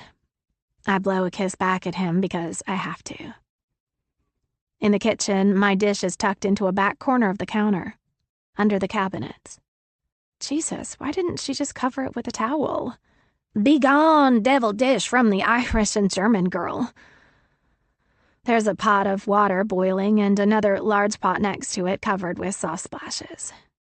Good old Sunday dinner in Brooklyn. Maria is flipping through a magazine. When I walk in, she doesn't even look up, but she talks. So, how did you two meet? She turns a page, reading Us Weekly reality TV bullshit. Last summer at NYU when he was giving a talk on investments. I had just graduated, clearly. She flips another page. The mother smirks again. I don't care about these people. This relationship isn't real, but come on. What's with all the hate? Still, I stammer. Why do I care if they hate me? I just graduated. I blink and shake my head, losing my train of thought. Anthony was giving a speech and... Right. Anthony. Oof. Yeah, Anthony. We hit it off. I guess you can say the rest is history. Quite the upgrade moving in with him, huh? I don't even know what to say to that. I'm used to having a roommate, I guess. Nice purse. Maria nods toward the knockoff Louis Vuitton bag that Matt gave me in place of the real pawned one. Of course, she thinks it's the real thing. She doesn't live this lifestyle. Thank you. It was a Christmas gift. Must be nice. Never in my life did I want to watch a football game more than I do at this moment. I glance toward the living room, but the couch isn't visible from where I am. Anthony can't see me beckoning to him. Why I'm even doing that, I have no idea. Grab those bowls. Teresa points to 2 orange plastic bowls on the small table in the corner. They're older than I am. I do as she says and bring them to her. She pours peanuts into one bowl and chips into another, then jams them back at me without a look. Go give these to the boys. I want to tell her that, no, I'm not her little bitch to dump on for the day, but I still want them to see me as acceptable. So I take the tray to her 2 fucking man-children, her husband and her son-in-law, because Anthony is better than them, with a smile. How's it going? Anthony whispers. It's fine. My voice wavers. Ugh, why? When I get back to the kitchen, there are 3 beers opened on the counter. His mother nods toward them. You forgot those. My first instinct is to grab one upside down by its neck and pour it all over her. No problem, Teresa. Sweet as honey. I take all 3 and go back to the living room and place them on the table. Frank and Vincent don't look up as they grab them and sip. No, thank you. No, nothing. Anthony grabs my hand. Thank you, baby. When he glances my way, he notices the tears in my eyes. The ones I've been trying not to let surface, but damn it, this is harder than I thought. You okay? He mouths without a sound. I blink them away and nod, then turn around and go back to the kitchen for the rest of the torture. It's my job to set the table, cut the bread, separate the sausage from the meatballs and the ribs, put them all in separate bowls, toss the salad, grab the wine from the rack, 2 reds on each side of the table, because real Italians don't drink white on Sundays. Whatever that means. 2 Chiantis and 2 Cabernets bookend the food spread in the middle. When it's time to eat, Teresa and Frank take a head spot each, while Anthony and I sit across from Maria and Vincent. I say my usual quick prayer in my head and pick up my fork. We say grace, Here. Teresa shakes her head. Hey, stop it. Anthony's voice has an obvious edge, like he's speaking through clenched teeth. Thank you. My heart jumps at his defense of me, and that shocks me. After joining in on their prayer, I wait until everyone else has picked up their utensils before I dare make that mistake again. The conversation is like Anthony and me aren't even present. It's all about Maria's job teaching English for high school freshmen, Vincent's job at the utility company, how they've decided that the time is right for kids, Teresa's book club and bridge games, and Frank's nights playing competitive darts at the bar a couple blocks away. They never ask me about myself, but they certainly make assumptions. When Maria talks about her teaching job, she always casually looks over at me and says, "You remember, right? Freshman year hasn't been so long for you." When Vincent talks about his job, he makes sure to look at me when he says he's got to keep the internet running for people who twerk on TikTok. Teresa makes sure to roll her eyes and nod her head when talking about her book club and her card games because young people don't do either anymore. And Frank asks if I play darts like all the kids do. Anthony senses the same thing, the complete discomfort they're causing me. He rubs my leg affectionately under the table to soothe me. When dinner is finished, Teresa says, "Oh, we didn't heat up that stuff you brought. Let me get it." That stuff. It's the first time I feel like a part of anything in this household. I'm surprised she doesn't say it's past my bedtime. Teresa leaves, and 30 seconds later there's a crash and everything stops. Then we all rush into the kitchen. My pasta e fagioli is all over the floor, and the Le Creuset baking dish and cover is in pieces. "Sorry, it slipped," Teresa says flippantly. Look, this is all fake to me, but I want to cry. I have no idea why this scene is affecting me the way it is. The mess is in the middle of the kitchen, so I really doubt it slipped off anything. Did she really come in here and slam it on the floor? Why does she hate me that much? Flabbergasted, I stare at my hard work. There it is, Daddy's recipe, as garbage on the floor. It's insulting to Daddy, and I can't take it anymore. I don't know why it happens, but I break down. I actually start to cry, and I mean every tear that slips down my cheeks. "Damn it, Mom! Did you do that on purpose?" Anthony asks. "Of course not, Anthony." She did. She threw it on the ground like trash.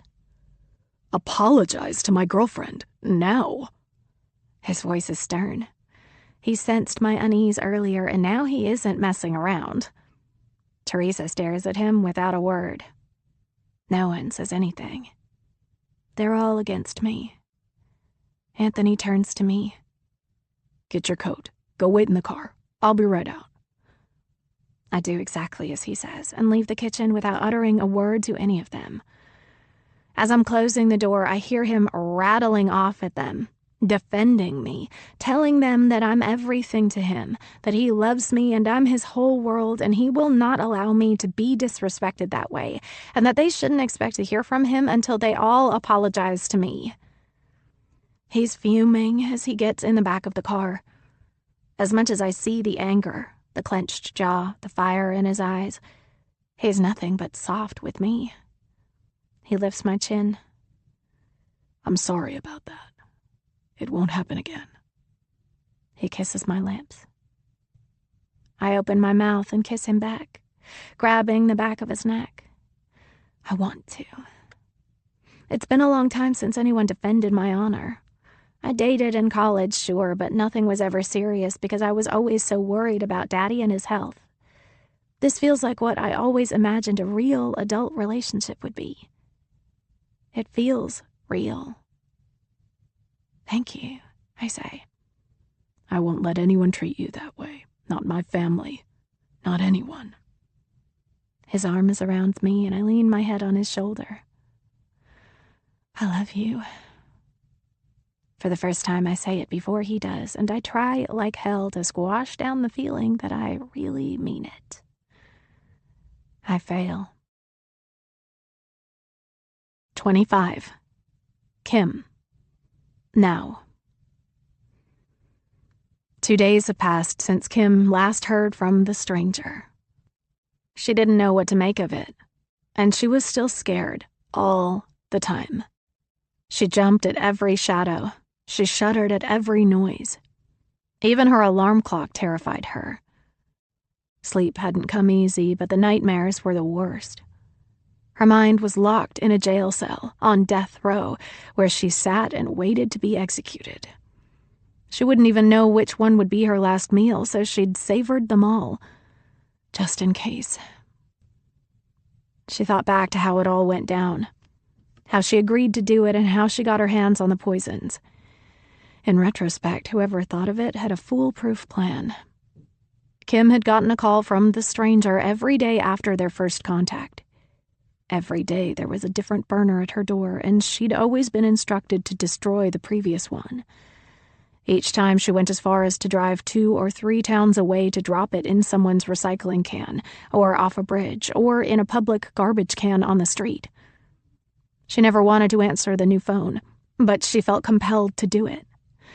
And truthfully, though she hated to admit it, she had begun to mull the stranger's proposition over.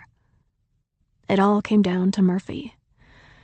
The day she had planned to tell the stranger to find someone else to do their bidding, Murphy had another seizure. That one lasted for over 5 minutes while Kim cried, holding his furry body tightly so he wouldn't hurt himself. It was almost like he was begging her, his soft brown eyes fixated on hers, saying, "Mommy, please, please help me. Do whatever you have to do. I don't want to die." When he came out of it, he curled his entire body onto her lap and placed his head on her shoulder, breathing quickly with relief.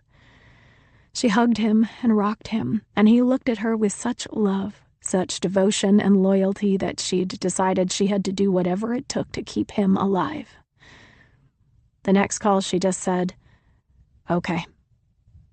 The stranger replied, "Await further instructions." 2 more days went by in agonizing silence. It was the day before PJ's murder when another burner was delivered. When it rang, she was told to go to a local chain pharmacy. In the candy aisle, she was instructed to go find the bags of mini Snickers. In the back, underneath all of them, there would be a plastic grocery bag that she was to take with her. Then she had to buy something from the pharmacy, anything, so it looked like she'd been a regular girl running daily errands. It was all public. No dark meetings on a park bench, no fishing paper bags out of abandoned garbage cans. With her reusable tote on her shoulder, she followed the instructions. Apprehensive, she grabbed a small plastic basket by the handles and filled it with a nail polish, Windex, and Dove body wash. Her mouth was dry as she searched for the candy, and she could barely swallow. When she got to that aisle 12, she'd never forget. No one was in there. She tried to look like she was doing nothing wrong. She was just grabbing a snack. People did it every day. In front of the Snickers, she paused. Her hands tingled. Everything was going in slow motion when she dug underneath the neatly packed bags, and sure as shit, there was a plastic grocery bag wrapped around itself on the very bottom. She grabbed it and tossed it into her tote without looking inside. Then she picked up a bag of the mini Snickers and placed them in the basket so nothing was conspicuous. Waiting in line, Kim glued her eyes to her phone and scrolled social media. She wasn't really reading and retained nothing she saw, but that was what everyone else in line did and what she'd do on a normal day. She paid for her items in cash, no trail. The cashier rang up her items and pushed them to the side for Kim to put into her tote. She did that, then placed the plastic bin under the register, and she was on her way. She practically ran home. Locking the door behind her, she emptied the tote bag and unwrapped the plastic grocery bag. Inside was another burner and $2,500 in cash. It was a mix of all bills, mostly 20s and 50s, some 5s and 10s. They weren't all fresh, crisp, and banded while facing in the same direction. Somehow, that made it trustworthy to her. It was like whoever did this wasn't a professional hitman or hitwoman, just someone who wanted someone dead. Someone who'd been saving up for it. She stared at the cash, then stared at Murphy. It was all for him. She had to kill a stranger. Saving her dog made her the opposite of a monster. She thought back to a show she saw as a child, reruns with her parents or at spooky sleepovers called The Twilight Zone. There was one particular episode that stuck with her. A man showed up and offered a woman money, $200,000, and if she decided to take it, then a stranger, someone they didn't even know, would die. All the main character had to do was press the button. She contemplated it for days before she finally did it. She had been pushed to the edge with bills and responsibilities and finally had enough. She pressed it. The man again showed up at her door, delivered the money, and asked for the button back. She argued that it was dangerous, that it needed to be destroyed, and the man said not to worry, it was going to someone else. Someone she didn't even know. Someone who, when they got the button next, if they decided to push it and take the money, would ensure the main character was the next to die. Killing someone else always sealed your own fate. Your own death. For money, of all things. It was made into a movie in the mid-2000s, starring Cameron Diaz. What if a stranger was hired to do this to her? Would they go through with it? Would they need the money to save someone's life just to take Kim's in return? When the new burner rang, the one in the grocery bag, she knew she was in neck deep. It rang the same day she was supposed to poison Tony. The stranger gave new instructions, now at a local grocery store. She was to go to the organic vegetable department, and under all the green beans, way down at the bottom of the bin, there would be a small paper bag for her to take. Same situation. Grab the bag, put it in the basket, and buy a few items of her choice. No biggie. Kim fished under all the beans, the deepest vegetable bin, until she found the bag, threw it in her tote, then grabbed a sack of potatoes, 2 boxes of gluten-free orzo, non-GMO peanut butter, 1 box of organic oatmeal, and a quart of organic milk. As she placed everything on the conveyor belt to pay in cash again, she waited for the men in blue to ambush and arrest her. Tell her that they'd been following her for days and that she was going to jail for attempted murder. But hey, with the burners and no trail, all she had to say to defend herself was that she'd accidentally grabbed something that was in the bin, and by the way, what was even in there? Foolproof. For everyone involved. When she got home, she emptied the small paper bag. 1 pill with a powdery substance and 1 small vial of liquid. Another $2,500. This time all in hundreds. A mix of the old white ones and the newer blue ones, held together with a simple paper clip. They certainly knew how to settle her apprehensions. Holding the cash, twice, gave Kim a sense of certainty. She still had the bank account and more to come. Kim had eyed the poisons. The powder from the pill could be used in a glass of bourbon, the vial of liquid on dessert. The stranger had already told her it was sweet-tasting and could be used over ice cream or mixed in with a pudding. The mark would never notice. She could use both if she was unsure. If she really wanted to get the job done to the stranger's satisfaction. She'd used neither. What she wanted to know was who killed PJ. It was obviously a targeted effort on them both. It was a Monday, and Kim wasn't due into work until that Wednesday, but paychecks always came on Mondays. She hadn't stepped foot into the club since PJ's death 3 days ago. She wondered if it would look the same. Kim parked her car, ran into the lobby, and then to the right near Dana's office to grab her check. She wanted to get in and out and not have to pass the barroom. Still, her eyes flicked over that way to the left, where it happened. No one would ever be able to tell that something sinister had gone on just a few days before. There was no police tape, no body bag, no cones indicating evidence markers. What she saw instead were golfers having lunch, laughing over beers and clinking wine glasses to celebrate who broke 80 that morning. "Hey, Kim, how are you doing?" It was Dana who interrupted her gaze. "Oh, hey. I'm fine. Still a little rattled." Understatement of the year. Act normal. "How are you? What happened after we all left?" Dana blew out a breath. God, it was so horrible, right? I felt terrible for Mr. Fuller. They had to physically remove him from the body bag. We got him an Uber home. I thought maybe Ron or Mr. or Mrs. Boswell would offer to take him, but they didn't. I guess those two had a big fight when I was in the kitchen with the detectives. Did you see it?" Kim nodded. So much drama Friday night. Dana's eyes widened. "Anyway, the detectives came back Saturday and interviewed everyone at the pro shop, plus the 2 new caddies we hired and the rest of the waitstaff and bartenders that weren't even here on Friday. It was probably an allergic reaction, and I think they were just covering their bases. Obviously, no one here had anything to do with it." Change of subject. "Crazy about Mr. and Mrs. Boswell, right?" Kim said. "Yeah, Lucy filled me in. Who knew?" Kim thought back to a few days before, at Tony's beach house, where he'd told her that Carla had made advances toward him. How badly did she desire him? Enough to kill? Even worse, Kim couldn't shake the feeling that this was the second homicide Tony was involved in. Once was an accident, twice was a coincidence, and 3 times was enemy action. Was someone else about to drop dead? 26. PJ. Then. This bed is so comfortable that I don't want to get up and get out. But I promised Matt we'd have brunch today. I blew him off for dinner this week because Anthony hurt his shoulder at the gym. Of course, I couldn't tell Matt that, and I feel awful about telling him I was sick, though he knows I'm prone to sinus infections.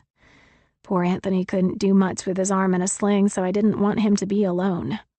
He relaxed and didn't have to do a thing. He told me he kept the sling from almost a decade ago when he tore his rotator cuff playing in a charity hockey game. I didn't know Anthony liked to play hockey. When I asked him about it, he told me how they all played it on the street in Brooklyn when he was growing up, and that he was a big New York Rangers fan. I knew that from a passing conversation or two, and I remember him telling Matt's father about it when we were in Texas, and they were discussing the hockey game that was on television. I brought my head into my hand and listened intently as he describes shoveling snow off driveways as a kid and teenager to save enough money to go to the Rangers games. He said that he and a bunch of friends from the neighborhood would buy the cheap seats and take the subway into the city by themselves, as young as 12 years old. They were street smart and their parents trusted them. They'd take a bus to the Kings Highway subway station and ride it straight into the city, a block away from Madison Square Garden. To this day, he goes as often as he can, though now he goes to something called the Delta Club with free food and alcohol. I'm sure he pays through the nose for that free stuff. Where I grew up in Texas, football was the big thing, namely high school and college football, just like you see on TV. I never got into hockey, but Anthony's passion for it makes me want to go to the next home game and get a foam finger and a flag to wave. Take me to a Rangers game, I say. Anytime you want. You'll love it. He's tickling my shoulder and my head is on his chest. We're still in the afterglow. I've not only been enjoying sex with him lately, but I've been craving it. I know I'm screwed. My mind is completely twisted. On the one hand, I've spent so much time and energy on the plan, and everything I've wanted has worked in spades. On the other hand, it makes me feel weird now. He hasn't spoken to anyone in his family for a month, after we visited and they disrespected me. He adores me, and he'll do anything for me, and despite what's in my head, the relationship is real. Maybe I can use him and abuse him and become a gold digger and then break his heart into a million pieces. I can still just hurt him, not kill him. But I don't want to hurt him at all. Maybe I don't have it in me to be a killer. I'm not like him. Him. Anthony, who killed my mother, I need to focus. I didn't come to New York to become a mushball. I came here for a reason. I have to go. I'm meeting Matt for brunch, I say. Oh, right. He rubs his stubble, then the back of his neck. Can I come? I really want to meet him. I need to make up an excuse. Matt will legit kill me if I ambush him with this guy. No matter how twisted I am inside, Matt fucking hates him. He still thinks I hate him. I'm afraid he'll see through me. I think he wants to talk about a relationship problem. Next time. Sorry, we just kind of have opposite schedules now. It's a little harder than it used to be. I kiss him on the cheek and jump up to shower. My hair is due for a wash, but I don't have time to blow it out right now. I tie it up into a high bun even though it's still freezing out, and I'd rather use it as an extra scarf, but it's an oily mess. My outfit consists of a black cashmere sweater and black leather pants. This new wardrobe of mine sure does make me look like I belong where I am, on the Upper East Side. Minus the oily hair. In my closet, I can't find my new Chanel bag, one that I'm actually going to keep. I won't let Matt sell this one and get me a knockoff.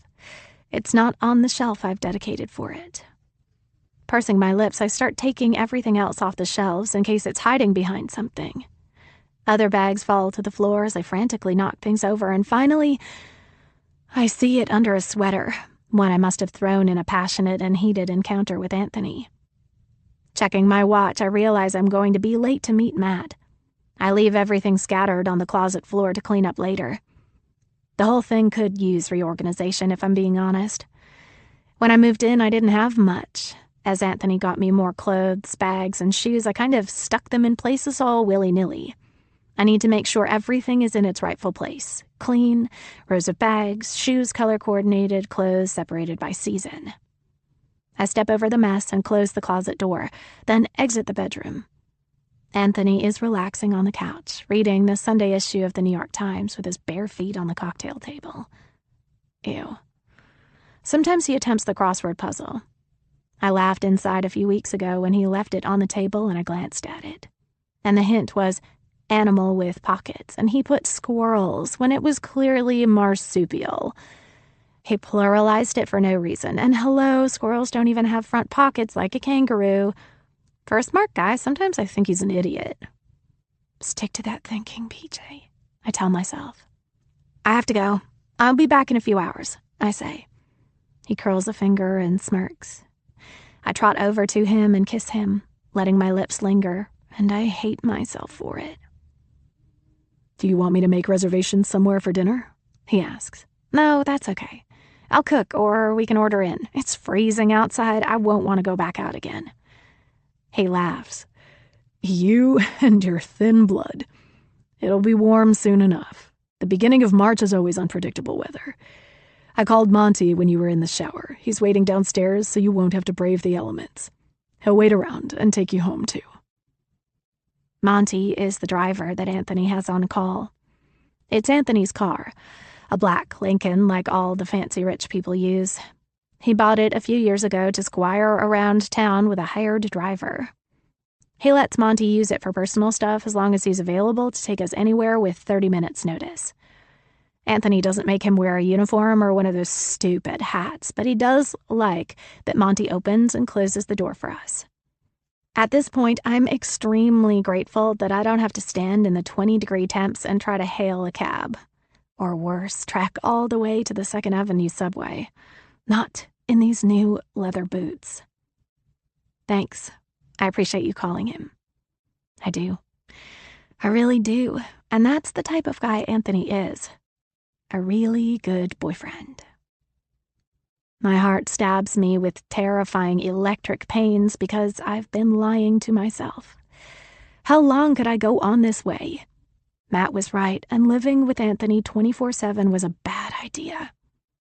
I've become who I was pretending to be. As promised, Monty is parked right in front of our building, and he gets out and opens the door when he sees me. I get in the warm car and tell him to take me down to my old neighborhood where Matt still lives. We're going to a restaurant a few blocks away from his apartment. As we get closer, I realize how much I miss it here. Especially the nights with Matt and greasy Chinese food from the 24-hour delivery place we always ordered from when we had too much to drink. Having known him more than half my life, I miss the little things.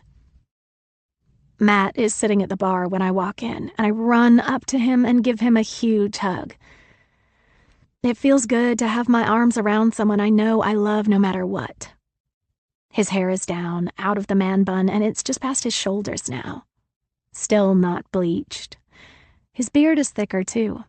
He usually keeps it pretty trim, but he lets it grow out a bit during the winter months. He looks good. I plant a big kiss on his cheek, and he makes a face and wipes it off with a cocktail napkin, leaving a slick mark on his scruff. He always thought I used too much lip gloss. Gross. He grabs another paper napkin and tries again. Feeling any better? Yeah, it was another sinus infection. He helps me with my coat, and I take the seat next to him, where he has a mimosa waiting for me.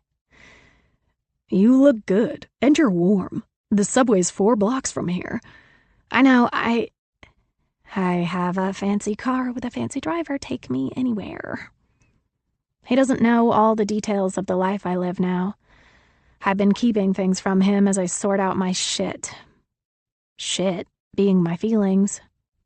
I don't want Matt to turn on me. I can't have that. I took a cab. You know that asshole will give me money for anything. Must be nice. His lips are pursed. Any closer to the ring? I sip my mimosa and shake my head. Not yet. Let's order. I'm starving. After we both devour our omelets and we're on our 4th mimosa each, Matt's demeanor changes. Before, he was acting like regular old Matt, singing awfully with the music, making fun of everyone around him, and flirting with the bartender who is clearly straight. Now, he tears at the napkin still on the bar from the lip gloss incident. Nervous.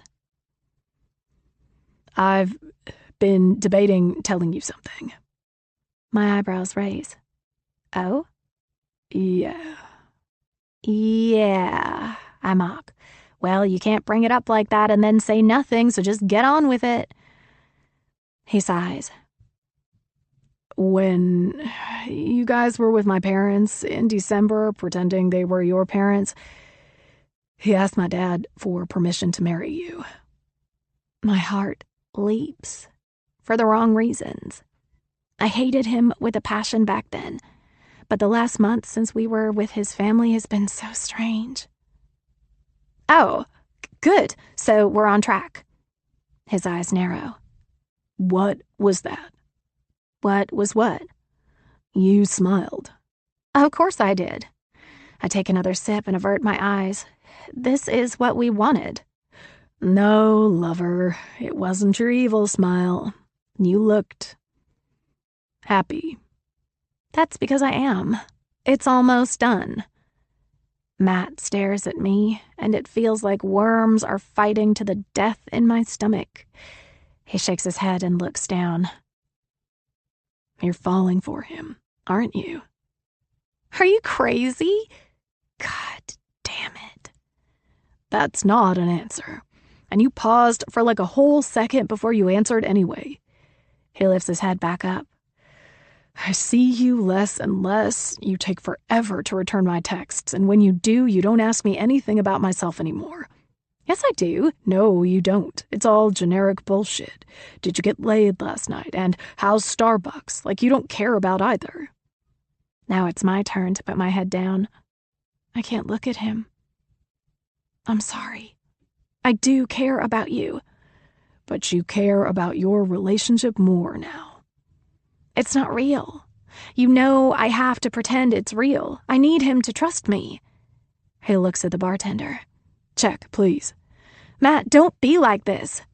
The bartender drops the check. I glance at the total, just over $75. Gotta love bottomless mimosa brunches. Matt reaches into his pocket and throws down a $100 bill. Courtesy of the Anthony Fuller Fund, he says, reminding me he's been living high on the hog, selling everything Anthony buys me before he replaces it with a replica. After all, that's what we want, right? His money? And revenge. I try to say it with conviction, but my voice falters. Right. And revenge. Because you seem to have forgotten that he fucking killed your mother. He stands up and places a hand on my shoulder. Good to see you today. Then he walks out. Wait! I throw on my coat and go after him.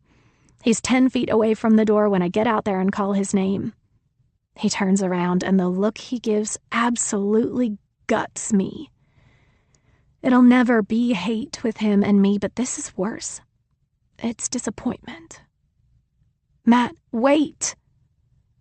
In the worst timing in history, Monty exits the black Lincoln idling outside of the restaurant, heads to the other side of the car, and opens the passenger door. Ready to go, Miss Walsh? Matt looks at him, at the car, then back at me and shakes his head. Have a nice ride to the Upper East Side. He puts his knit beanie on his head and shoves his hands in his pockets before walking against the whipping wind toward home. 27.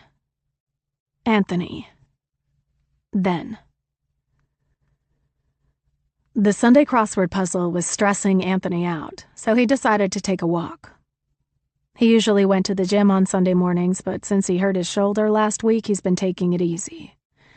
PJ would be at brunch with Matt for a few hours anyway, and he never minded the cold. He missed taking walks with her around the neighborhood, but she didn't do cold, and he never wanted her to feel uncomfortable. He was the luckiest man alive, having such a young, beautiful, smart woman as his girlfriend. Checking the weather on his phone, Anthony found that PJ was right, and it was freezing out today. He grabbed his cashmere coat, a hat, and a scarf and headed outside.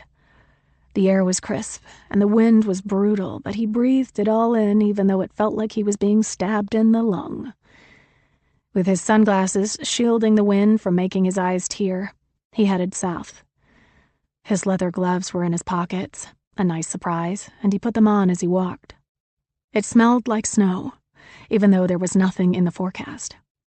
The quaint stillness of the neighborhood made everything look like a Norman Rockwell painting. The buildings, the sky, even the people looked like they'd been coated with a sepia filter as his shoulders hunched toward his non-destination. 10 blocks turned into 20. Anthony turned west. It was like he was on autopilot as the quiet neighborhood turned into the bustling Sunday shopping, and before he knew it, he was outside Tiffany. Muscle memory took him there. He was going to do this. A gloved gentleman opened the door for him, and he went inside. As he browsed the cases, he smiled softly at everyone who'd offered to help him. Was he really going to buy her a ring? Eyeing one of the cases that held cocktail rings, he found a beautiful one, plain but big, that would look amazing on her dainty finger. It was a huge stone, probably 5 carats, but it wasn't a diamond. It was an octagon shape and glowed a very soft mint color. He smiled as he saw matching earrings, less than a carat each, hanging from a silver strand. PJ would love it. She loved everything he got her. Still, he moved past the area and found himself on the 3rd floor in the engagement ring section. A saleslady sized him up in his double-breasted Versace cashmere coat and beelined toward him. They were trained to sniff out wealth. She wore glasses and had her medium-length brown hair tucked behind her ears. Her white collared shirt popped under a black V-neck sweater. Her smile was genuine, yet he saw the money signs in her eyes. "Can I help you find something today?" she asked. "I hope so.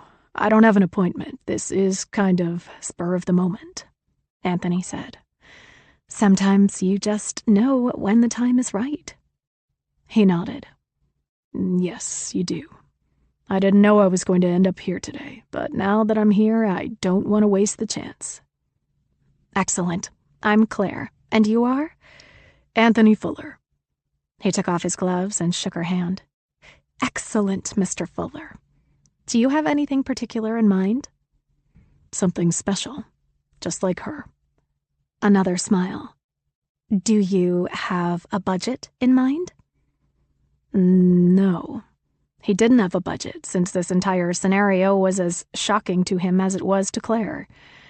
What did they used to say? 3-month salary?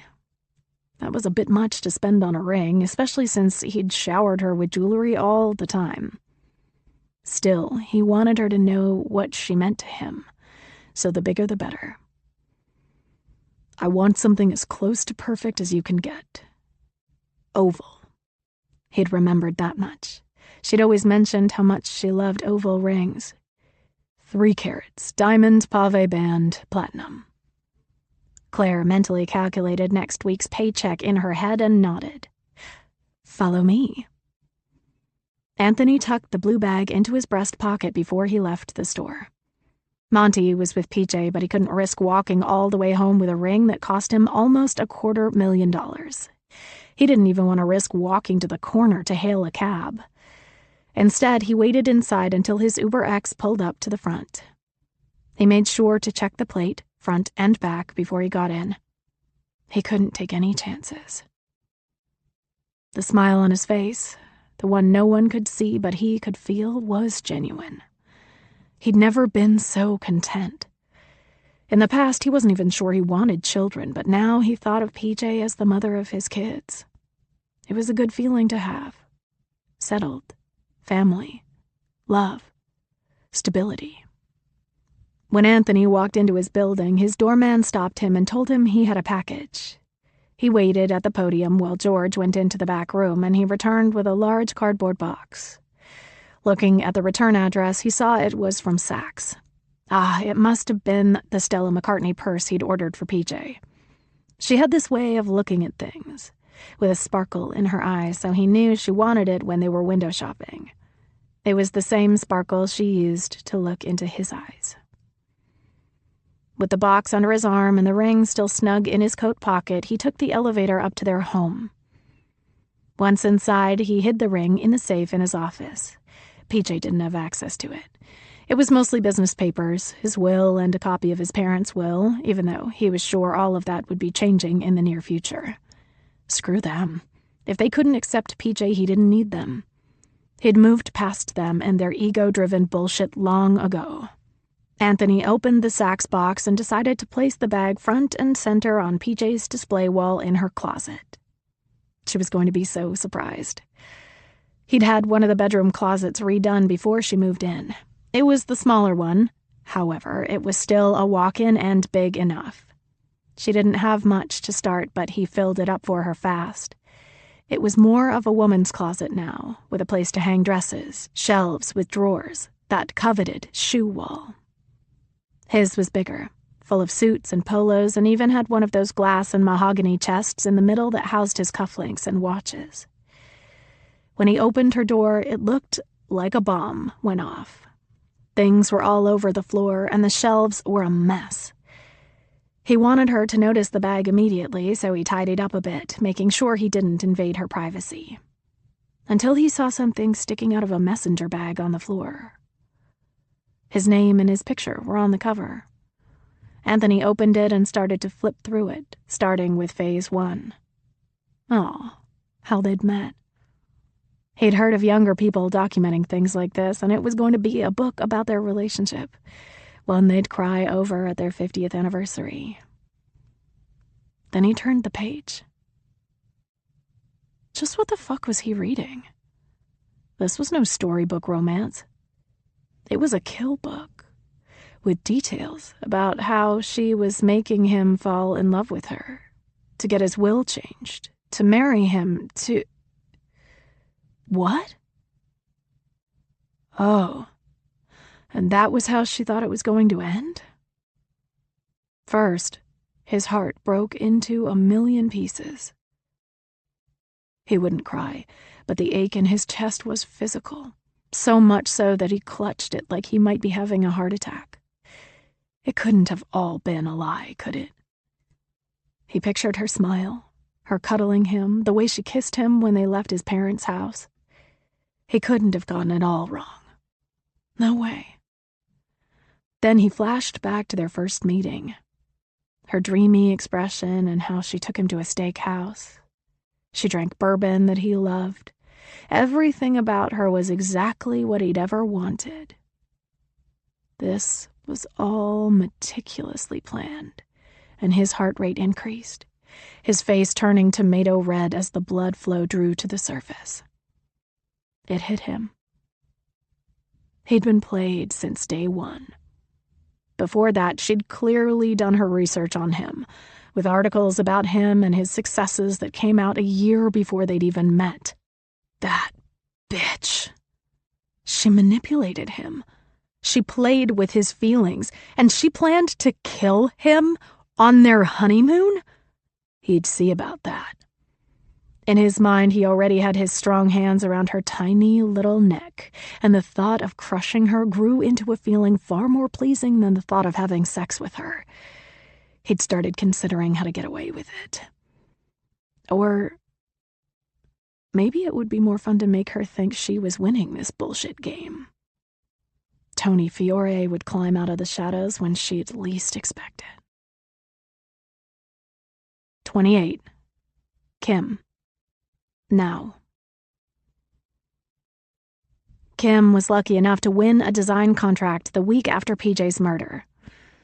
She'd applied online and submitted a bid to do a logo and marketing materials for a coffee shop that was opening 45 minutes north of her. The place was under renovation in a strip mall, and the entire transaction was done online, aside from one phone call from the owner, Ted, to let her know she'd been hired, and to go over a few concepts. He'd told her they'd planned to cater to Gen Z, like most businesses did these days.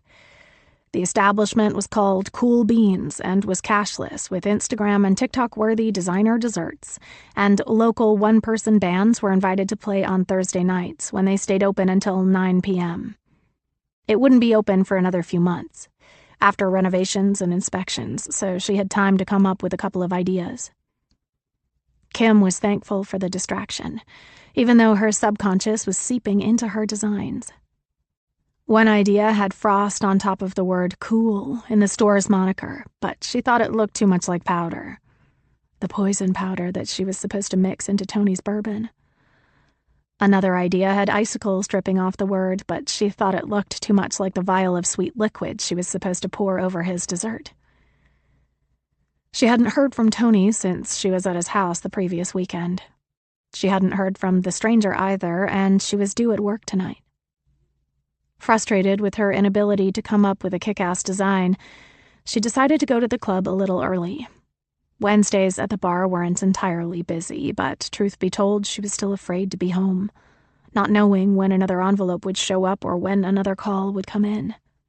She fed Murphy dinner, a combination of his dry food and some homemade chicken soup that she cooked for him every week. She stored it in the refrigerator and gave him a hearty ladleful every morning and every night. He knew when she went to the specific cabinet where his food was stored and heard the rustling of the dry kernels that it was food time. He got up from his bed, slowly, to follow her. "Hey, good boy." She patted him on the head, then scratched behind his ears. "We need you all strong for your surgery on Monday." The surgery Kim hoped he'd be getting, if she still had the money for it. And if she were still alive by then. She mixed everything into his bowl and filled up his 2 bowls of water. He was a thirsty little thing, and changed into her all-black ensemble to face the scene of the crime. When she got to work, she went straight to the employee break room and saw an unfamiliar face. He was younger than her, tall, with very light blonde hair, clean cut with sharp edges. He wore a polo with the club's logo over the heart and white pants and matching white shoes, which he was in the process of removing for beat-up sneakers. He smiled at her. She smiled back by pressing her lips together and giving him a nod. "Hi, I'm Terrence, one of the new caddies." He offered a hand, one that still had a golfing glove on. "Call me Terry." Kim hesitated. She'd been reading about how criminals were lacing everything you could think of with fentanyl. They'd leave $100 bills near someone's car so the stuff absorbed into their skin immediately, rendering them helpless. Then they'd be robbed, their car stolen, maybe worse if they were a woman. Human trafficking was at an all-time high. She still didn't trust anyone she didn't know and eyed his outstretched hand. "Oh, sorry." He clumsily removed the glove, threw it in his locker, and stuck it out again. Well, he touched it and didn't fall into a convulsing pile of garbage, so she shook his hand. "Hi, Kim. Waitress." She placed her purse and flip-flops into her locker and retrieved her black heels. "Welcome to the madhouse." His eyes widened. "I heard. I had to talk to the cops, and I wasn't even here the day it happened. I mean, I worked Tuesday through Friday, but I was gone by 5 o'clock. I've only been here a month. What a nightmare. I was serving them. It was... I don't even want to talk about it." Kim didn't know this guy. He could be the stranger for all she knew. "I'm sorry. Dana said it was disgusting. I can't even imagine." He pulled toward his locker and scrolled through his phone, shielding it with the door. Just then, Kim's phone beeped, and she jumped. She side-eyed Terry, who looked at her suspiciously. Not malicious suspicious, just curious as to why she was so high-strung. His eyes drifted to her phone, where Murphy was her screensaver. "Aw, cute dog," he said. "Thanks, he's..." She stopped, because she hated saying it. "He's sick. He's supposed to have surgery next week." She squeezed her eyes shut, falsely assuming it would keep the tears in, but one escaped. "Sorry." She wiped it away and glanced at her phone and was relieved to see the ping was a text from Maddie. She berated herself for being paranoid, thinking Terry the caddy was texting her from a burner to tell her she was the next to die. "Can you come to the bar when you get off tonight? Something strange is going on. I'll be here till at least 11. Well, if that didn't make her paranoid, nothing would. "What do you mean, what's going on?" Kim texted back. 3 dots. Then nothing. Then 3 dots again. "I heard some people talking about the club and about that girl dying. I think at least one of them knew her." Kim thought her heart actually stopped. She had to place her hand on it and hold her breath to make sure she felt it beating. It was the stranger. She was sure of it, and now they were stalking Maddie. She wasn't in the clear. Not yet. 29. PJ. Then. I scurry into the building. The wind has really picked up. I texted Matt 5 times on the ride home, but he hasn't answered me yet. If I don't have Matt, I don't want to cling to Anthony as the only alternative. I text Matt for the last time as I'm in the elevator. "I've been a little mixed up and I'm sorry. I love you, no matter what, awesome sauce." It bothers me more than it should when he doesn't write back immediately. But he will. We're soulmates. I open the door and Anthony is sitting at the table in jeans and an NYU sweatshirt when I know for a fact that he didn't even go there. He thinks I did. His hands are folded.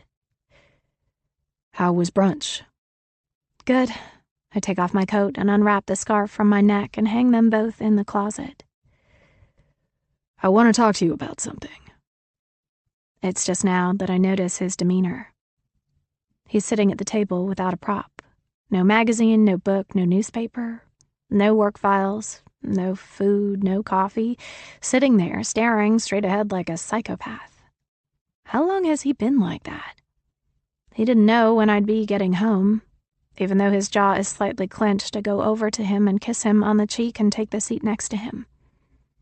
"What's up?" I ask. "Hang on." He stands, goes into his office, and returns with his laptop. He opens it up and clicks a few buttons and turns it toward me. On the screen is a picture of a beach at sunset. The sky is a fiery red with dark gray and yellow clouds flitting in the sky. The beach sand looks pink, either because it is pink or it's a reflection from the sunset. There are palm trees off to the side, and the whole scene looks like it was taken from a high floor of a balcony. I dent my eyebrows. What am I looking at? He grins, goofy and sideways. "Our villa. I booked us a trip to Maui next month." He exhales and leans back in his chair. I could use a break from the office. I just hope it's okay for you with your yoga clients. A month's notice should be long enough. Tell them you'll be gone for 10 days. A smile breaks out on my face. Really? Hawaii? I've never been to Hawaii, and I've always wanted to go. I was going to bring it up as a honeymoon destination when the time came, but here we are. A surprise vacation. I jump up from my chair and hug him. I can't help it. Anthony picks me up, carries me to the bedroom, and places me on my feet in front of my closet. The door is closed, because I kicked everything from the floor inside and shut it before I left. No one needs to see that mess. Open the door, he says. I don't want him to think I'm a slob. I have some reorganization to do, I say sheepishly. I made kind of a mess earlier looking for the bag I wanted to take to brunch. I planned on cleaning up when I got home. That's the truth. He rubs my shoulders and opens the door. Everything is exactly as I left it, except in the center is the Stella McCartney bag I was eye-fucking through the window when we were on Fifth Avenue a couple weeks ago. My mouth hangs open. You like it? He asks. I turn around and kiss him, then push him on the bed to thank him. It hasn't been the normal, mechanical, Oscar-worthy sex the last month. I find myself really enjoying it, craving him. The sex this afternoon is rougher than usual, but that's okay. He's a great boyfriend and I love him. Which makes me a monster, really. I can't believe I fell in love with him. When we're finished, he says he's going to take a steam. We have a steam shower and a sauna in the master bathroom. I get out of bed, tie my hair into a bun, and throw on a robe. Not the sexy, silky one, but the fluffy, comfortable one, because despite the heat being on, the bedroom is usually colder than the rest of the apartment. Anthony likes to keep a window cracked open for fresh air. It's good for snuggling under the down comforter, which is heaven. But times like now, it's annoying because it's cold as shit. I have to clean the closet. I swore to myself I would. First, I take my new bag off the shelf and hook it over my shoulder, then unfold the top flap and hold it in my hand as I pose in the full-length mirror. I really love it, and it's going to look great with my Diane von Furstenberg wrap dress and Manolo heels. Maybe this will be my outfit next weekend when we have to meet Ron and Carla Boswell for dinner. Ugh, I hate that plastic, fake-ass wench. Ron's not much better, but at least I don't have to deal with him. It's just going to be the four of us, so Anthony and Ron will be talking shop, and I'll be fighting off Carla's venom, just like the first time I met her. She's a shark in the water, and she smelled blood. She knew from the second she met me that there was something in her surroundings that didn't belong, and she intended to fillet me with her razor-sharp teeth. She didn't get there, but hey, if at first you don't succeed, try again. I know I'm still on her radar. I place the bag back on the shelf and start to gather my belongings from the floor. There are a few dresses that fell off the velvet hangers. I hang everything back up.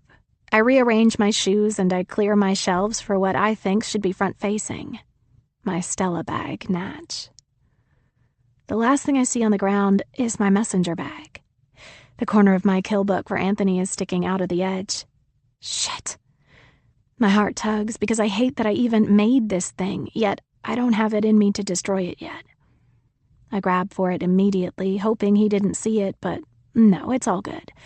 It's in the same place I left it when it fell when I tore apart my closet this morning. All Anthony did was put my brand new Stella bag on the shelf, looking at my closet through love-fogged eyes to give me a present like he normally does. He never saw the kill book. If he did see it, he wouldn't have booked a dream trip to Hawaii. Quite the contrary. There's no way he would have let me walk out of here alive. 30. Kim. Now. Kim was terrified of her shift. Everyone must have been, because there were only about half the number of people dining that usually come in on Wednesdays. While the club was no longer under suspicion, no one wanted to be next. Kim decided for her own safety to wear a pair of rubber gloves that the chefs used when they were chopping vegetables. She looked like a serial killer, but she didn't care. She didn't want to take the chance of touching something that traveled through her skin and into her bloodstream to kill her. No incidents had happened since PJ's death last Friday, but the hesitation was there. No one sat in that corner of the room, even though all the police tape and evidence markers were gone. Those who weren't there had obviously heard about it, and Kim wondered how long it would take for everyone to forget about it. She acted normal, greeting everyone by their Mr. and Mrs. last names and exchanging pleasantries before she read the specials. Aside from a sympathetic comment or two, no one brought it up. No one had gotten to know Anthony or PJ yet, and while what happened was awful, it wasn't like anyone there had lost a good friend. Kim was thankful for the slow night, because she was able to get off at 9 instead of 10. The place was a graveyard by then. Only Lucy and the chefs had to stay, in case anyone came in for a late meal, which she didn't think would be the case. She tore into the employee locker room and changed back into her flip-flops and a tank top. Once in her comfy clothes, she undid her ponytail and ran a hand through her hair, then took yet another agonizing walk to her car, waiting for someone to jump out of the bushes. She had to go see Maddie before the bar closed and find out what the hell she'd been going on about, saying someone there was talking about PJ's death. There were no attacks from behind and no chloroform over her mouth. Her car didn't explode and her brake lines weren't cut. She drove 10 minutes to the other side of town where night shift was located.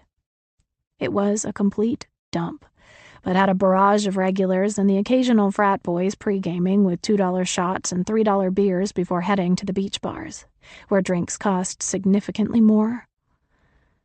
After locking her door and making sure the lights chirped twice, she walked inside, her flip-flops sticking to the floor as usual. The place wasn't filthy, per se, but they didn't exactly have a maid service to clean up all the drinks that spilled throughout the night.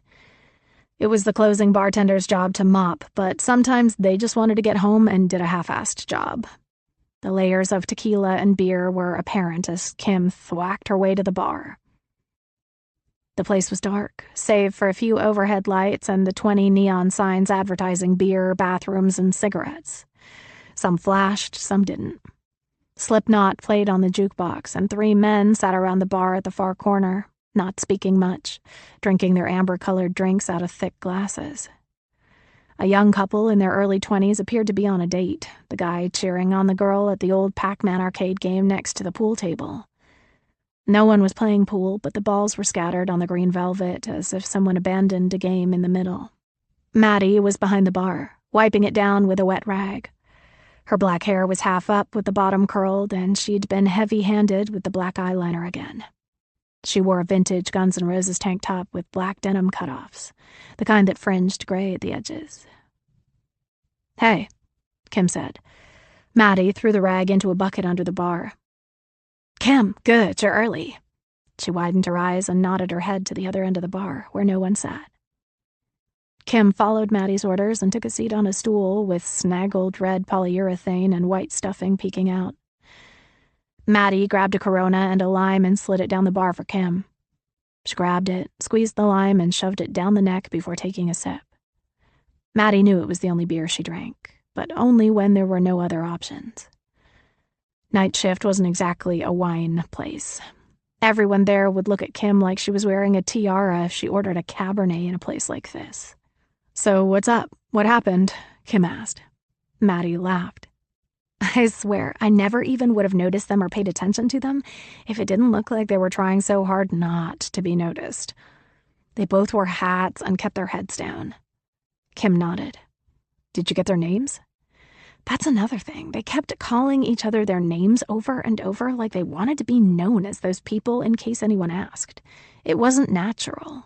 'Oh, Kenneth. Do you want fries, Kenneth?' 'No, Patricia. I think chicken fingers.' 'You like those, right, Patricia?' It was so weird." "It was a couple?" "I think so. He had his arm around her sometimes, and they were talking too close not to be doing something shady. I've seen it all here. They were probably having an affair. Why else come into this dinky little place? I didn't see a ring on either of them, but they were definitely acting like they fucked before, and now they were trying to hide in plain sight." "Huh. What did they say about PJ in the club?" "That was when I started to pay attention. I heard the guy say PJ. You said that was the girl's name, right? The one who died? Kim nodded again. Well, my antenna went up because it's not a common name. Then he said something about the country club and an autopsy, and it's just not regular conversation I get in my bar, you know? I pretended to scroll through my phone and pretended to be texting, but I was really trying to listen. The woman kept saying something about the plan, and he kept saying he needed more time. They ended up getting the fries and the chicken fingers, and when they ate, they didn't talk much. But when they were leaving, I heard him say not to reach out until he did, that he'd figure it out. Once I got outside, he broke left and she broke right, like they didn't even know each other. The plan. It was the stranger, and the plan was bigger than Kim thought. Do you remember what they looked like at all? She had blonde hair, unless it was a wig. You never can tell these days. Big old fake titties, but otherwise she seemed tiny. In one of those velvet matching sweatsuits from like 2 decades ago. He was kind of hot, but he dressed like a dork. Dude was wearing Crocs and jorts. Jorts. That plus a navy blue Reebok t-shirt. He had dark hair and dark eyes. You could tell they were trying so hard not to be who they really were. Maddie shrugged. Who knows, maybe it was some of that role-playing shit. I just thought the entire scene was weird. Kim sipped her Corona, racking her brain, trying to think of anyone from the club who would match that description. Anything else? How old were they? She was definitely older than him. Tons of noticeable Botox. Oh, and he had a sleeve of tattoos on his left arm. Kim caught her breath. Tony? It had to be Tony. What was he doing in a dive bar with another woman so soon after PJ died? What plan was the woman talking about? Who was the other woman? What was he involved in? Then it hit her. The other woman was Carla Boswell. 31. Anthony. Then. You ready to go, sweetheart? Every time Anthony had to call PJ a term of endearment, his rage grew inside. He waited by the door, checking his watch every few seconds. She finally emerged from the bedroom and walked into the kitchen. She wore a tight black and gray wrap dress, something expensive that he undoubtedly paid for. The new Stella McCartney bag he gave her on the day he bought that fucking ring was over her shoulder. Her heels were so high she'd almost be his height. She was lucky she was hot. It was the only thing that saved her from having the life choked out of her little neck every night he had to sleep next to her. Look at her, living her best life, faking everything while having this evil plan to kill him. She stopped and gave a ta-da twirl, something he used to find breathtaking whenever she was dressed up for a night out. Now he saw her for what she was, a gold digger and con artist. His family had been right from the jump, but he couldn't let them know that. He had to keep up appearances exactly as they were while he figured out how to handle her. That meant treating her like a queen and maintaining that his family was awful. Not telling anyone at work. He'd already sent her wine glass to his guy to have her prints run, and the results would be in on Monday. He didn't believe a word out of her mouth, a clench out of her body. He didn't believe her real name was Poppy Jade Walsh. Why would she tell the truth about that? But he'd get to the bottom of it all.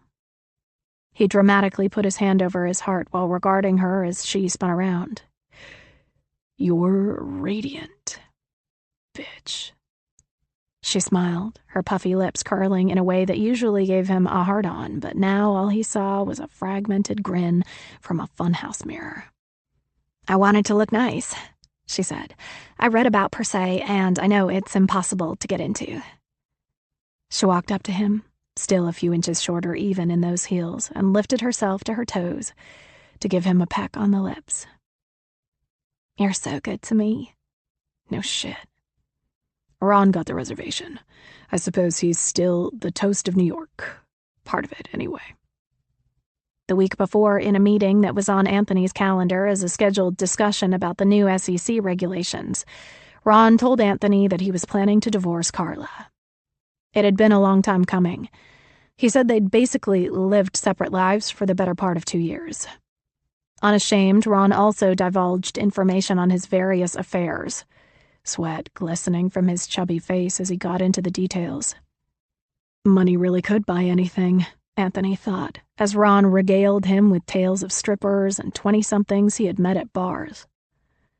Carla, he'd said, was clueless, and if she did know anything, she turned a blind eye to it in favor of a charmed lifestyle that included money, status, and an unsurmountable number of bags and shoes and vacations. Anthony faked sympathy and asked Ron why he didn't just leave it as status quo since he was getting away with it. Ron said he wanted to embarrass Carla. Nice guy. Anthony knew PJ didn't exactly favor Carla, and he really couldn't blame her. When he loved PJ, Carla was terrible to her. Now, he couldn't care less if Carla wanted to take the bitch down a few notches, but he was going to have to try really hard to pretend he cared otherwise. He'd hoped he was as good of an actor as PJ. The weather had been cooperating lately, defrosting winter winds into more suitable spring-like temperatures. It was 60 degrees when they left the apartment, though it would probably drop 15 degrees by the time they left the restaurant. As much as Anthony wanted to watch PJ suffer and complain about being too cold, he still had the car take them door to door, because that was what Anthony Fuller would do for the woman he loved.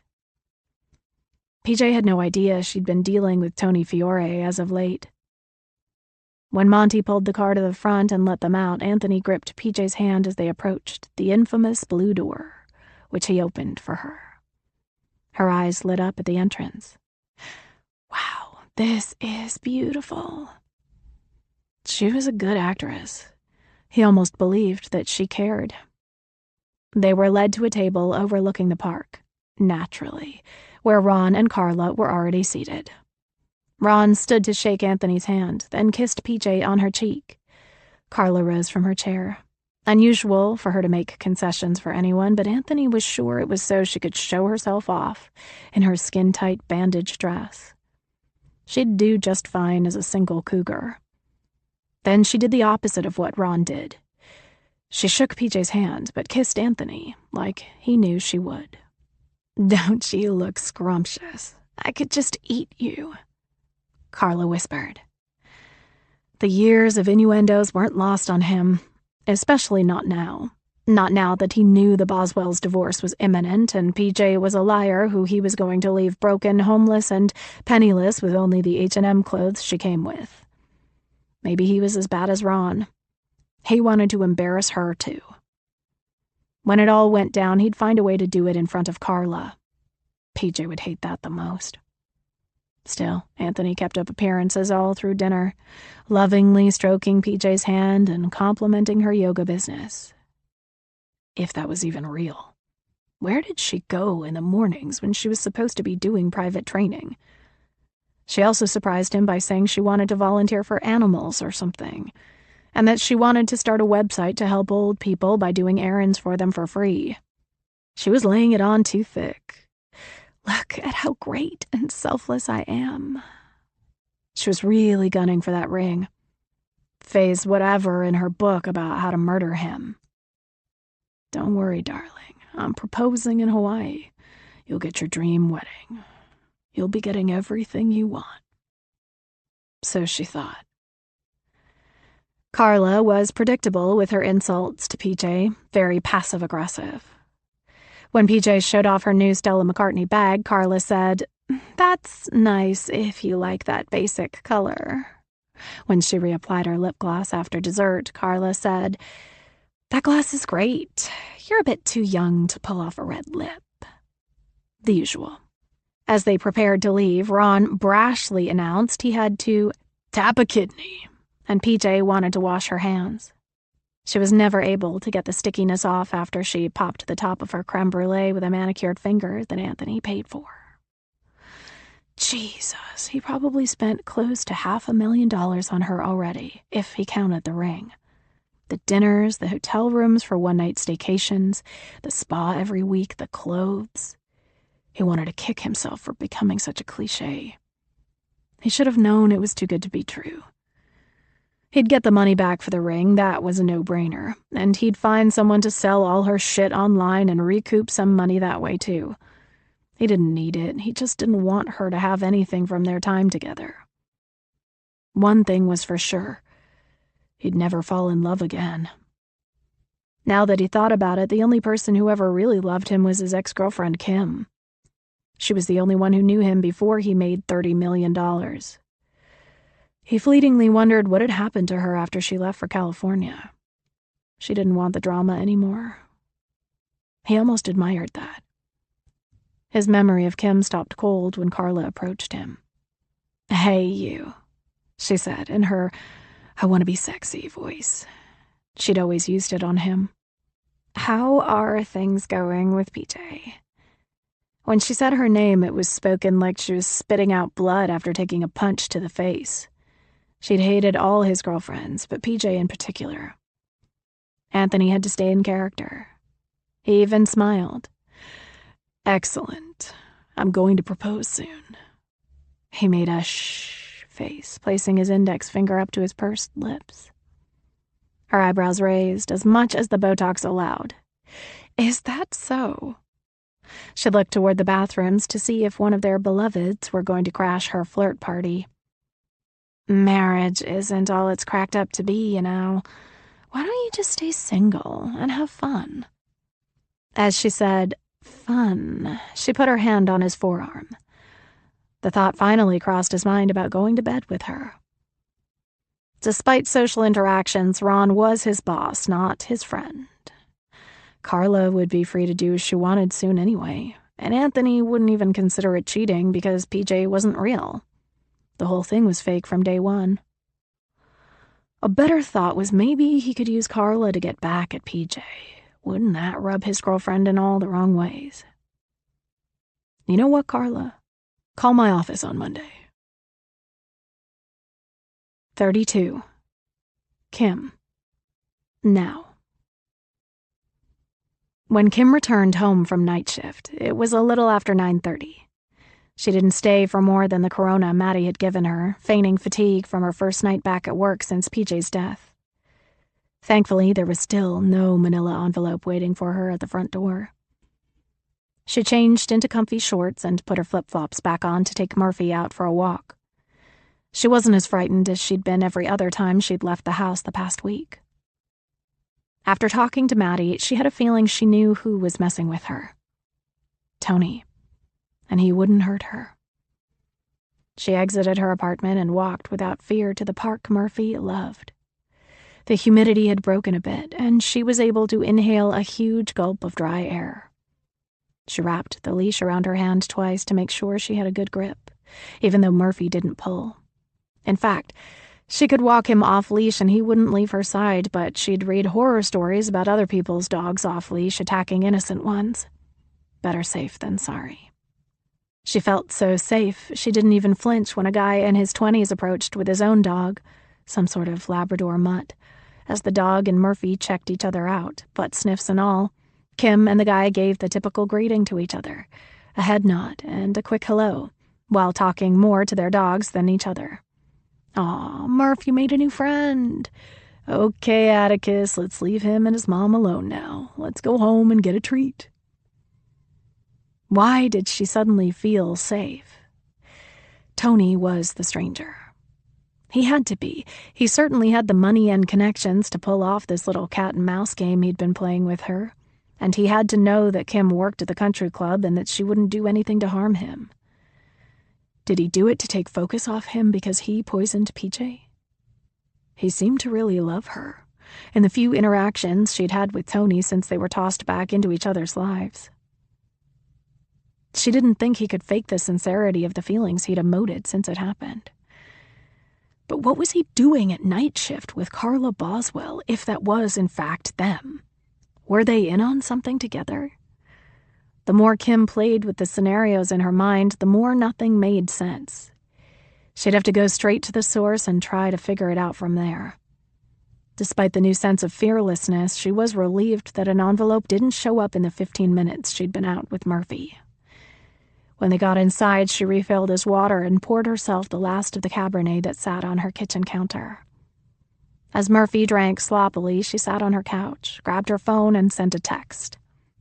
"Hey, I know it's late, but I just wanted to check in on you and see how you were doing with everything. Let me know if you need anything." Then she backspaced and changed it to, "Let me know if you need a friend." Right now, she wanted answers. 3 dots appeared instantly. Kim's stomach warbled as she waited the agonizing minutes before the text popped up. "Paige and I had talked about our wishes when we got my will changed, and she got a living will with afterlife care. She wanted to be cremated, so that's what I'm doing. No funeral. Maybe a memorial service later after I've processed this. The autopsy didn't show any of the regular toxins, so they think it was an allergic reaction. Everything has been a mess. I don't know when I'm going back to the city. I don't know about anything anymore." Then another quick text. "Thanks for checking in." Was that it? A heartfelt text full of emotion, then an, "Okay, cool, thanks, peace out." Kim typed back and hit send before she could stop herself. "You can come over if you need to talk." No response. Good. She didn't know why she sent that text. It was after 10 o'clock at night, and he was her ex, and he just lost his fiancée, and he might have been terrorizing her. She put Schitt's Creek on Hulu and started watching it from the beginning.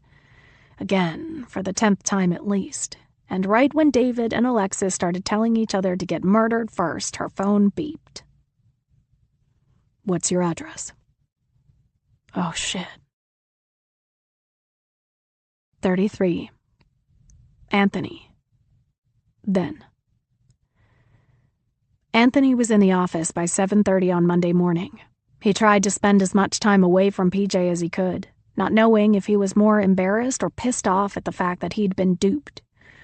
He didn't much like playing pretend the way she did. A little girl in her games. A few more months, he kept telling himself. He'd booked that trip to Hawaii with the intention of mock proposing, following all the phrases in her ridiculous book. He'd even change his will, have it notarized with her there and subsequently filed with the courts, and change it right back and have it refiled without her knowledge. It was none of her business. He'd marry her all right, just so she'd think she'd won, and the next day, before they'd even left for the honeymoon, he'd pull the rug out from under her. The annulment papers would already be drawn up by his lawyer. She'd never get to kill him on their honeymoon. The only thing that bothered him was the why. People didn't go to those lengths just for money. Sure, he was worth close to $30 million, and she wouldn't get anywhere near that much in a divorce, but was murder worth the extra money? Maybe he was second, third, or fourth in a line of people she'd done this to before. A black widow. What did she have planned to cover her own ass? He tapped his pen on his desk for a good half hour, letting the sound put him in a trance. His 2 televisions were on market watch but muted, and every once in a while he'd flick his eyes up to see the ticker scroll on the bottom. He really needed to pay attention to the futures if he was going to add more money to this firm, and therefore his pocket. His pocket, not PJ's. It was an hour later when his office phone rang. "Anthony Fuller," he answered. "Mr. Fuller, it's Damien." He sat up straighter. Damien. His guy. Anthony looked at his watch. "You're earlier than I expected. Did you find anything? Are you sitting down?" He gulped. He didn't like the sound of this. "Go on." Damien drew in a deep breath. "Well, for starters, her real name is Paulina Jensen, not Poppy Jade Walsh. She grew up in— Stop." Anthony needed a moment when the realization of who she was hit him like a heavyweight punch. She didn't go after him for money after seeing him on CNN. She wasn't a starry-eyed student who targeted him after listening to his speech at NYU. She wasn't a black widow. She was Paulina Jensen. It all made sense. He knew exactly who she was. She knew exactly who he was. She didn't want his money. That was just the icing on the top of her revenge cake. How long had she known about this? About him? How long had she been planning this entire elaborate scheme? Sweat gathered at his temples, and he grabbed a tissue from the holder on his desk. Damien, can I place you on a brief hold? Sure thing, boss. Great. Anthony hooked the phone on the receiver and pinched the top of his nose. Pushing his chair back from his desk so fast he almost hit the window behind him, he stood and tried to walk at a normal pace to the bathroom. That proved impossible. People in the office looked his way as he moved swiftly past everyone, bumping into desks as he turned corners. In his haste, he forgot the key to the executive bathroom, but he didn't care. He went to the public one that was used by regular traders and guests. Inside, there were formica counters instead of marble. No mahogany shelving or soft lighting or tasteful decoration. A canister of paper towels hung attached to the wall. Plastic stalls. No scent of lavender throughout. Sterile. Antiseptic. Basic. He didn't care. He ran to the sink and turned on the water, one of those awful sinks with the handle you had to push every 5 seconds to keep the water coming out, unlike the chrome faucets with constantly flowing water in the executive bathroom. He kept trying to get a stream of water to splash on his face, but had to do it one hand at a time, hot, then cold, hot, then cold. He yanked a few paper towels to dry his hands and face. Itchy. Unlike the soft, laundered towels he was used to, and wiped the back of his neck. Paulina Jensen. The daughter of Monica and Harold Jensen. Monica was dead, and he started to see the forest for the trees. He killed her, all right. Still, he suspected it wouldn't make a difference to PJ, who ultimately pulled the trigger.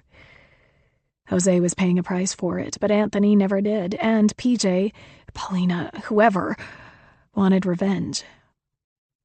Jose did Tony a favor by taking the fall. He had no choice. Tony had straight power back then, and Jose didn't want his family to be in danger. But if Monica Jensen was dead, who the hell did he have dinner with in Texas? Anthony had asked Damien to investigate everything, so he'd better have that answer. Washing his face proved futile since the sweat wouldn't stop dripping down the side of his cheeks, so he brought a few of the scratchy paper towels back to his desk. When he returned to his office, he closed the door behind him before he picked up the line with a shaking hand. Sorry about that. Continue. Right. Okay, so her name is Paulina Jensen, born to Monica and Harold Jensen, August 24th, 1999, in Cades Point, Texas. Raised in Cades Point, Texas, mother died March 16th, 2006, father deceased as of December 2019. Paulina attended Texas Tech, graduated May 24th, 2021. Previous address listed as Hester Street in New York City. Current address listed as East 79th Street, New York City. No arrests, no felonies, no convictions, credit score of 745. Anthony's breathing was shallow. And what about the address I gave you? Damien flipped pages on the other end of the line. Oh, right. That belongs to Peter and Susan Mazuka, purchased June 2009. One son, Matthew, born February 22, 1999. Peter is. Anthony tuned out as Damien went into Peter's job as an accountant and marrying a former beauty queen. One son, Matthew. That had to be her friend Matt, her former roommate. They were in on this together. Those were his parents, not hers. Now it all made sense why the father cared so much about what was going to happen to Matt when Paulina moved in with him. Despite everything he'd learned already, his heart ached. He'd spent so much effort trying to pick out a perfect present for them. The Walshes. The hand carving with their longitude and latitude. They'd accepted it and placed it on their mantle. The Walshes didn't exist. They'd all faked it so well. Anthony didn't have a mirror on the wall across from his desk, but he could guess the tomato color of his face. The steam coming out of his ears like a cartoon character. the pressure in his cheeks like he was an atom bomb about to blow. The crazy behind his eyes when it occurred to him that PJ didn't know his exact brand of crazy. But she would. "Areas of income?" Anthony asked. He heard pages flipping again. "Right. After Harold's death, there was an offer on his land, which had been willed to Paulina. The sale closed in September of 2020. $2.1 million offer, $400,000 or so left on the mortgage. After applicable fees, Paulina got just under $1.6 million. Paulina. The whole thing was so weird to him. She really was a bitch. She didn't need his money at all. And the yoga business? More pages flipped. Nothing on record as income, just interest and investment dividends. Not much annually. She seems to be burning through the money fast. I guess she is young enough to make it back." Was anything about her real? "Is there anything else?" Anthony asked through a clenched jaw. "Nope. Anything else I can do for you, boss?" A feeling of familiarity swept over him like a broom. The only woman he'd ever trust was the one who knew him before he made his money, and he yearned for that connection again. He didn't know what he'd do with the information if he got it, but he'd decided he needed it, just in case. "Actually, yeah. I'm going to email you the last known address of someone in Brooklyn. All I know is that she moved to California 15 years ago. I want to know where she is now, what she's up to. Her name is Kim Valva. I'll await your email. Is that it?" He was sure he'd need Damien again. This was war. "I'll keep you posted." Anthony hung up the phone and started to make a list of everything else he'd want researched. Her friend Matt, his parents, her elementary school teachers, her soccer coach, her fucking sorority sisters. He had to know every single thing about the real her, whoever that was. Anything that would give him an edge. His rage was interrupted when his phone rang again. "Anthony Fuller." "Hi, Anthony. It's Carla Boswell." A sly smile broke onto his face. "Carla, I'm so glad you called." Let the games begin. 34. Kim. Now. Why did she text Tony? And why did she give him her address? Unless that was his play, and he knew it already because he was the stranger. He was going to be at her door in less than 10 minutes.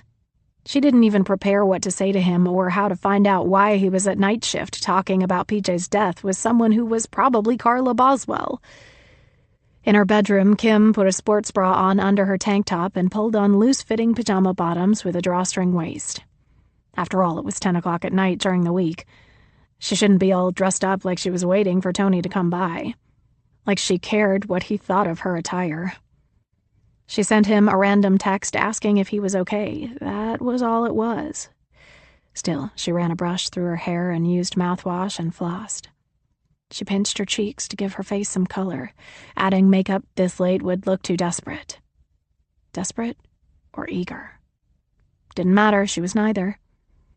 When the knock came at the door, she jumped. Murphy lifted his head, but then went right back down. It was after his bedtime, but it was always in the back of Kim's head that he was getting weaker. She had to remember, all of this was for him. She looked through the peephole, and Anthony was there. She opened the door. "Hey, come on in," she said. "Thanks." He walked in and went to the left, into her kitchen. He, too, was dressed very casually in jogging pants and a crisp white t-shirt. He'd really grown into a man. He'd always been handsome, as much as you can be through high school and your early 20s, but now there was more to him. The silver strands in his scruff, which looked so much better on him than being clean-shaven. His stature was different. He'd held himself with more confidence, and it showed. Even now, in his worst state. She closed the door behind him, and they bumped into each other while attempting an awkward hug. Tony held on a little too long, a little too hard, and Kim stepped back and detached. "How are you handling things?" she asked him. He shook his head and rubbed the back of his neck, his t-shirt just lifting above his pant line, exposing skin. "I don't even know. A week ago we were planning a wedding, and tomorrow I'm setting her on fire." Ugh. She saw the anguish in his face, the defeat. "How's her family doing?" Kim grabbed her glass of Cabernet that she'd been working on when she sent him the text to come over. She lifted it to him as if to ask, "Do you want some?" And he quirked up a lip. "Yes." Their silent language. Kim found another glass and wiped the rim on a cloth, then set it down and opened another bottle of red and poured. She handed it to him, and he took a sip before he answered. "They want me to send the ashes to Texas. The Walshes were lovely. I only met them once, but they were very welcoming. I don't know why they didn't fly in, but I guess they're in shock." Kim pressed her lips together. "Do you have any right to keep her here? Legally?" Keep her here, like they'd be going dancing on Friday nights. "She was my fiancée. I thought that was enough. I was able to make the decisions because I was in charge of her living will, but I guess because I didn't yet have that ring on my finger, the Walshes want her with them." He sounded angry. She tried not to judge. She hoped to never be in his position. Kim gestured for them to sit on the couch. Murphy stood and gave him a good sniffing, and Tony pet his head and scratched him behind the ears before Murphy decided Tony was cool and waddled into the bedroom to go sleep in his doggy bed. She wanted to have a real conversation with Tony and find out if he was at night shift with Carla. "So, what did you do today?" She thought she'd be able to detect it if he lied. She knew him well enough. "You know, just stuff. I worked remotely for a bit, and I tried to find someone to get rid of her stuff in the city." He paused. She'd detected a bit of an edge to his voice. "It's too painful for me to go back and pack it up myself. Everything reminds me of her and the life we were going to have."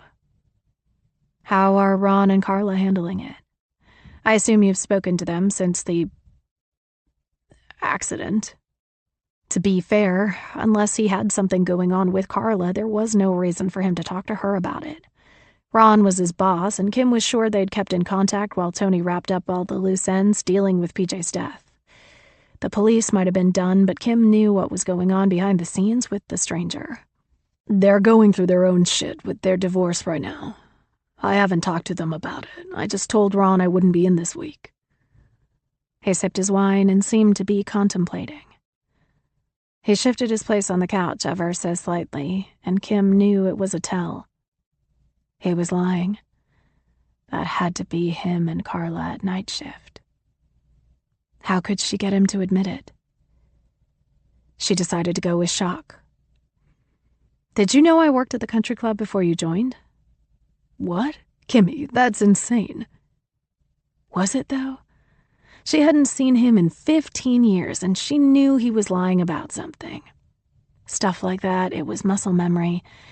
It snapped back like she'd started lifting weights again, where everything seemed to fit like there was never a break in the process, no matter how long it had been.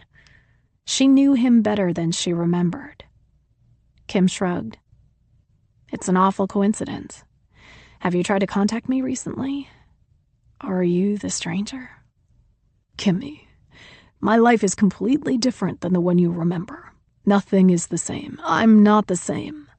I mean, I don't want to say I forgot about you because it sounds terrible, but I'd moved on from you, that was for sure." So had she.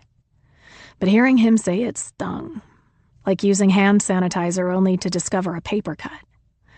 His left eyebrow did that thing, and she didn't believe him. "Me too. I've had serious relationships. I even lived with someone." "Really? What happened?" She hated talking about her relationship with Nicholas.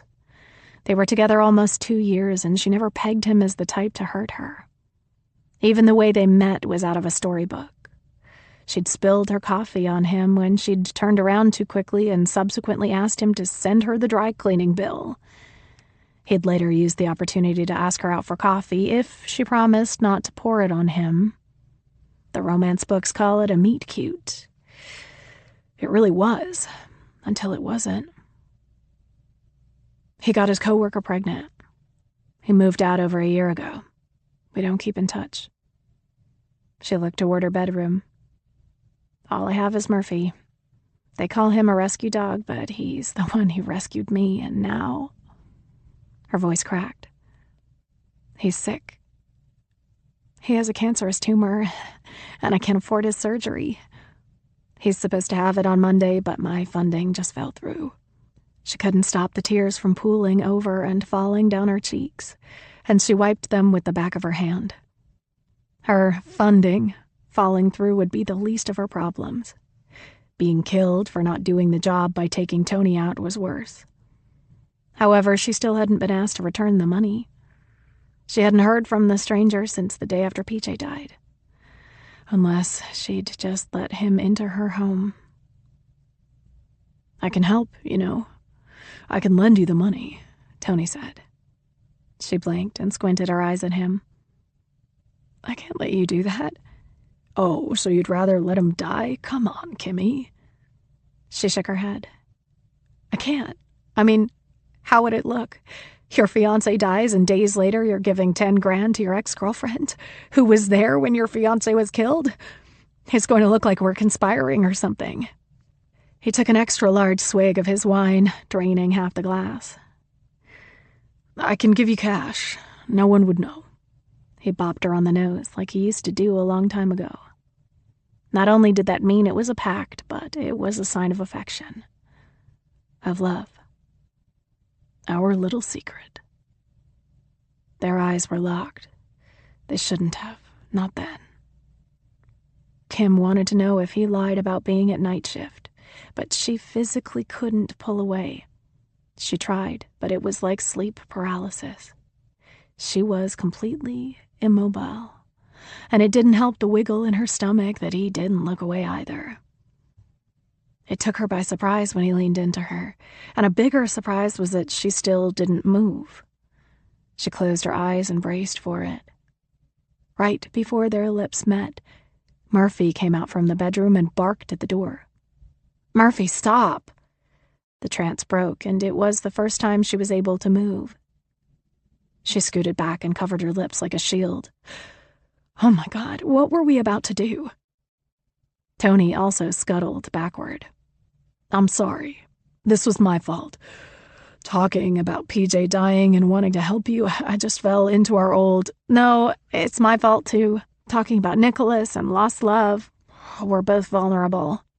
Murphy continued barking at the door, then facing them, then back at the door. I think the pooch has us figured out, Tony said, chuckling. He finished the last of his wine. Thanks for the invite. I feel so comfortable with you, Kimmy, but maybe I shouldn't be here. I'm going to go. But hey, stop by this weekend. I'll have cash for you, I promise. The stranger always had bundles of cash. He was playing her, and she didn't know why. They stood, and she walked him to the door. He stopped and turned to face her, a look in his eye that was simultaneously 15 years old and 15 minutes old. He smiled and stuck out his hand. Good to see you tonight. She shook it. Good to see you. And I'll pay you back, I promise. With what? She had no idea. She'd figure it out. Good night. Murphy scuttled out of the way when Tony opened the door, then looked at the ground. Oops, sorry, something was leaning against the door. He squatted down and picked it up, then read the front before handing it to her. Just a manila envelope with your name on it. He handed it to her, and she felt the hard plastic contents. Thanks. She closed the door behind him and waited. Oh, shit. 35. PJ. Ben. I can barely keep my eyes open, but I have to. I've heard the sunsets in Maui are second to none. Being on a plane for like 12 hours isn't helping, in addition to the time change. In my brain, when we landed, it was after 11 at night, though it's just past 6 here. That was after heading to the airport before 6 a.m. Our first-class seats were mini beds, which was super cool, but I couldn't sleep. Not even a quick cat nap like Anthony took. He fell asleep several times, but I used my inability to relax to read gossip magazines and watch a gazillion movies. My eyes were strained for many reasons. Staring at the purple and orange sky from our balcony calms me. With the light breeze and the smell of coconuts in the air, I'm in heaven. Anthony kisses my neck from behind, his arms wrapping around my waist. I've only seen one other thing as beautiful as this in my life. I'm glad I get them both at once. I sigh, leaning backward into him. This is perfection. I love you so much. I hate myself, because I do. I also hate that Matthew has all but stopped speaking to me. He knows me better than anyone, and when we had dinner last week, he sniffed the love on me like a drug dog at the airport. Like he'd said before, he knew I was going to turn into who I was pretending to be once I was with Anthony 24/7. After coming clean, I told him some of the intimacies in our relationship. The little things Anthony had done and how he worships me, and that he should be happy for me. I told Matt that maybe we should have a reason to doubt Jose Sanchez's story. The man was convicted of murder, for God's sake. How do I know he wasn't lying about what happened when me and Matt visited him in jail 5 years ago? I pleaded with Matt to meet Anthony, to see for himself what kind of man he is, but he refused. Because whether or not Anthony pulled the trigger, he got off scot-free, and it wasn't fair. Told me to figure out if I'm Poppy Jade Walsh or Paulina Jensen. I can be both. Paulina can forgive. Paulina can be Poppy Jade. I always was a PJ. We should order room service and get a good night's sleep, Anthony says. The time difference is crazy. We can wake up nice and refreshed on island time. That sounds perfect. What are our plans for tomorrow? He gives my shoulders a rub. I thought the breakfast buffet and just relaxing, doing our own thing until we fully adjust. We'll probably need one full day here. We can lounge by the pool, get tan, go shopping, whatever you want to do. I turn around and hug him, breathing in the scent on his neck. His scent. The one I love even through the airport and plane and travel smell. I want to see dolphins. There's a whale watching tour and a dolphin tour. We can stop at the concierge tomorrow and grab all the brochures. I want to do the hike up the road to Hana. There's a ton to do here. 10 days of activities. I can't wait. He kisses me and thumbs my cheek. Plenty of time to relax, too. I needed a break from the office. I told them we went to Paris and I wouldn't be calling in all the time. Let them think I'm in another country. Ha! They think you're 5 hours ahead, but you're really 5 hours behind? That could make for some interesting Zoom calls. Nope. I told them to leave me alone for 2 weeks. I deserve it. Yes, you do. He works so hard, all to make a life for me. For us. And I wanted to kill him over something a convict said. Hopefully they have yoga here. I'd hate to fall behind. I feel bad for lying to him this whole time, stuffing my face with French pastries and drinking coffee when he thought I was doing private training. There's a state-of-the-art gym. I'm sure they have classes, or at least a room you can use. Things are pretty zen here. Right, you've been here before. He told me he brought an ex-girlfriend here about a decade ago. They stayed in a room at the Ritz, and we're in a 2-bedroom villa at the Ondas. He told Matt's father he was planning to propose to me. He's got to be planning to do it here, in the most romantic place in the world. At least it feels that way right now. Let's order some food, and then take a long, hot shower, he says. I can't wait to demolish that big, beautiful bed. We go inside, and off to the left of the enormous main room is a sitting area with a desk. On top, there's a thick, leather-bound book that contains all the hotel's attractions, and in the back, there is a room service menu. We order the works, complete with expensive champagne. After eating and a soapy, steamy shower, I tell Anthony I need to get ready for bed. He leaves me to my own devices, and I unpack the vacation sex-required lingerie, complete with thigh-high stockings, garters, and heels with feathers. I'm exhausted, but I want to make love to him. It's our first night here, and I want it to be special. It is. The look on his face is priceless when I come out of the bathroom. The next few days are a dream. Still no proposal, but we do a lot of romantic things. Morning walks with coffee, sunset dinners on the beach, cocktails at the Four Seasons, visits to the lavender gardens. It's exactly as I pictured it would be. Until it isn't. We just finished dinner at Mama's Fish House and are perusing the dessert menu when, oh my God, are you kidding me? Anthony and Poppy, is this really happening? It's Carla Boswell, in a sapphire blue dress cut down to there, the deep V-neck pointing to what she wants everyone to see, even if it's below her belly button. Her near nakedness is on full display, and that sweating, dumpy husband of hers is behind her, his eyes narrowed at our presence. He thinks we should be in France eating croissants. Anthony squeezes my hand under the table. I know that means he wants to take the lead and I should just follow what he says. Fine by me. I can't make up a thing right now. Ron, Carla, what a surprise! Anthony lays it on thick. What on earth are you doing here? I could ask the same thing, Ron says. I thought you were in Paris. Anthony wipes his mouth with a cloth napkin and stands. Kisses Carla, who grabs him too close as usual, but eats your heart out, you'll never have him. Then he shakes hands with Ron and holds his hand out as if to offer them the remaining 2 seats at our table. Ugh. After everyone is seated comfortably, Anthony grabs my hand and looks at me lovingly. We were in Paris for a few days, but it got so cold, and poor PJ was uncomfortable. He kisses my hand. I wanted to show her a nice time, so we came here. Landed yesterday morning. Wasted 24 hours traveling, so yesterday sucked, but we're good now. He clears his throat and directs his attention to Ron. How were you able to leave the office with me out for 2 weeks? Ron purses his lips.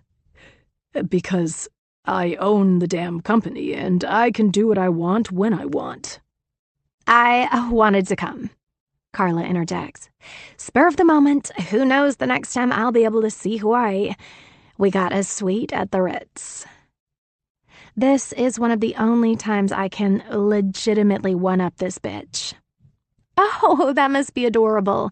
We have a villa at the Andaz.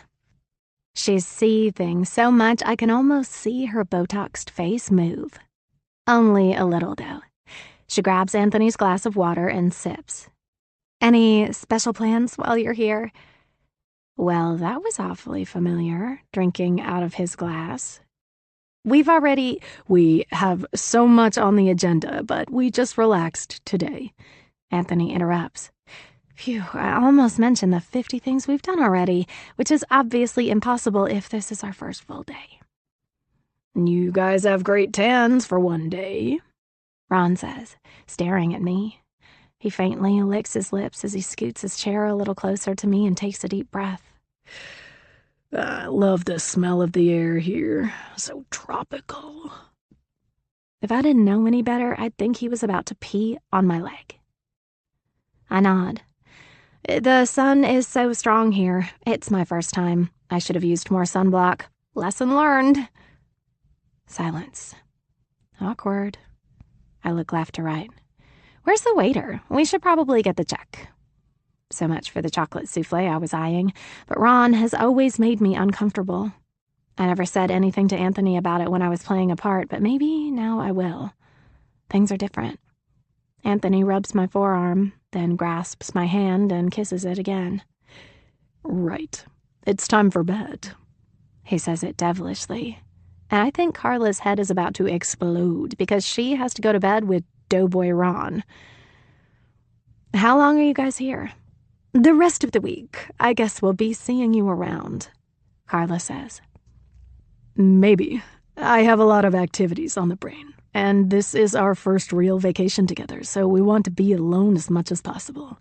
Just me and Peach. A nice romantic getaway. I love him.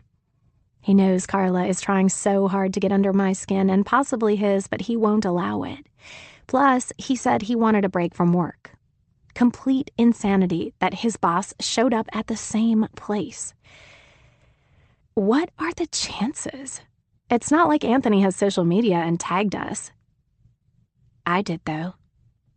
Uh-oh. They might know exactly when we got here. Is Carla stalking me? Or worse, is Ron? 36. Kim. Now. After Anthony left, the dread set in. Of course, she ripped the envelope open to find a burner phone, and for the first time, a small, handwritten letter. The letters were meticulous, like they came from a typewriter. She doubted a handwriting expert would be able to pin this on anyone in court. He's not who you think he is. The job will be finished with or without you. Await my call. With shaking hands, Kim searched her junk drawer in the kitchen until she found the lighter that she used to light candles and set the piece of paper on fire over her sink. The job.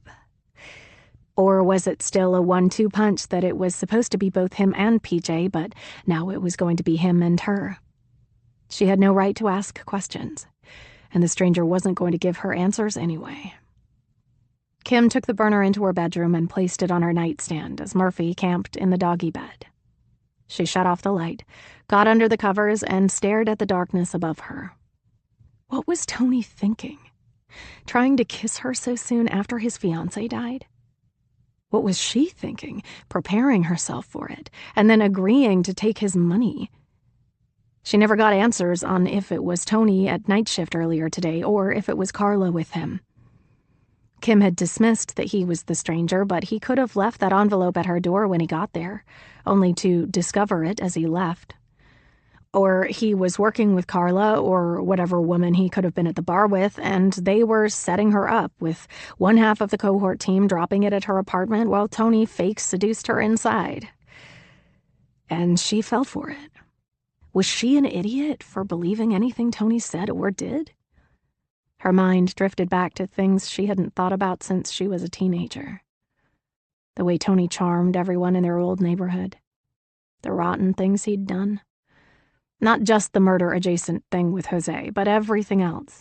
The constant fistfights, the illegal gambling ring, the intimidation. Hell, even some adults were afraid of him. What was his secret? Did people ever change, or did they just learn to hide things better? Tony had so much more at his disposal now, with his millions of dollars and his high society position. He could have the entire internet scrubbed of Tony Fiore. He probably already did, lurking in the shadows to pop up when anyone would least expect it. But a new haircut and tailored clothes didn't hide Tony from Anthony, not in Kim's eyes. Or he could be as innocent in all of this as PJ was. He probably wanted to kiss her tonight simply because she felt like home to him, and home was what he needed with everything going on in his life. If Murphy hadn't started barking, what would the kiss have led to? She didn't think either of them would have stopped. Once his tongue was in her mouth, it would all rush back. Not just him, but the feeling of being desired, wanted. She needed hands on her breasts, in her pants. It didn't matter if it was Tony or someone else. She hadn't gotten laid in almost 9 months. After a one-night stand that she forced herself to have with someone she pulled out of a bar after wallowing about Nicholas for months. Maddie was right. She needed to get back out there. She would. After Murphy was okay. Right now, he was the only man she had room for in her life. Her eyes felt heavy, and she was about to drift off when the burner rang and startled her. She jumped up and reached for it. Hello? Listen to me very fucking carefully, Kim Valva. She sat up straighter. She was in trouble. The computerized voice, full of anger and contempt, wasn't playing around. She stiffened, the hair on the back of her neck standing up. Anthony Fuller is a dead man. His relationship with PJ was a scam. I have proof. You will finish this or you're next. Do you understand me? Kim's blood ran cold. She screwed up. She'd known this for the past week, but now it was time to pay. In her panic, she let it all out. I'm sorry. I knew him from a long time ago, and I couldn't do it once I saw it was him. I don't even have the poison anymore. I got rid of everything once his fiancé died that night. I didn't know what was going on. Everything happened so fast. She talked a mile a minute. There was silence on the end of the line, and then a fierce bang on her door that made her yelp. Murphy barked, then jumped onto the bed and curled up next to her, protective. Don't answer that, the voice said. It's me. Want me to prove it? 3 bangs, right now. Bang! Bang! Bang! Kim gripped Murphy as if he were her lifeline, which, at that moment, he was. Her heart was going into VFib with the amount of adrenaline coursing through her. She wasn't a tough girl anymore. She wasn't the type to jump up and open the door and confront the stranger. Instead, she stayed with her head buried in Murphy's fur, eyes squeezed shut. I know where you live, Kim, the stranger said. I know where you walk your dog. I know where you work. I know who your friends are and where they work. I will make sure you're blamed for PJ's death, and I'll make sure you're blamed when your friends start getting hurt. I will make your life fucking miserable if you don't finish this. Are we clear? She nodded. I said, are we clear? We're clear. Her voice shook. Await further instructions. The line went dead.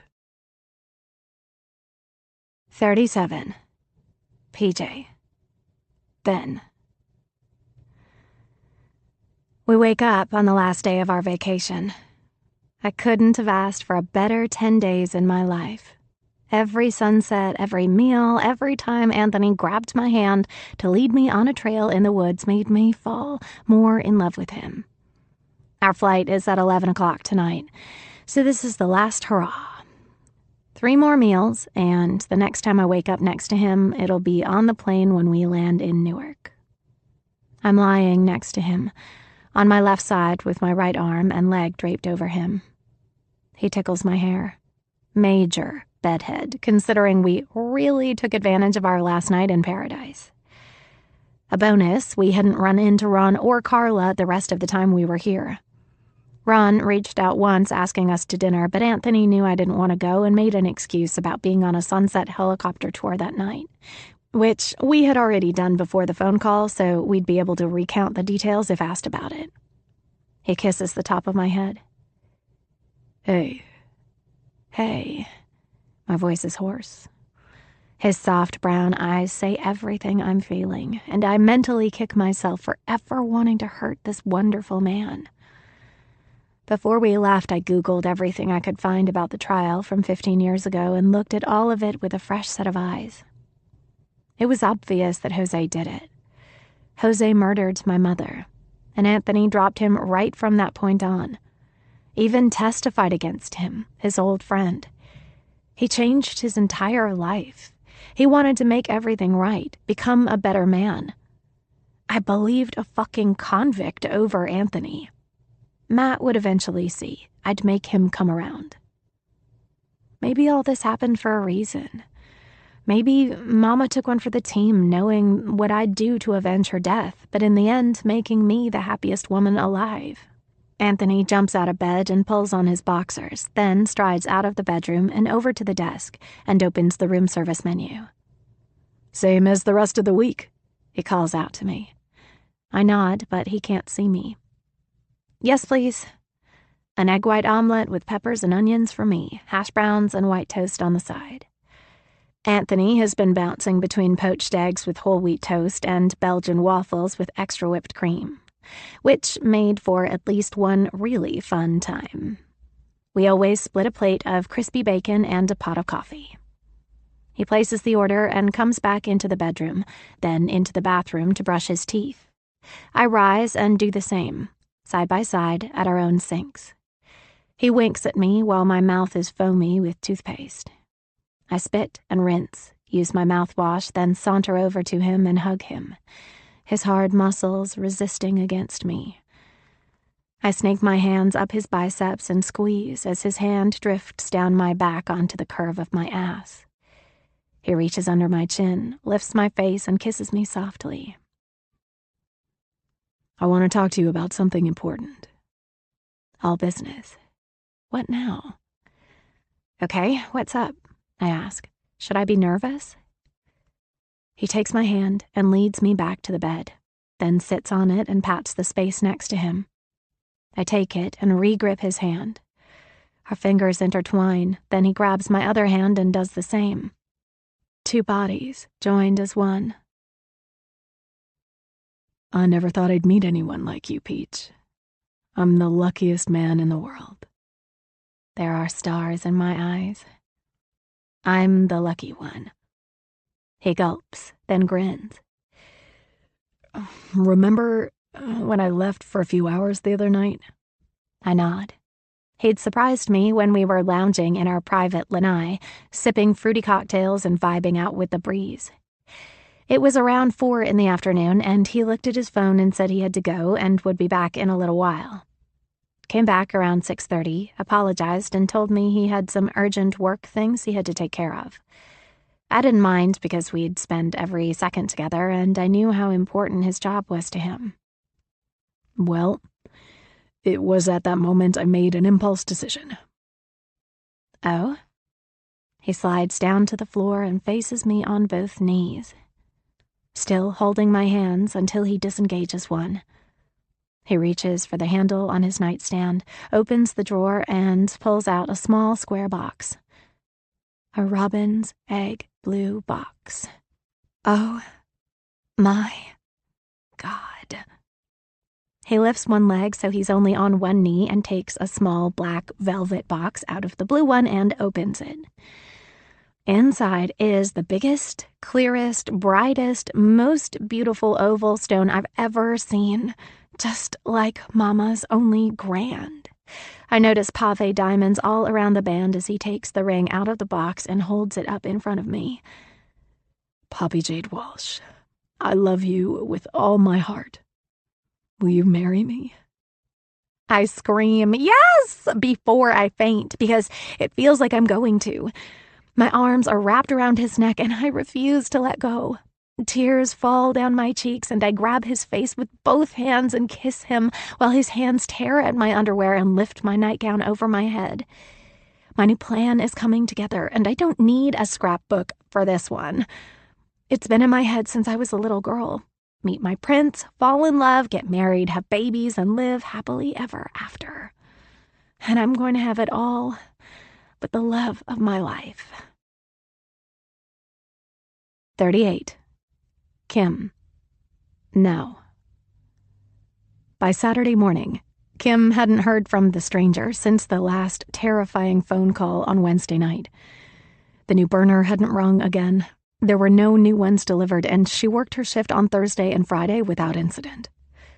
Last night, it was the regular crowd at the corner table in the bar room, -1. Ben and Emiko Xiang, Hector and Wendy Alvarez, and Ron Boswell. No Carla. Not after that disaster announcement about the divorce and her throwing a drink at his face.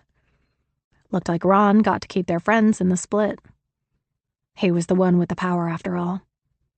They all ate and drank, forgetting that just a week before there was a tragic death in that very spot. Kim wondered where Carla was and planned to try to follow up on her hunch about the mystery couple at night shift.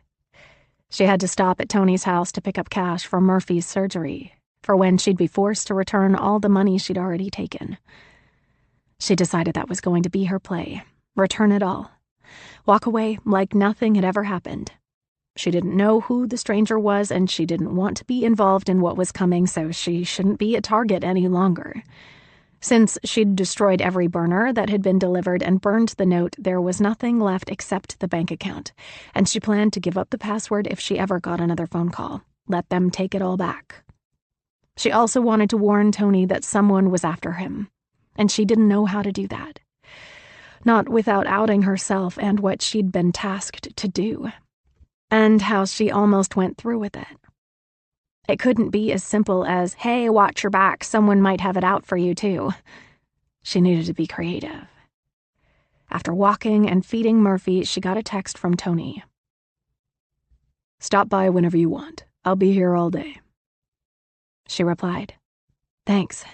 I'll be there within the hour. Despite her old bad feelings toward Tony, she couldn't shake the desire she'd felt the other night.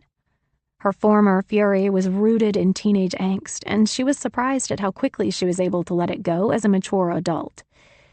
That didn't mean she wanted to start up again with him, and she didn't want to be alone with him just in case. She grabbed her phone and tapped.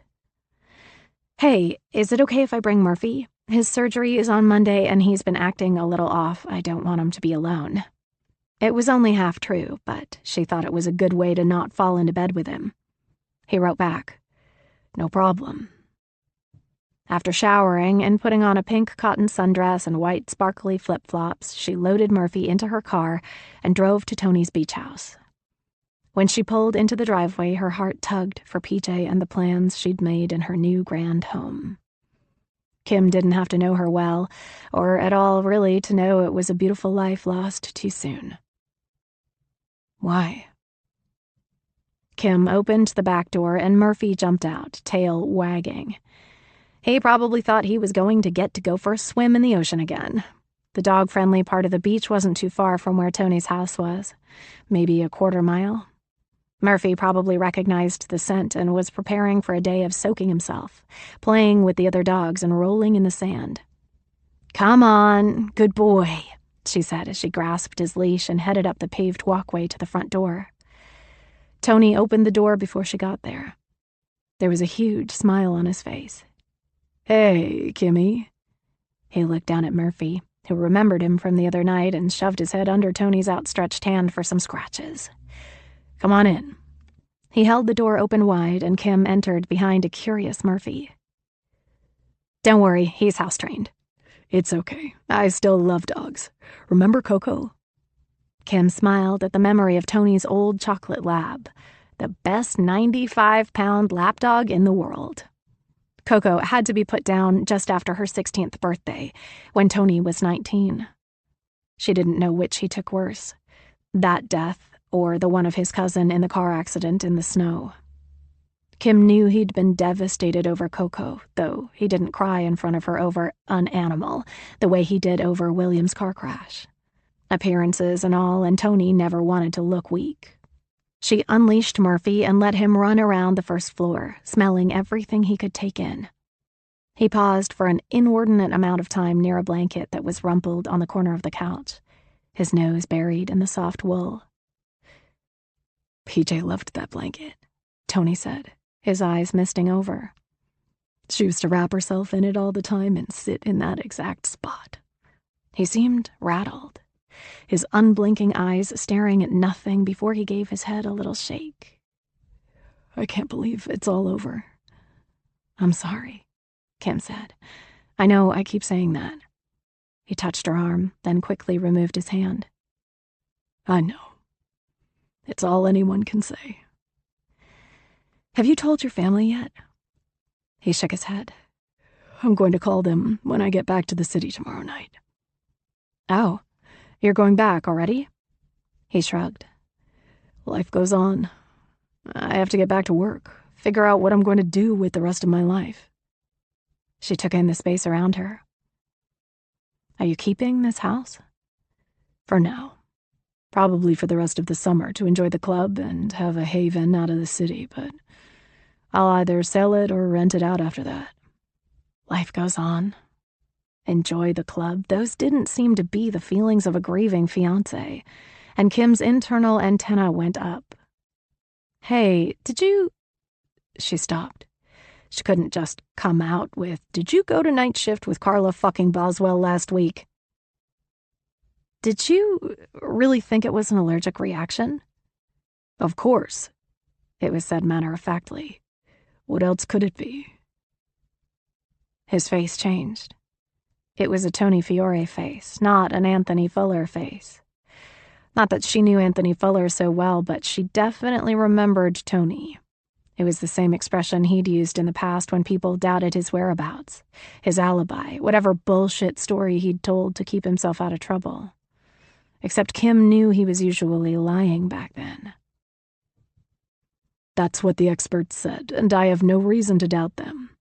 Do you want some coffee? Sure. He'd changed the subject at lightning speed.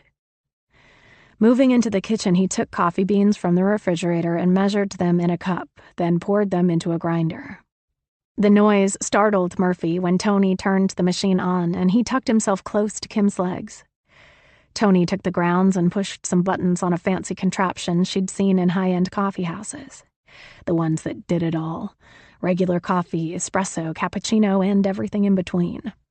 Actually, can you make mine a cappuccino? Kim asked. It had been a while since she'd had one. Sure. Anthony opened the fridge again and scanned the contents. Shit, I'm out of milk. Oh, don't worry about it. Black coffee is fine. No, wait a second.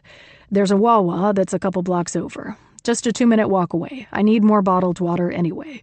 I'll run out and grab everything. I can be back in 5 minutes. It's okay. You don't have to. I insist. I'll be back before you miss me. He grabbed keys off a hook near the kitchen entrance and walked out the door. Kim felt like a fish out of water. Why would he leave her in his house? Kim wasn't really a stranger, but it seemed too familiar. She didn't know if this was one of those new smart homes that was riddled with cameras, so she sat in the same spot and scrolled through her phone. 2 minutes had gone by when she noticed Murphy was no longer at her feet. Murph? Where'd you go, good boy? She looked around the surrounding area, but she didn't spot him. She got up and walked through the living room, again admiring the decoration. Salt life perfection. There was an open door toward the back of the room, and she went in. It was an office, and Murphy sat on the floor, staring at the window that looked onto the front yard. She was afraid of him barking at a passerby who was innocently jogging or heading to the beach with their surfing equipment. Come on, boy, let's go. She directed him to the door, but curiosity got the best of her when she saw Tony's desk. It was neat, with a small desk lamp, a printer, and a thin laptop. A pile of magazines and books sat in the top left corner. She thumbed through them. Architecture Digest, Cigar Aficionado, Whiskey Advocate. My, how he'd changed from fantasy football magazines and gaming literature. On the bottom was a bound notebook with a picture of him and PJ on the front. She glanced at the window and didn't see Tony coming from down the street. She didn't want to snoop, but she opened the book and began reading. Kim's heart tugged when she saw girly handwriting, definitely PJ's, since she remembered Tony's chicken scratch, talking about how they met. It was toward the middle where things started to look sinister. Pictures of fire, the Grim Reaper, knives, guns, pictures of Tony with his face X'd out. What was she looking at? Kim squinted, and her mouth went dry. Her heart raced as it became clear. PJ wrote this entire book, and it wasn't a keepsake. It was a detailed plan about what? She immediately opened her camera app and took pictures of the remaining 15 pages to examine in further detail when she was alone. There were a few loose typed-up pages folded and tucked into the back of the book, so she took pictures of those as well without looking at them. She slammed the book shut and piled it under all the magazines, lining it up perfectly like it was before. Then she put her hand under her sundress and wiped down the desk so there were no smudges. Come on, Murph. We have to go. He listened to her and walked out of the office, tail wagging, oblivious to what Kim just saw. That made two of them. Murphy ran to the kitchen and sat obediently near the bar stool where Kim was before she found him in the office. She shut the door behind her. Wait, was it open? It had to be. Murphy was in there, and he didn't have opposable thumbs to turn a doorknob. Was it wide open or cracked? She didn't know. She hoped Tony didn't know either as she left it open 10 to 12 inches before she took her seat back on the stool. Tony still wasn't back. With her heart beating out of control, she opened her phone and started expanding the pictures she took with her thumb and forefinger, reading them carefully. Several pages had lists of accidents. A boat wreck, drowning, poisons. So many poisons. Was PJ going to try to kill Tony? And if she was, he found out, which could be the only explanation of the possession of this book. Did that mean Tony killed PJ first? Or did he find this in her stuff after she died? What the hell was going on? Kim's hands were shaking by the time Tony came in a minute later, and she still hadn't read all the pictures in detail. She pretended to be scrolling on her phone. She was sure she was white as a ghost, and she tried to steady her trembling lip. Nothing is wrong. She cleared her throat. Everything cool? Tony set the bag down. I didn't know if you liked regular or skim, so I got both. You weren't exactly a coffee drinker when you were a teenager. He took a quart of each from the bag, along with 4 one-liter bottles of Smart Water, which he placed onto a pantry shelf. He went to a separate cupboard and took out 2 mugs and placed them on the counter next to the machine. Regular is fine. Or skim, whichever you want. Don't go to any trouble. Kim wanted nothing more than to grab her dog and get the hell out of here. Regular is fine. However, she had to play this cool until she could figure out what was really going on. I'm just taking mine black, so it's no trouble. She watched his every move as he prepared the cappuccino, making sure he didn't try to spike it, and kept the conversation light and friendly and away from PJ. He clearly didn't want to talk about her, but Kim was positive there was something nefarious going on between him and Carla. Still, she refused to bring up the night shift talk she'd previously sworn to get the truth about. Playing nice was hard while samurais were having an all-out kendo battle in her stomach. After 20 minutes, coffee cups empty, Tony stood. Oh, I have cash for you. 10,000, you said, right? Kim wanted to vomit. Yes. I swear I'll pay you back as soon as I can. If you want me to sign a contract, I can give you monthly payments with interest. She didn't want to give him a reason to kill her. She was already starting to think he'd killed PJ and had always niggled at her that maybe he'd killed before. I trust you, and it's only 10 grand. Only 10 grand. Imagine being able to say that, she thought. She wished Murphy was a bad boy so she could have him sick him right into Tony's balls. Thank you.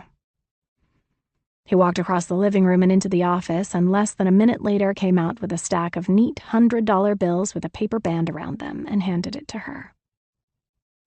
I hope Murphy is okay. He touched her upper arm. I'm sorry you're going through this. He had the same look in his eye that he had Wednesday night. He wasn't even trying to hide it anymore. Kim did her best to return a longing look, the, oh, I want to, but we can't right now look, because the truth was, she was terrified of him. Thanks so much for this. She tossed the bills into her bag. I really have to go. She decided to test him before she left. I have a bunch of stuff to do today. Errands, a freelance project, and I'm having dinner with my friend Maddie. She finally got a night off work. She works at a place called Night Shift. His face remained blank. It's not too far from here, actually. You ever go there? He shrugged. Never heard of it. But I don't much do the dumpy dive bar thing anymore. Right. You're Anthony Fuller. She tried to say it in a teasing, playful way, but as she hooked Murphy to his leash, she broke out into a sweat. She never told him it was a dumpy dive bar. 39. PJ. Then. We've been back from Maui for 2 days, and I'm finally adjusted to the time change and back into the swing of regular life. My heart aches that I have this gorgeous rock on my left hand, and I haven't even told Matt yet. I texted him a bunch of times asking to get together, but I always got 1 or 2-word answers as excuses why he couldn't see me. Can't, busy, or not tonight, or working late, and once just sorry, no. It truly breaks my heart, but I have to make him see the light. It's Monday morning and Anthony left for work at 7 a.m. He said he had to catch up after being out for so long. All I want to do is flop back into bed, hike up my sleep mask, and count sheep. But I get up and get dressed. The weather is finally getting spring-like, and while it's going to hit the low 70s today, it's early and still chilly. I put on a t-shirt and jeans and then a long-sleeved cashmere wrap sweater over it. I can always tie that around my waist later if it gets warmer and I'm still out. Bypassing Monty, I decide to take a cab down to the Lower East Side. I have my key from when I lived with Matt, and there's no way in hell he's up yet. I just have to pray he came home last night because he'll still be in bed, dead to the world. I punch in the code for the front gate.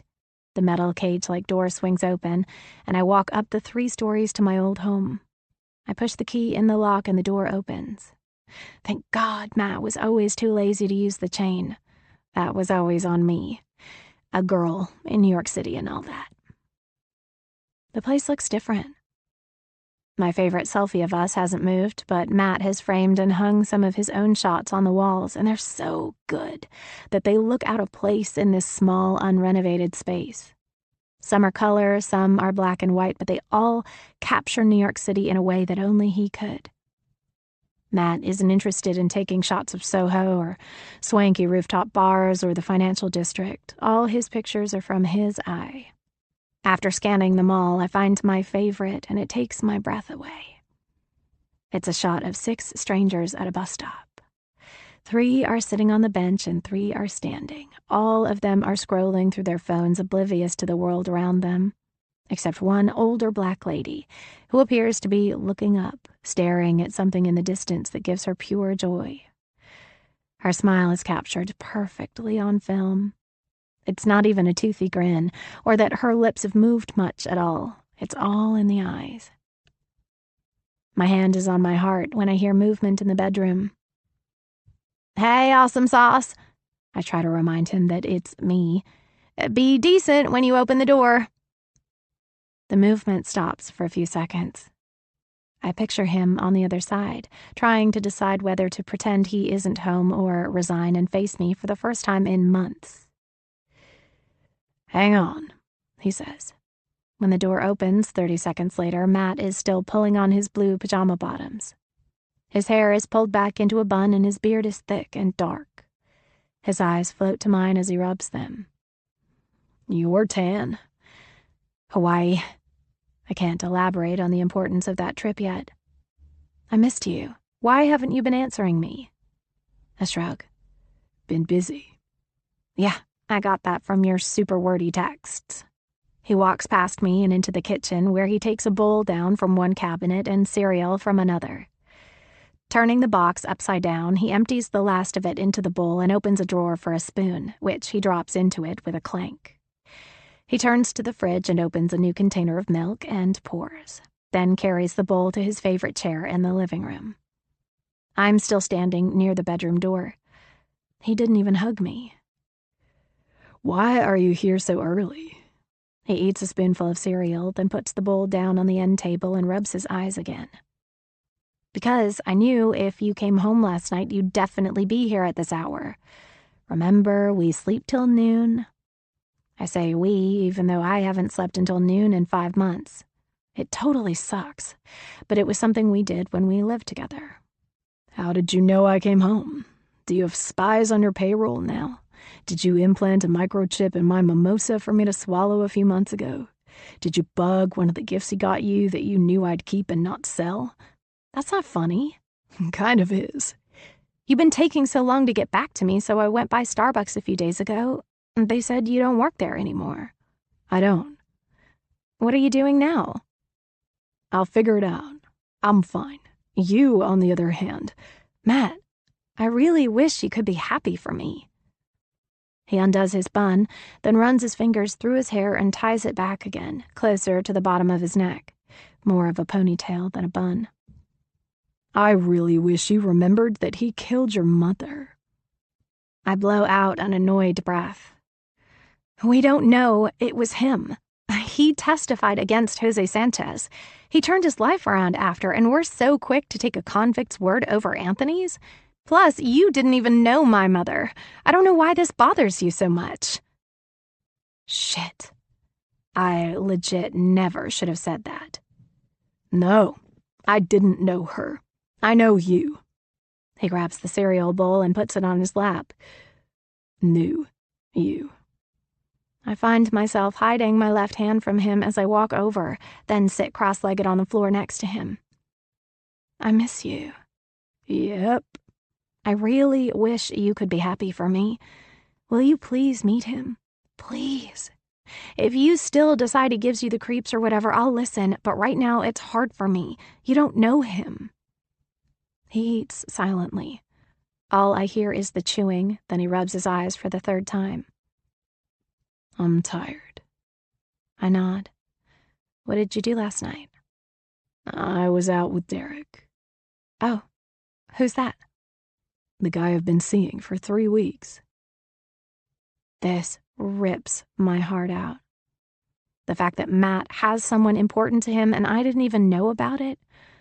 I try to hold back the tears. That's great. Where'd you meet him?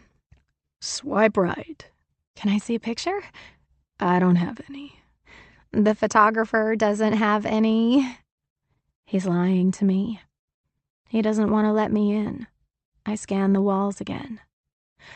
All these shots are terrific, Matt. I'm so proud of you. Have you tried to get a showing? He shrugs. For what? My hobby? I'm a barista. Former? I touch his forearm. You know you're more than that.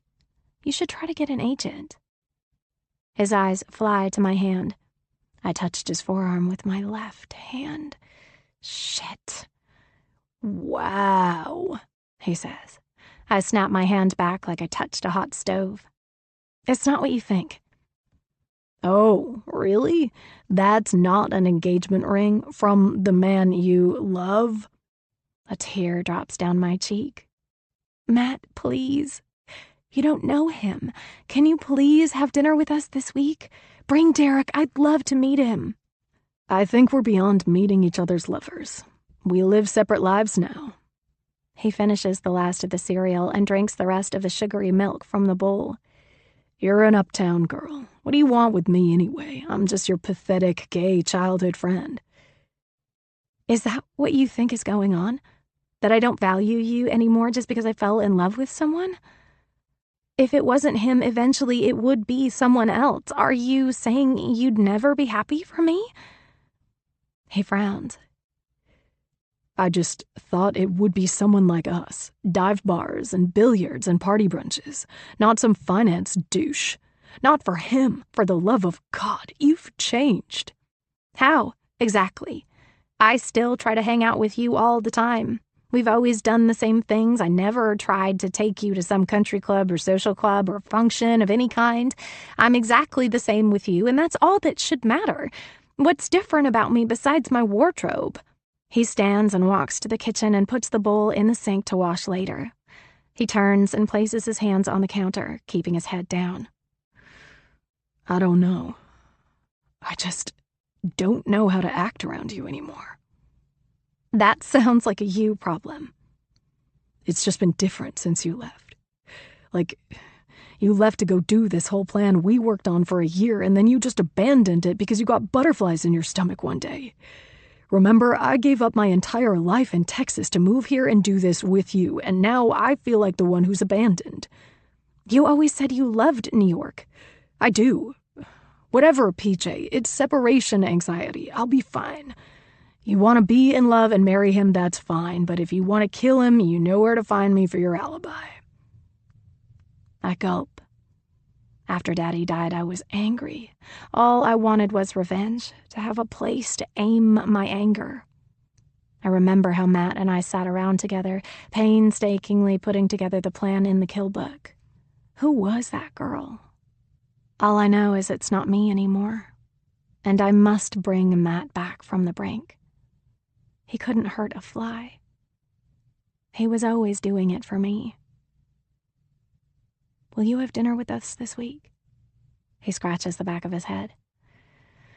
I can't this week, but I will next week. Promise? Yes, but if I still don't like him, I'm not going to be your bridesman or man of honor or whatever. I mean it, Peach, I won't even go.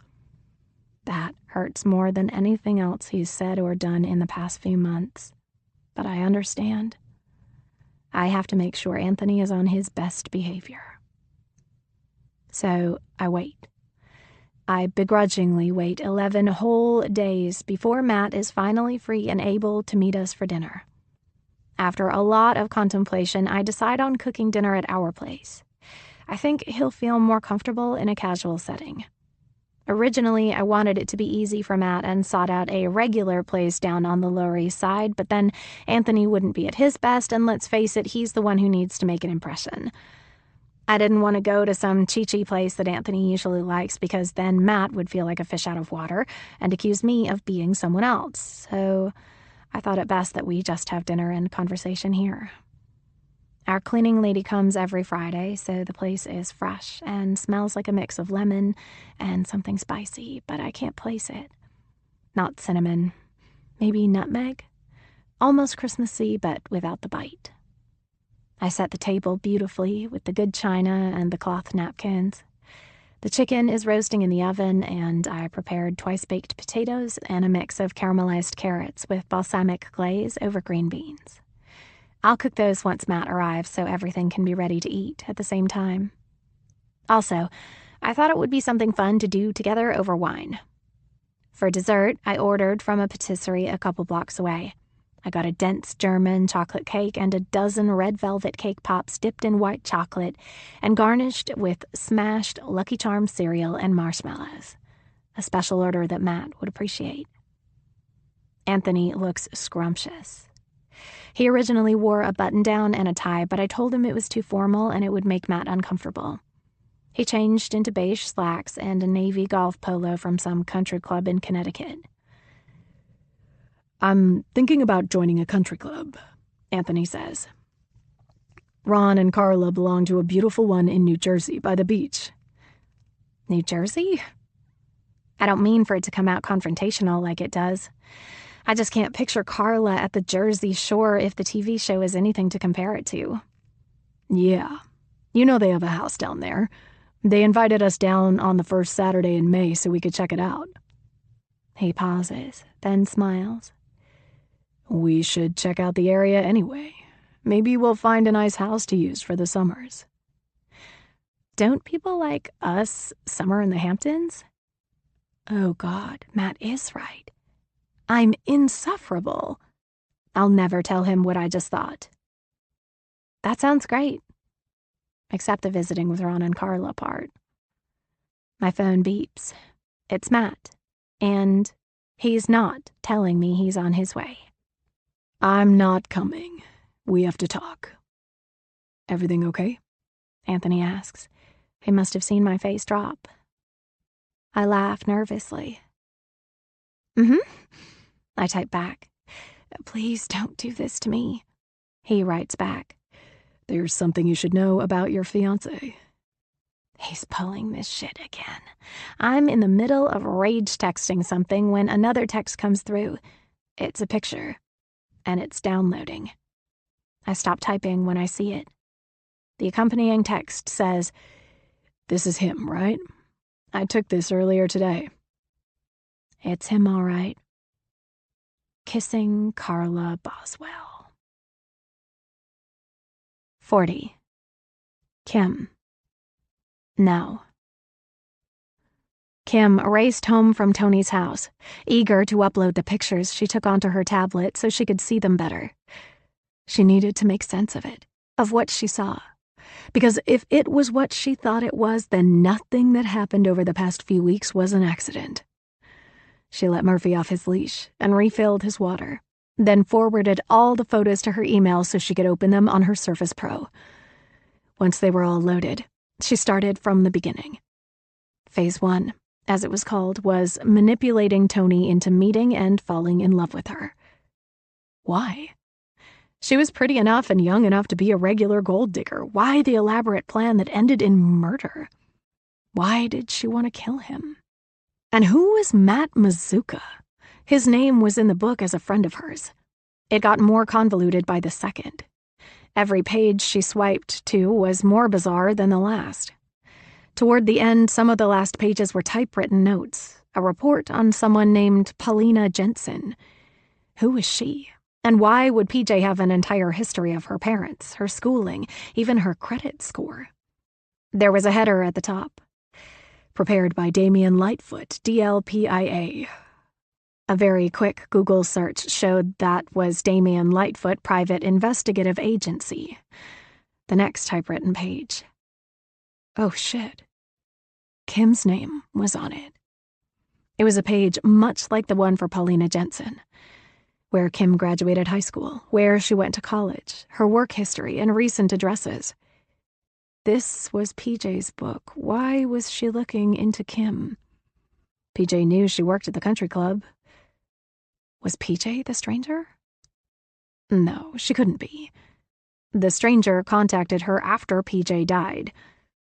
At the very bottom, there were a few dotted lines, and in super tiny font it said, "Report complete for Anthony Fuller." What? Anthony hired Damien for these reports? That was why they were tucked in the back.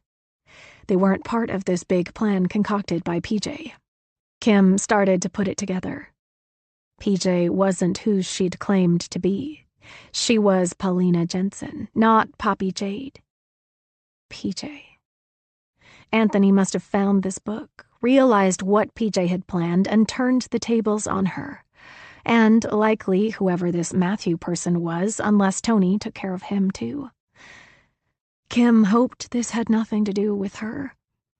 If this was Tony's sick way of getting rid of his fiancée and nudging his way back into Kim's life, he was barking up the wrong tree. It made sense now. Tony didn't randomly run into her at the country club. That report was prepared in April, 2 months ago. He knew where she lived, where she worked. Kim started her own Google search. It led her to the right place immediately. Paulina Jensen was the daughter of Monica Jensen, the woman killed in Tony and Jose's robbery gone wrong all those years ago. PJ was out for revenge right from the start. All of it was connected. But why her? Why was it up to Kim to poison Tony? And she still didn't know what Carla's role in this whole thing was, but she had to find out. And then, if ever she was saved by the bell, it happened. The burner phone rang. She was armed with information, and this time she was going to use it. She was no longer afraid. "Hello?" She answered. "Kim?" It was the electronic voice. "I'm giving you a location for the new poisons. You'll pick them up tomorrow morning, and you'll get the job done this week." "No, I won't." She was defiant in her tone. "I'm going to give you the money back, every cent, and you're going to listen to me because now I'm the one with the power." Silence, but they didn't disconnect the call. "Who are you?" Kim asked. "I know PJ's real name was Paulina Jensen. Is this Matthew?" How do you know those names?" It was the first time she heard doubt from the voice. "Because I saw PJ's plan book. The name Matthew was in it." "Where did you see that book?" There was no confusion from the voice about what Kim was talking about. It hit her. The stranger knew about the book. "I was right. This is Matthew. Tell me the truth and I'll tell you what I know. Otherwise, I'm hanging up." "Don't hang up." The voice wasn't electronic anymore. It was a young man's voice. 41. PJ. Then. The last thing Matt texted me was, "Don't let him know you know. Tell him I'm sick. Act normal. We'll get together tomorrow and game plan. We'll get through this, awesome sauce." My Matt is back. And so the fuck is Paulina Jensen. She never should have gone away to begin with. The rage has got to be all over me, so I casually fake a yawn and cover my face with my hand as I turn away from Anthony to sip my wine. I need to dull the Paulina inside me before she grabs a knife and stabs this asshole in the throat. I try to steady my hands and not let my voice shake, because the truth is, my heart is broken. That fake old bag, Carla Boswell, she's twice my age. Ugh, how long has that been going on? I feel like such a fool. But I know I'll get over that real fucking fast. How fast? Well, I'll say this much. He dies before I marry him. I have to get him to change his will as soon as possible, but there's no way I'm staying with this asshole and pretending to love him for another 6 months. Oh man, Matt just tested positive for COVID. He needs to stay home for a few days. He can't come tonight. The look on Anthony's face was pure remorse. "Oh, honey, I'm so sorry. I know you were dying for us to meet." He stands and comes over to me and kisses my head, then rubs my shoulders. "Everything smells delicious anyway. We can still have a wonderful dinner, just the two of us." He interlaces his fingers with mine. This fucker really thinks he's that smooth. "Oh, honey, and just the two of us, like we're some couple in love. He's not that good of an actor. I see it now. He cheated on me with Carla, and it will not end well for him." My heart is racing. I grab a knife from the counter. A big one. He looks at me with dented eyebrows. "Be very scared, Mr. Fuller." Oops, I thought that was the spoon. I guess I'll get the vegetables started now and we can eat earlier than planned. Over dinner, we talk about beach houses, country clubs, our wedding in Hawaii, all the things that he'll never get to experience because he's a dead man walking. By dessert, I'm shoving those Lucky Charms cake pops into my face at record speed. In my mind, Lucky Charms equals Matt, and I'm disgusted with myself and my behavior as I inhale the marshmallows and sugary cereal.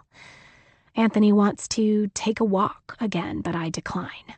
Let him go alone and meet up with Carla, because now I'm convinced that's what he does whenever he leaves for one of his late-night walks. I wonder if they plan to be in Hawaii together. Her and Ron showing up can't be a coincidence. I wonder if every time he claimed to be at the hotel gym or shopping or booking tours, he was having a dirty little meetup with her. Ugh, Anthony Fuller and the Real Housewife of Boswell Securities. Doing his boss's wife. I'll have to save the picture of him with his tongue down her throat and her hand on his ass and make sure Ron sees it one day. Anthony says he'll be back in an hour, so I wash up and crawl into bed and text Matt. "You up? I'm alone. Can you talk?" He calls immediately. "Hey," he says, and my heart gets warm and fuzzy. "I told you not to fall in love with him." I don't even get mad at his passive-aggressive, "I told you so." That was his boss's wife in the picture. How did you even know? "No shit." He laughs. "I've been following him since you left a few weeks ago. I got one of those fancy new Nikon cameras with all the bells and whistles, so I thought I'd use it for something other than my hobby. It's the one that can zoom onto the moon's surface. For this asshole, I just had to be across the street. I have a bunch of pictures of places he's gone, but that was the only one where I saw him with a woman, although once he was in a hotel for 90 minutes during the day." That could have been a meeting. He does that a lot. "Are you still defending him?" "No." It comes out in a whisper. "Now what?" Indeed. Now what? Paulina is back. I'm coming over tomorrow, and I'm bringing the book. It's time to get back on track and also accelerate this plan. How would you feel if he had an unfortunate accident way before the honeymoon? "I'd say you're onto something." We need to start plotting ASAP. He's talking about getting us a beach house near his mistress in New Jersey. There's no way I'm leaving here for Jersey if... Wait, what do you mean? I tell him all about Anthony's plan to join a country club and how he wants us to go to Carla's house on the shore in a couple weeks to check out the area and the club. That's great news, Peach. We can use that, Matt says. How? You want them both to pay? Get in that house. We kill him and frame Carla. 42. Kim. Now. Who are you? Kim demands again. The voice on the other end of the line cleared his throat. You're right. This is Matt. I need to know how you know all this stuff. Kim was floored. Matt knew PJ and they planned to kill Tony together, so how did PJ end up dead? There was a loud sob on the other end of the phone. PJ was my best friend in the entire world. I don't know what happened. I'm lost without her. He was probably in love with her. I think we need to talk in person. You clearly know my address. Kim felt safe. The stranger, Matt, didn't have it out for her. If anything, they could help each other out, get to the bottom of what happened to PJ. Can you come over now? Yeah, I'm not too far from you. I'll give you back every cent when you get here. She looked at Murphy, his sweet brown eyes, as if he heard that she was sacrificing him. I've recently come into some cash that I can repay, but I need the truth about everything, like why I was targeted to do this. I'll tell you everything. I promise. The call disconnected, and Kim rubbed her temples. She didn't know what she was in for, but she knew genuine grief, and Matt sounded like he had it. If Tony really had anything to do with PJ's murder, Kim wouldn't let him get away with it. Again. Because now she was convinced he should have been the one sitting in that jail cell instead of Jose Sanchez. A half hour later, there was a soft knock at her door. Not the threatening ones that she'd become used to. She looked through the peephole, and no way. Tall and fit and chiseled, she knew this guy. He wasn't Matt. What did he want? She opened the door. Terry? It was the new caddy she met last week in the locker room. What are you doing here? He stuck out his hand. Hi, I'm Matt. Nice to meet you. Her eyes narrowed. I don't understand. Let me in. I'll explain everything. She invited him in, and they sat on her couch, where Matt cried over the loss of PJ's life, and Kim even let him lean on her shoulder. Once he collected himself, Matt told her everything from the beginning, starting with him and PJ visiting Jose Sanchez a few years ago, when he told them Tony pulled the trigger. Kim had always had her suspicions, no matter what happened in the aftermath. His denials, Jose's confession, it was all too easy. Kim knew better. It was that unspoken language they had between them, and she read him like a book. Certain phrases he'd used, certain expressions whenever anyone asked him about it, that was why she begged her parents to leave. Waiting a year to go off to college wouldn't suffice. He'd find a way to make her life hell. She practically left in the middle of the night. Are you sure Tony did it?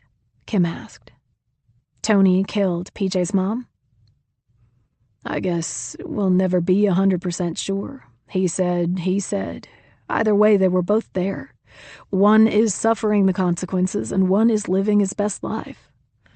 The tears never really stopped the entire time he spoke. If he had that book at his house, then he knew her plan.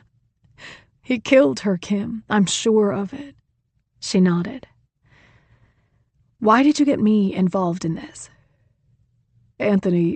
Tony, whatever, knew you were working there. PJ found a report on you in his office.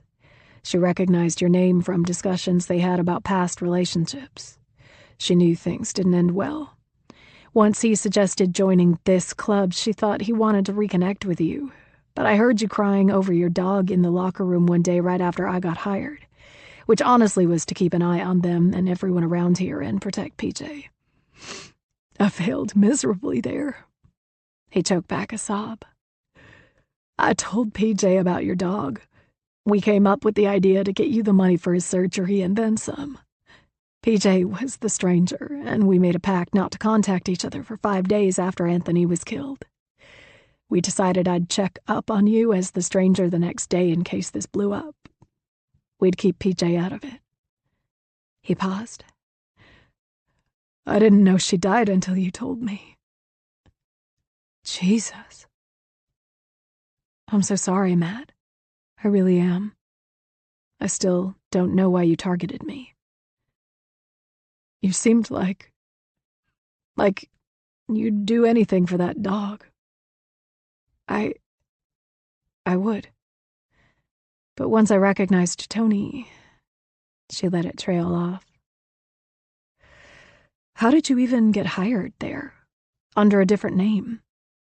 We both have new IDs that we got from a cop buddy back in Texas.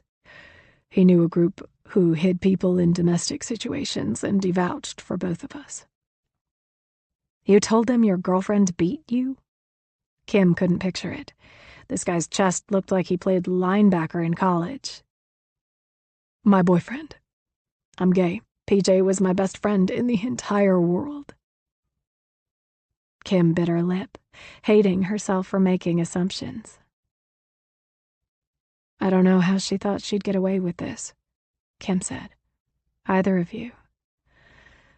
If you would have put that liquid stuff over his dessert, we all would have gotten away with it.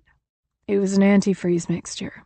Sweet to the taste, blows out of your body shortly after ingestion. It never would have showed up on an autopsy. You'd still have the money to save your dog, and PJ would still be alive. The only one who'd be dead would be that cheating son of a bitch. What? How do you know he was cheating on her? He let out a breath. Look, the whole situation was convoluted toward the end, especially the last few months. PJ actually did fall in love with him and abandon the plan for a while. It never sat well with me that she spent so much time building all that anger and then poof. Well, he's so cute and he's so nice to me, so I followed him and found him in a compromising position. I knew I would. Guys like him are all the same. And you told PJ? I showed her the picture. She got over him real fucking fast and back to plan A once she saw it. Even worse, she said it was him and his boss's wife. Holy shit. As what he'd just said connected in Kim's brain, Matt shoved his phone toward her. There it was. Tony and Carla making out like teenagers. That was them at night shift. Tony wasn't just slinking around dive bars whispering to her, he was involved with Carla. Was that the reason for the divorce? Did Carla have a hand in killing PJ? The only thing that still puzzles me, Matt said, is that she told me she had a failsafe, a backup plan in case you didn't go through with it. You didn't, so why isn't that son of a bitch dead yet? 43. PJ. Then. Anthony just brought me to a house that he's in love with. He saw it online, and we just had a private showing with a realtor before we head to Ron and Carla's. It's going to be our summer place. Well, it'll be mine and Matt's soon, but let this jerk-off think he's making me happy.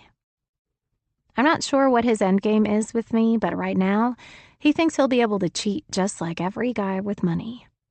The cake and the eating it too thing.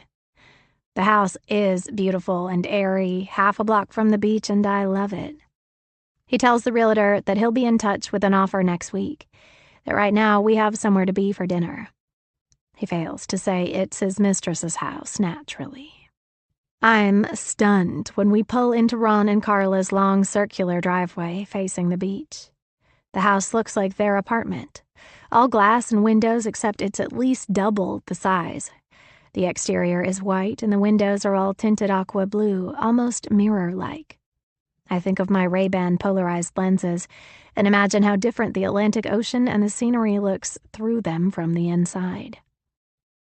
Anthony parks and hurriedly runs to my side of the car to open the door for me. I'm used to it at this point, so I wait.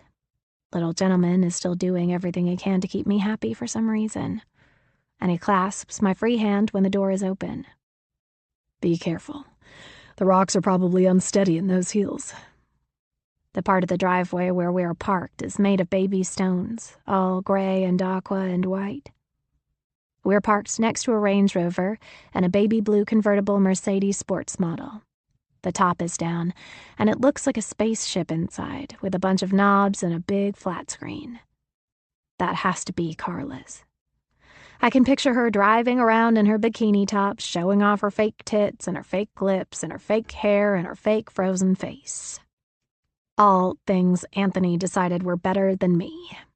I try not to be bothered by it, even though I am a little. I found out 2 weeks ago, and it still stings. Mostly because I became such a cliché. I hate myself for abandoning Matt and the original plan. The original plan. I have to use everything I have in me to be the perfect little fiancé tonight. I have to find a way to get Carla under suspicion when I dose him. Matt and I decided the easiest and most inconspicuous thing was to use arsenic and antifreeze, and we want it done in a public place. We're still working out the details, but if I can do it when Ron and Carla are around, even better. Anthony is lucky I don't have a plan put together yet because I'd do it right now if I could. I hate him and worry I won't be able to contain it. I have the pressure of a seismic fault about to break. I love you, I say as I take his hand. He kisses it. Love you more, he whispers in my ear. Of course you do. Except for the cheating part. Right off the pebbled parking space, there's a paved pathway, which we take to their front door. It's at least 10 feet high with a wrought iron handle. Anthony rings the bell, and it sounds like someone in ancient China smacked one of those huge gold cymbals, or someone from the Roman Empire was calling the ruling families to dinner. So pretentious. I hear clacking on the other side. I assume Carla is running to greet her lover, and I wonder how she's going to open this huge door. She might be a slut who's screwing my fiancé, but even I know she can't tip the scales at more than $1.10. The door cracks, and I hear a distinct low buzz. It's automatically opening. Carla probably pushed a button. We can't see inside through the glass, but I'm sure she sees us, standing there clear as day like it's a two-way mirror. When it fully opens, Carla looks like she typically does. Too much makeup, too much hair, and a skin-tight dress that shows off her tan and her tits. "Hi, Carla, you look great." I say it with pep in my step. I know that'll piss her off. She hates that she can't get under my skin. Her head tilts to one side as she sizes me up, half her age, genetic perfection without all the surgery she has. "Poppy, I have that same dress. That pattern came out last year, so you must have gotten quite the discount." "Yes, it's a bargain basement Prada. Shoot me for liking pink and red no matter what year it came out. I don't wait in line for the newest iPhone either, you old bag." "Leave it to you to be on the cutting edge of everything." I wink at her. She tries to hide her half an eye roll, but I catch it as she turns her attention to Anthony and the Cheshire cat smile breaks out. "You look great. Come on in." Anthony puts his hand on the small of my back and ushers me inside, and I gasp. Her home is a palace. It has a 3-story entryway, and a huge crystal chandelier hangs overhead. The floors look marble, and I'm afraid I'll slip in my heels. "Follow me," she says, and walks confidently in front of us. If I slip, and she doesn't, I'll never live it down. I'm mentally saying, left, right, as I walk. I swing my head around as we pass through, and much like their apartment, it's decorated tastefully but minimally. Dull furniture. Nothing looks comfortable, from the French-style couches to the Mediterranean-style chairs and trunks. Toward the back of the house is a massive kitchen that overlooks a kidney bean-shaped pool, with 1, 2, 3 waterfalls and a slide. There's a hot tub at the edge with water trickling into the pool. It looks like the Andaz in Maui, not a private home. Ron is opening a bottle of red wine at what can only be called the wine station. There's a 100-bottle wine fridge and a full wet bar. He's dressed extra casually, which takes me aback. I've never seen him in anything besides those sport coats with suede elbows. Right now, he's in a New York Jets t-shirt and jeans. It's strange, like seeing puppies dressed as ballerinas. Hey, glad you could make it. Ron makes his way toward us, bottle of wine in one hand as he shakes Anthony's hand with the other. He then uses that hand on my waist to pull me in for a kiss on my cheek, which I smile and take because even though he's a disgusting creep, I'm a good fiancé who doesn't make waves. Anthony told me the good news. Let's see the rock. He grabs my left hand and admires my beautiful engagement ring, and I try to push away the memory of how in love I was with Anthony when he slipped it on my finger. It really is perfect, isn't it? My eyes quirk up at Anthony. Wink, grin, ugh. Carla cranes her neck and glances at it. You like ovals? I guess everyone has their favorites. To me, it's one step up from a marquee. I squint. What's wrong with a marquee? She smirks. Oh, honey. Then she looks at Anthony. Can I get you a drink?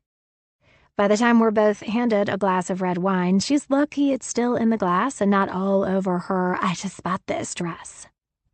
They lead us out into the yard, which of course is complete, with a guest house and an outdoor kitchen, and we settle in under the pavilion.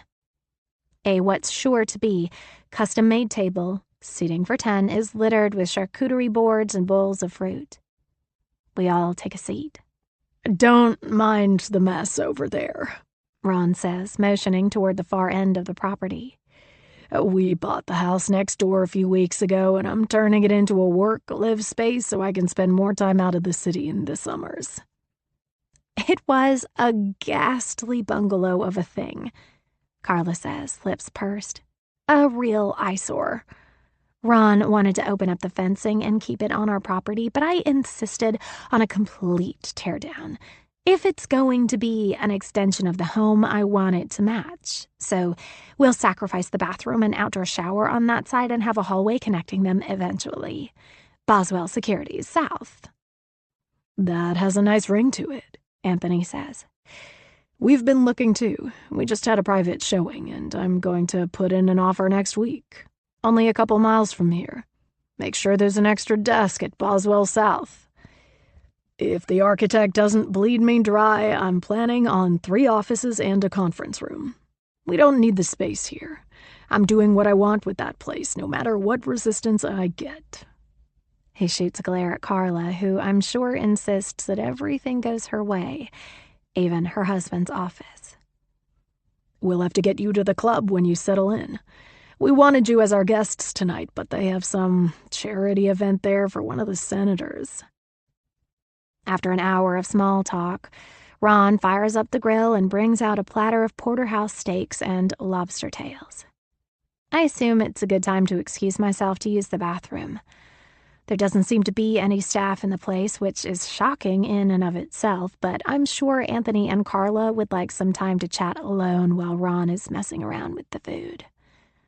Inside to the left, down the hall, third door on the right, Carla says without even meeting my eyes.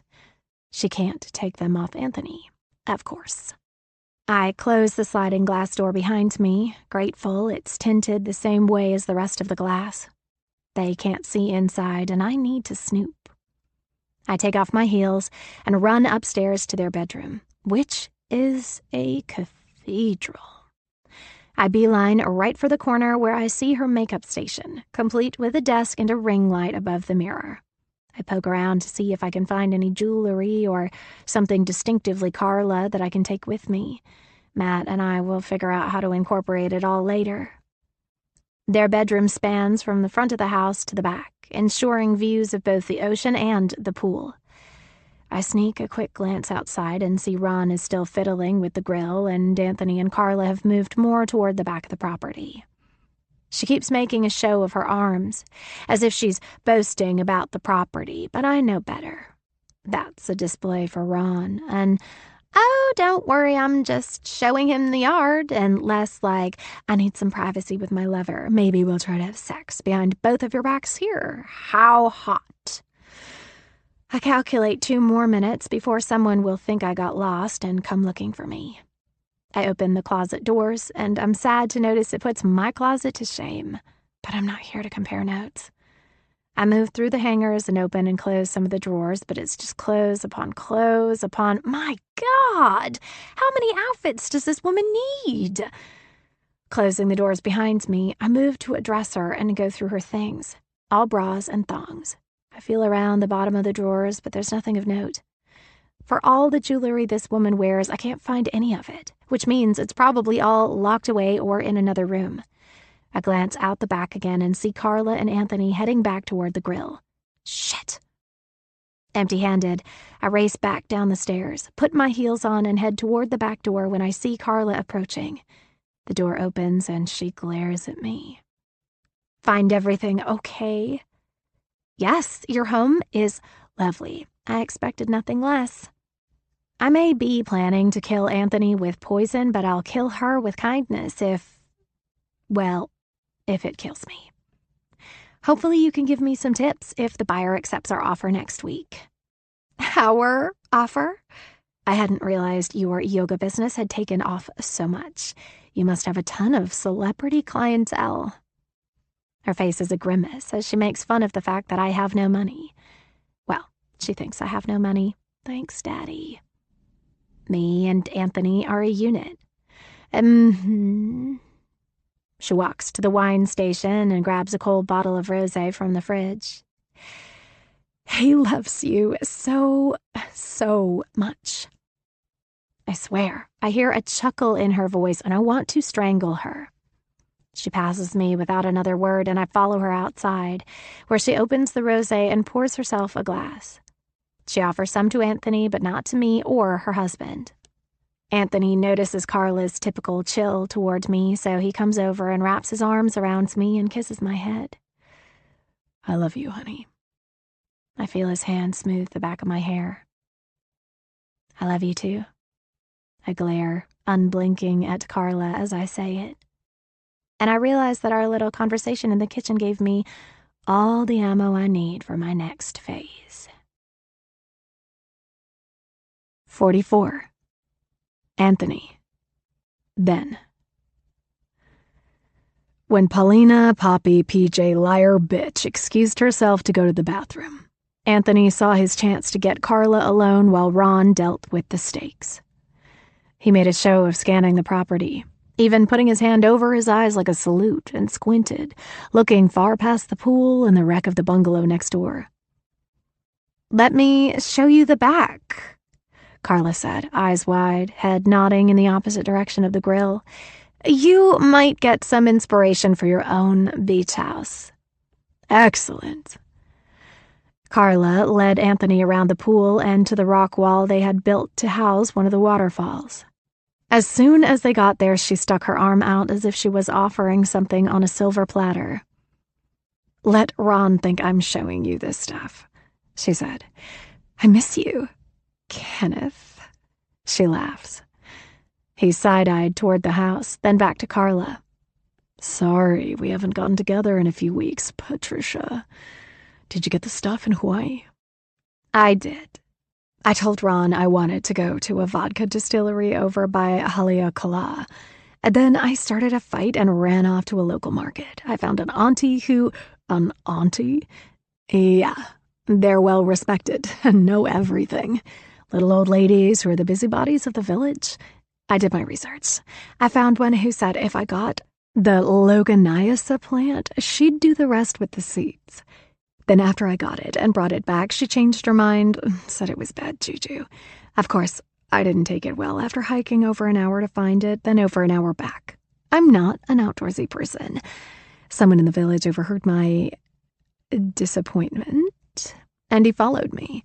He said he could extract and purify the seeds, for a price, of course. I didn't have enough cash on me, so I gave him a diamond bracelet I was wearing. That thing was worth over $5,000. Pissed me off, but whatever. We'll get you another bracelet. He smirked. I can crush the seeds into powder, right? Yeah, but wear gloves. Don't touch them. These things are no joke. I had them wrapped in plastic, then in toilet paper and hidden in my toothbrush holder to get them out of the state. They're in the house, in a small plastic container. I'll make sure you get them before you leave. Good. She fingered his elbow. Are you going to do it soon? He shrank back from her touch. Careful. He nodded toward the house. Ron was still busy with the grill and paid no attention to them. Why would he? It was his soon-to-be ex-wife and his employee. Nothing to see there. Soon, yes. But I still want the bitch to think she's winning this stupid game. I'll have to wait for a perfect time. And you said this stuff is untraceable, right? Yes, vicious and untraceable. Unless someone is looking specifically for it, they won't test for it in an autopsy. Who's going to think seeds from a plant in Hawaii killed her? Come on. She looked back at Ron, then swiveled back to Anthony. Then we can be together whenever we want. Anthony wasn't so sure about that. It was one afternoon in bed with Carla when she suggested getting rid of PJ after he'd told her PJ was planning to kill him. She wanted PJ to suffer.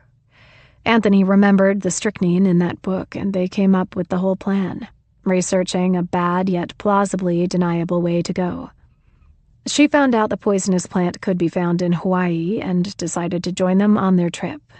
She said she'd get the stuff, and Anthony just had to feed it to PJ somehow, some way, some time. Which he didn't mind doing. She always got sinus infections. He'd wait until she needed a reason to take a pill, and he'd replace it with the poison. Until he saw that little book of hers, he never knew how much of old Tony was still left in him. Carla still didn't know that Ron was cheating or planning to divorce her, or at least if she knew, she didn't talk about it with Anthony. Anthony knew that would turn her world upside down, but he couldn't be the one to let her know. He still had his job to worry about, and if Carla thought he was going to go riding off into the sunset with her once PJ was dead and Ron was her ex, well, she was more delusional than she looked. He had to appease her somehow. We should get back. Remember, only use the burner phones. I'm not stupid, and I'll make an excuse to go inside. I'm going to put the container with the seeds on top of your driver's side tire. Don't forget to pocket them before you leave, and don't touch them without gloves. He nodded. They walked back to the pavilion, and Anthony grabbed a handful of cheese squares from one of the charcuterie boards, while Carla said she was going to grab a bottle of rosé. She came out with PJ behind her. He still had to play his part, and he grabbed PJ close to him and kissed the back of her head. I love you, honey, he said. Carla looked right at him when he made his hand into a gun, pointed it at PJ's head, and shot. 45. Kim. Now. So, Tony's life is still in danger? Kim asked. Matt shrugged. I don't know what she had planned. She didn't tell me. Plausible deniability and all that. She had my back until the very end. And this is how I repaid her. I let this happen to her. He sobbed again, rubbed his eyes, wiped his cheeks. Kim stood and retrieved 2 bottles of water from the kitchen and a box of tissues from the bathroom. She offered him the water, and he said, Got anything stronger? Same thought, my new friend. She went back to the kitchen and poured 2 fingers of vodka each in 2 separate cups, then added an extra finger to each for good measure. They clinked glasses and knocked the drinks back in 1 gulp each. It burned, and she wished she had a lemon or an orange to wash away the heat, but she didn't really care. The whole afternoon had been confusing, and she wanted to erase as much of it as possible. Kim didn't know how to feel about anything she'd just heard from Matt. His lies about his identity, about PJ's identity, about them conspiring to kill Tony. On the flip side, PJ was the one who was dead, not Tony. He tried to kiss Kim less than a week after PJ died. He was having an affair with Carla fucking Boswell. Tony wasn't who she'd thought. He never was. He'd always lived a double life. Apparently, so did PJ. Her reasoning made more sense to Kim. PJ did it to avenge her mother. That deserved Kim's respect. "What do we do now?" Kim asked. She swallowed heavily before she spoke next. "I have all the money. I don't need it anymore. It had to be given back. Murphy would be fine. She had that asshole Tony's money." She stood and went to her bedroom dresser to retrieve the cash bundles, then back to her kitchen and grabbed a Post-it off the refrigerator, which she used for grocery lists.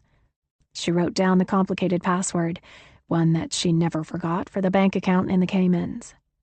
"Here." She handed it to him. He stared blankly at it. "Blood money." Then he waved it away. "I don't even want it." She knelt next to him and placed everything in his lap. "If anything, just take it back and do something to honor PJ. I don't want it. I don't want to be involved in this game anymore. I promise I won't say a word to anyone, and I really hope you find out what happened to PJ. And if he really did it..." Her words drifted. If he really did it, she hoped he'd get what was coming to him. "Before I go, is there anything you remember about that night?" Matt asked. "About what everyone said? About how she acted? I just want to know what happened. She didn't have allergies. I didn't work past 5 that day, so I couldn't even say goodbye to her. I don't understand this." Kim thought back about everything. As much as she'd tried to forget that night, she now forced the memories back into the foray. "PJ was really nice. I remember thinking she was a saint. You had a great best friend." "I'm so sorry." She patted his knee. "They all ate and drank. They all shared wine bottles as usual. Tony said she took a pill for a sinus infection. Do you think that's how he did it?" Matt shook his head. "No, she really was on antibiotics. She always got sinus infections ever since high school." He closed his eyes and rubbed his temples, and Kim truly felt his loss. "Maybe it was an effect of the meds with the drinks. I don't know, I'm just spitballing because I've got nothing else. I've done that a million times, pills and booze. What I saw, that wasn't an allergic reaction." "What do you mean?" He was suddenly alert. "I mean, it was just what happened to her before she stopped breathing, like she was dead before she died. I don't want to say zombie, but she was all contorted and stiff while still gasping for air, like rigor mortis set in while she was still alive." His eyes had a glint of something. Hope, fear, recognition. "Exactly like that.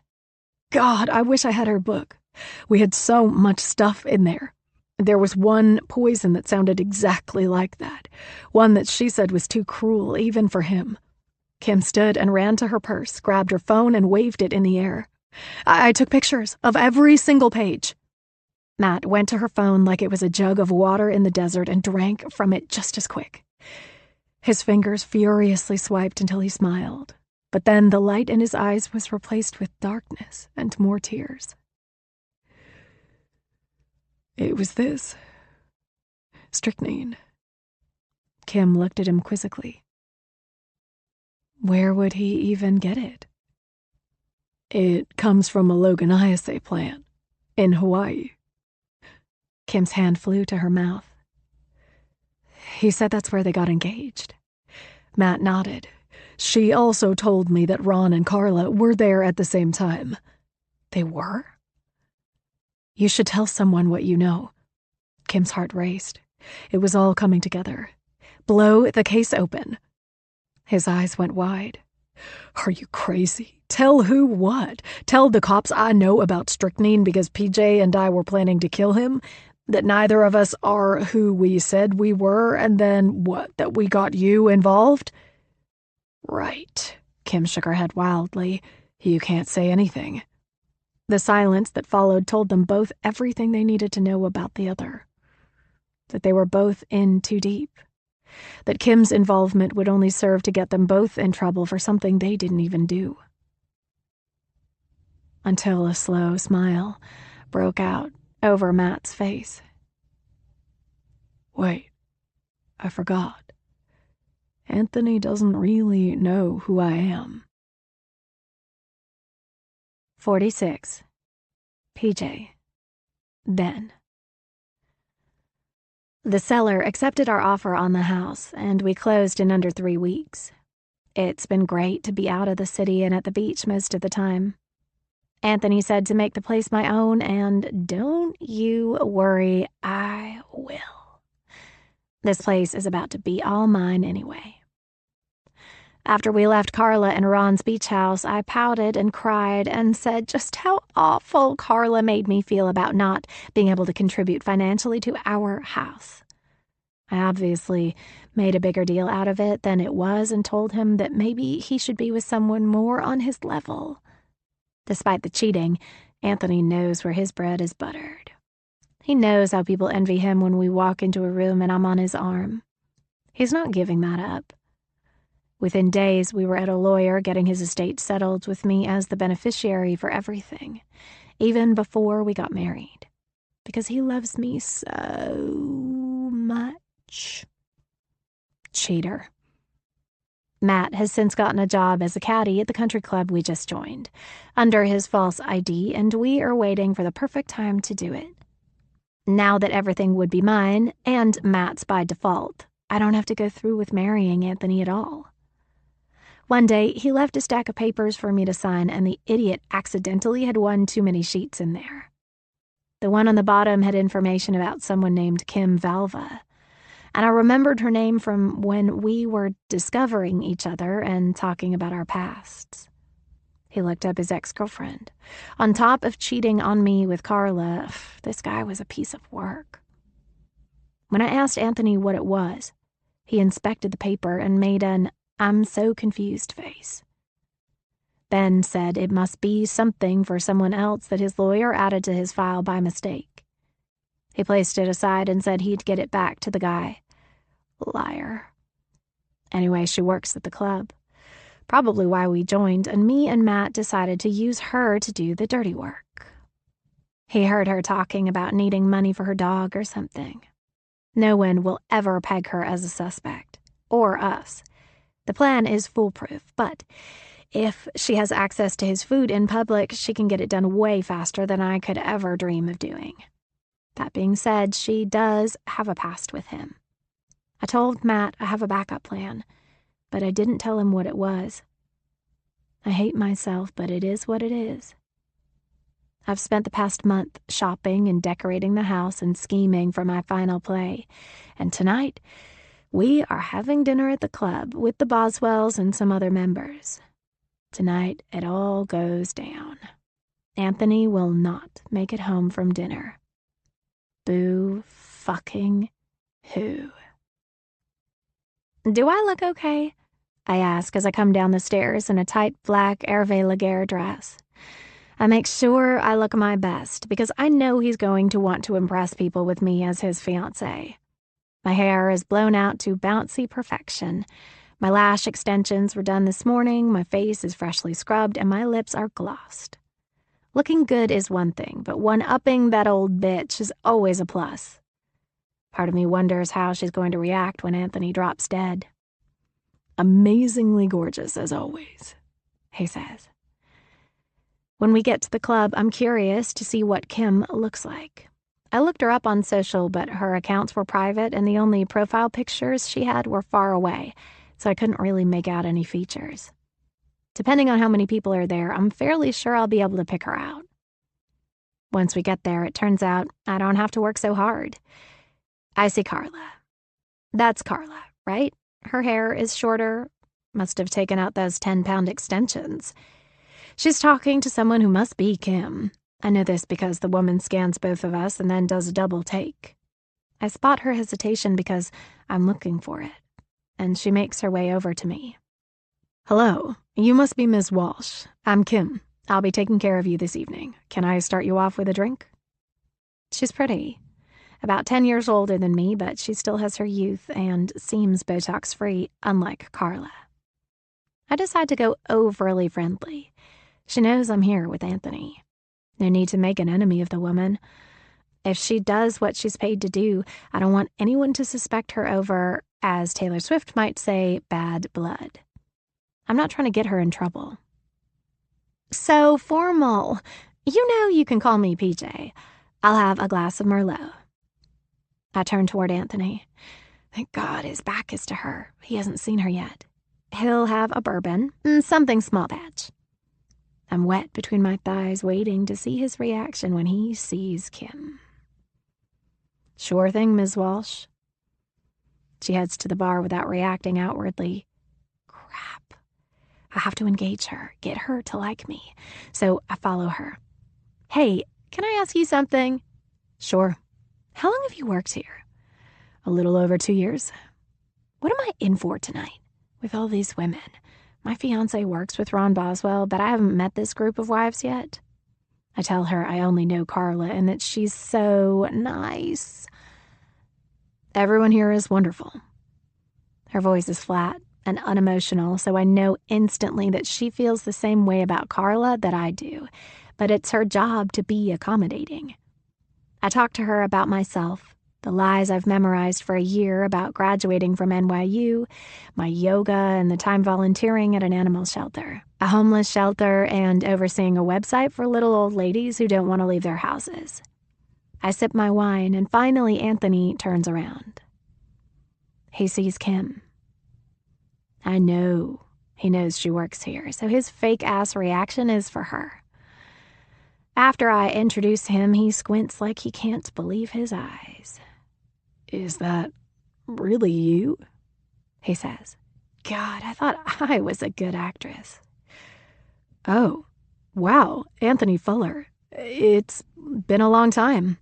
She widens her eyes at him, after she uses his full name.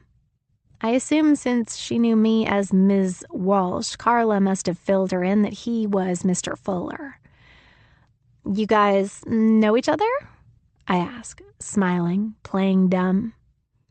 We grew up in the same neighborhood, Kim says. She doesn't give away that they are former lovers. How many people in this room has Anthony slept with? Kim says that his sister, Maria, that bitch, was her best friend growing up and that they all lost touch when she moved. They have small talk, and Anthony turns toward me. We should sit, Peach. Good to see you, Kimmy, he says. Kimmy. Yeah, that's intimate. I don't care. Kim knows what she has to do. She just doesn't know she's taking orders from me. Throughout dinner, Ron unabashedly has his tongue hanging out every time he looks at me. I know that's what Anthony is after. The coveting. After dinner, Anthony reminds me to take my antibiotic. I struggle with the child-proof top again, and he takes the bottle from me and opens it, hands me a pill, and closes it back up. I take it with one of the waters that's left on the table, and I excitedly wait for what's next. The antifreeze/rat poison mixture will be laced in with his dessert. It was the best way to make him not notice the sweet concoction. Showtime. Anthony revels in his creme brulee. That's his favorite. And I looked up the menu online before we came here, so I knew he'd order it. The poisonous stuff is on top, and once he cracks the sugary coating, he'll never know what's flowing inside as he eats every drop, even scraping the sides, licking the spoon. Dead man. By the time the check comes, nothing has happened. Not even a cough. How long am I going to have to keep him here before it kicks in? They're already paying the bill. It better happen soon, or at the after-dinner bourbon with the guys. I can't go home and have him die there. I'll look too guilty. This has to happen in front of everyone. And then something happens. My throat swells and closes completely. I swallow, but it isn't going down, and I start to drool. I clutch my throat, then hit the table twice with my right hand. Hard. Something is wrong. Oh no. Kim couldn't do it to him. She did it to me instead. Is this the end? PJ? Anthony turns toward me, his brows dented. Paige? Are you okay? I hit the table again. I can't talk. I can't tell him to save me. Is she choking? Ron asks. I see the panic in his face as he jumps up and attempts the Heimlich. She can't be choking. There's no food left on the table. Anthony screams to Ron, ripping me from his arms. PJ! My eyes are open, but I'm frozen. I can't move at all. At least, not voluntarily, and my body starts to spasm. The pain is 100+ on the 1 to 10 scale, but I can't even scream. I just feel it everywhere, like I'm being stabbed, like someone is pouring boiling water on me. Anthony pushes everything off the table and grabs the tablecloth.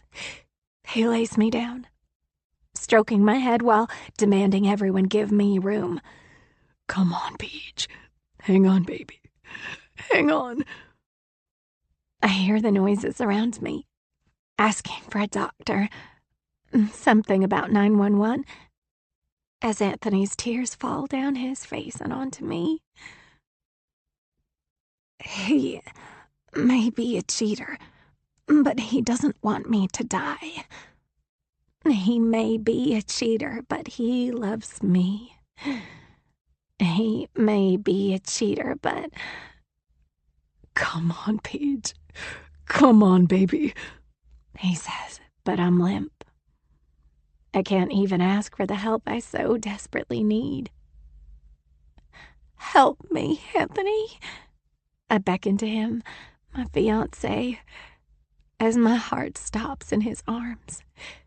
He leans close to my ear and whispers, I hope you enjoyed your antibiotic. You're right.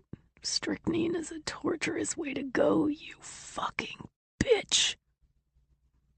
Oh no. He knows about everything.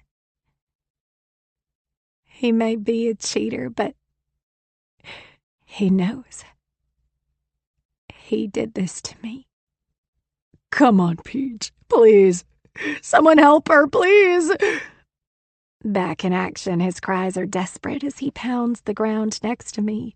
Paige, please, baby. I was wrong. He is a good actor. How long has he been planning this? Since Hawaii. He had to get the poison there. Fuck. I made the book and gave him the roadmap for the worst way to kill someone. He, and maybe even Carla, is doing this to me.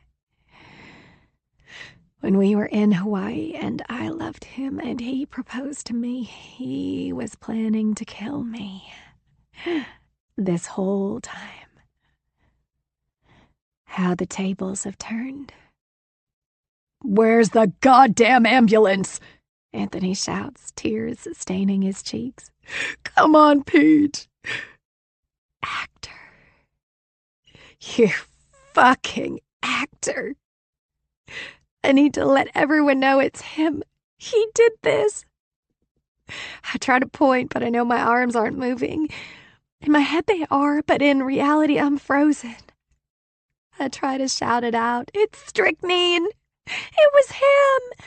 But only a sound comes out. A gross, muddled sound that's probably as scary as I look. There are medics around me now, but they don't know what's inside me. They don't know it's over. I do. Anthony's heart would have exploded, but it would have been quick. He's making me die in pain. feel every spasm, every muscle death. I see my mother's face, what I remember it looked like, and her hand is out to me. My father is behind her, shaking his head. He's disappointed in me that I made this about revenge, and that I never got to live my life to my full potential. But I did it for you. For both of you. Anthony deserves this, not me. He murdered my mother and left my father alone. I'll be reunited with them soon. If my failsafe comes through tonight, hopefully Anthony will drop dead in a few minutes himself. I'll never know. I think of the picture hanging on Matt's wall, the selfie of me and him after graduation. Don't forget about the picture, Matt. The last conscious thought I have is, I love you, Matt. My awesome sauce. 47. Ron Boswell. Then. I'm slightly stunned when my secretary, yes, she's a secretary, not an admin, for the love of God, alerts me that I have a call from PJ Walsh. PJ Walsh? What does she want with me? Hopefully I know the answer. She knows where the money is, the status, the power. Anthony wants to be me, but I hired him knowing who he was before. Did I care? Not even a little. Money is money, and this man has a penchant for earning it. Caring about what he did in his past was like giving a fuck that Trump had a real estate empire before 2016. All anyone cares about is the here and now. Yes, put her through, I say as I wait for the second ring, the special one that tells me my secretary put an approved call through. Ron Boswell, I answer, even though I know who it is. Hi, Ron, it's PJ, Poppy Jade, Walsh, Anthony's fiancé. She gives me her name 4 times, like I need to know it more than once. I know who she is. Well, Poppy, what can I do for you? Well, this might be a little awkward. She starts. Awkward how? Is she going to proposition me? I'm sure she saw me and Amy at that party at my apartment in the city. PJ is good people, because she pretended she didn't see it, and Anthony never came to me about it, which means she kept it to herself. Good girl. I can take you places. Awkward how? I ask. Let her get into it. I'm not doing anything wrong, simply reacting to a beautiful young woman. Fine, I'm a Lothario.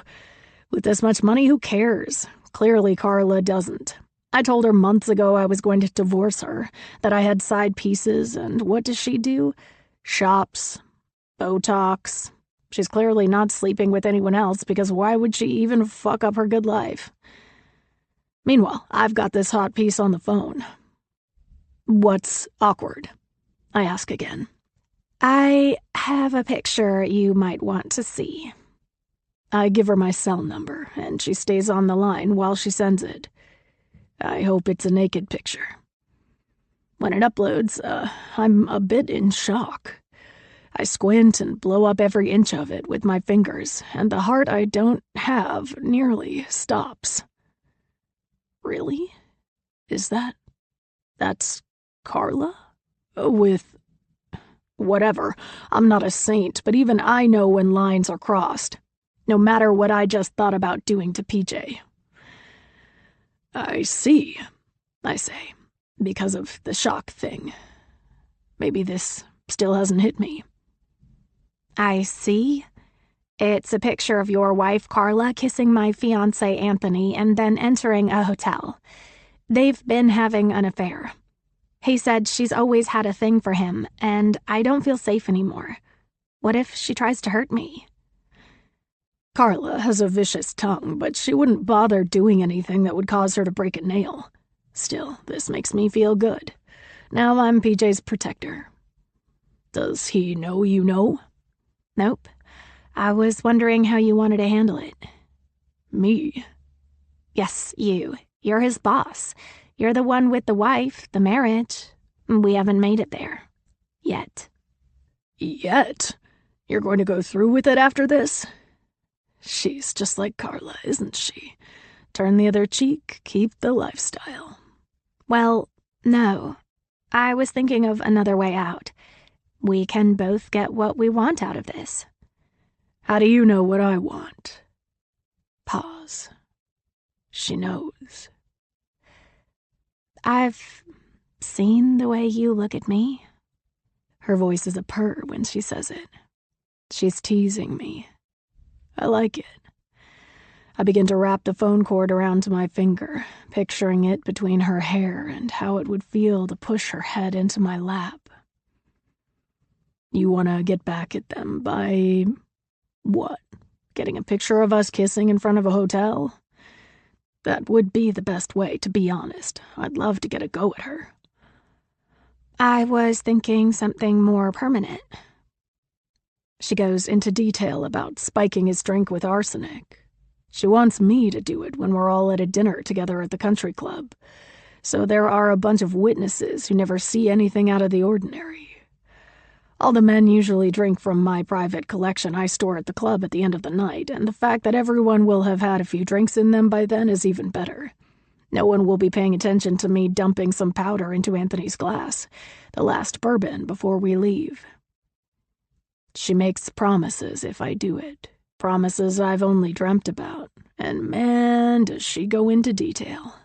She promises me a minimum of 2 times, before as a down payment and after for a job well done. I bet I can keep her going after that. But it's still murder.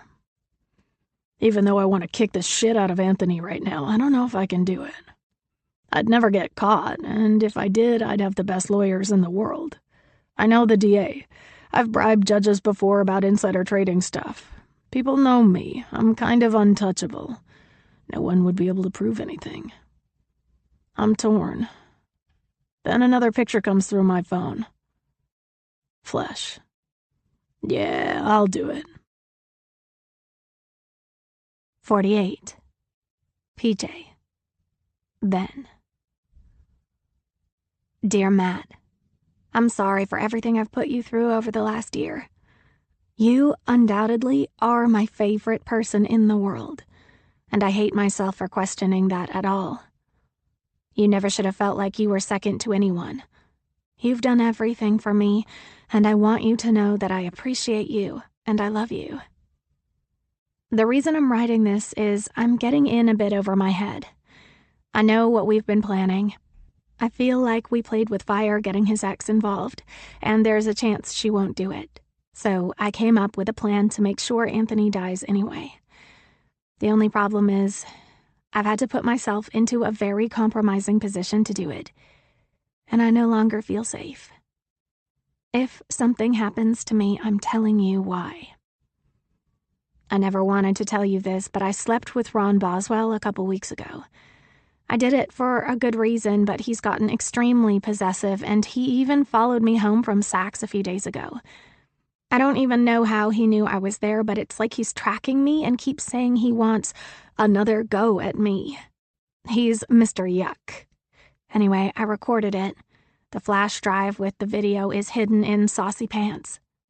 I hope you didn't get rid of Saucy Pants after I moved, but I don't think you ever would. Don't watch the video.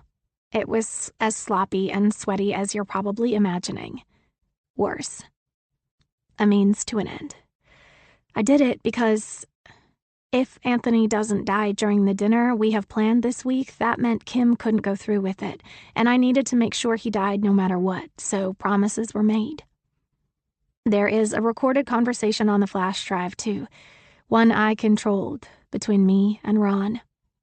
On it, he agrees to spike Anthony's bourbon after dinner, after I showed him the picture of Anthony and Carla. And you still have all those adulterous pictures. I also left a recording of just me, which you can say I left you as a voicemail if they ever go under investigation. Game on. Hopefully you never see this letter because if all goes as planned, I'm taking it back from its hiding spot and destroying it. But if something happens to me, I know you'll find it, and promise me you'll still make Anthony pay. Everything I'm giving you is how to get away with it. Ron and or Carla will look like suspects, and you walk away with the bank account numbers and passwords listed below. Write them down somewhere. Then burn this letter. I love you, Awesome Sauce. I fold the letter into 3 rectangles and hide it in my purse. When Matt tells me he's out with Derek, I go down to my old apartment and let myself in. I hide the letter behind the frame of my favorite selfie of us. In his room, I find Saucy Pants, the bear he won for me at the county fair when we were in high school. I take it to the kitchen and slice open a small hole in its back, one just big enough to slip in the flash drive. Thankfully, Saucy Pants is filled with stuffing and not beads. I push the flash drive in, move the stuffing close to the hole, and place him back on Matt's shelf. A few more weeks, and this will all be over. Back to the life I should be living. With Matt. 49. Matt. Now. It's been almost 3 months since PJ died.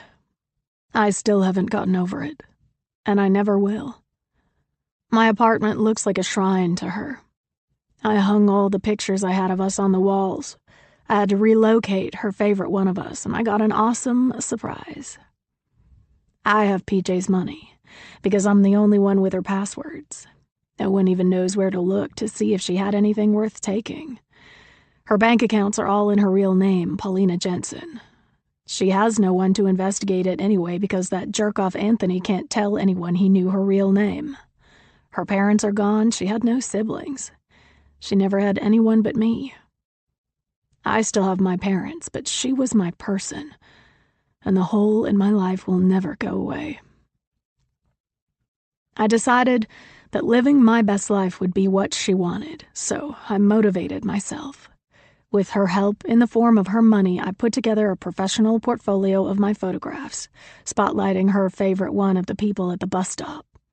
I contacted galleries all over the city, had meetings everywhere, and finally landed a small gig. It's next month in October. It's amateur, and I'm still afraid no one will come, but it's a start. I will do it for you, PJ. In the meantime, this is my last day of the shaved face and the short bleached hair, so I can look clean-cut for my summer job as Terrence Whitman. I miss my long hair and my scruff, but I'll be back to myself soon enough. I couldn't abandon the country club too soon. I didn't want to look suspicious and bolt after PJ died. Instead, I've immersed myself into this world. They trust me. They shouldn't. It's the end of the day for me, a Friday. My last day. I'm emptying out my locker when Kim comes in, getting ready for her waitressing shift. "Hey, Terry," she says with a wink. "How was your day?" I'll never have to come back, so it was great. I nod. "How's Murphy doing?" She smiles and grabs her phone, then starts swiping through pictures. "Look at this video. He's back to normal." She presses play, and there's Murphy batting around a toy, growling at it, making it squeak, and running around like a healthy puppy. "Oh, that's terrific," I say. "I'm so happy everything worked out." "Me too." I let her keep the cash and what was in the Cayman bank account. I don't need it. I wanted her to be able to pay Anthony back the money she took from him for Murphy's surgery. I didn't want her to owe a goddamn thing to that fucker. "I can't wait to get to DC, Kim says. "One more month here." Kim is finishing the season here, which ends on Halloween. Emiko Chiang, a member, knew someone who, whatever. We all know how it goes. And Kim landed a great job at an advertising agency doing graphic design. She will be renting a townhome in Virginia just outside of DC. A yard for Murphy. A new start. And at least she's getting the hell out of here and the hell away from Anthony. He already brought some other woman to the club on his arm, less than 2 months after PJ died. Jerk off. I've gotten a few more shots of him with Carla, though now that her and Ron are officially separated, I'm not sure it'll matter. But the ones dated back to April will. Ron is going down for taking advantage of PJ, and Carla is going down for helping Anthony kill her. I know they did it. I just know it. I look at my watch. Did you see the drink special on the menu? Kim nods. I did. I let out a breath. One more thing to do before I leave. She narrows her eyes. I see the slow smile behind her neutral expression. Really 2 things, but first things first. I go up the stairs and into the bar room. That fucker is sitting in the same corner where PJ died, having drinks with Ron and 2 other guys after his round. He's still in his golf polo and shorts. He'll have 1 more drink before he goes to the member locker room to shower and change before dinner. Right now, he doesn't have a care in the world. I approach the table. Good afternoon, Mr. Fuller, Mr. Boswell, Mr. Payne, Mr. McDonald, I say to them. Did you see today's drink special? It's amazing. Anthony looks at the insert on the table. Sunset of Fire? He asks. Yeah, it's like summer in a glass. Lots of coconut, a few secret ingredients. I'll go grab a few samples for you all to try. He shrugs. Sure, why not? I tell Lucy to make 4 half sizes, that the guys in the corner want to try the drink before committing to it. She says she'll bring them over, but I insist on doing it. I have nothing to do. My shift is over. I'm clocked out. I'm not even really here, and Terrence Whitman doesn't exist. Once I'm out of here, I'm out of here. She puts them on a tray, and I grab it and hand them out. Mr. Payne and Mr. McDonald say. Ron doesn't touch his. How fitting. Oof, Anthony says, making a dissatisfied face. It's sweet. Yes, it really is. The flavors blend better at the bottom. Finish it. He does. He drains the entire glass and hands it back to me. Nah, too sweet for me. That's unfortunate. I take the 4 glasses and put them back on the tray. I'll get rid of this for you then. I bring the glasses into the kitchen and immediately put them on the line, where they all go right into the steamy, soapy water. The tray, too. I already wiped my locker down. No fingerprints. Kim waves to me as I'm on my way out. I give her a salute and a wink.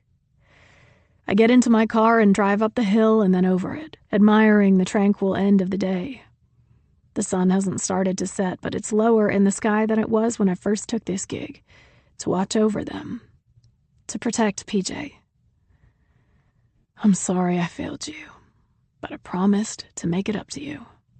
Passing the hut, which checks for membership IDs on incoming cars, I see a line waiting to come in for dinner. The privileged. It doesn't even matter to me. I harbor no jealousy toward them. I only care about making PJ proud of me.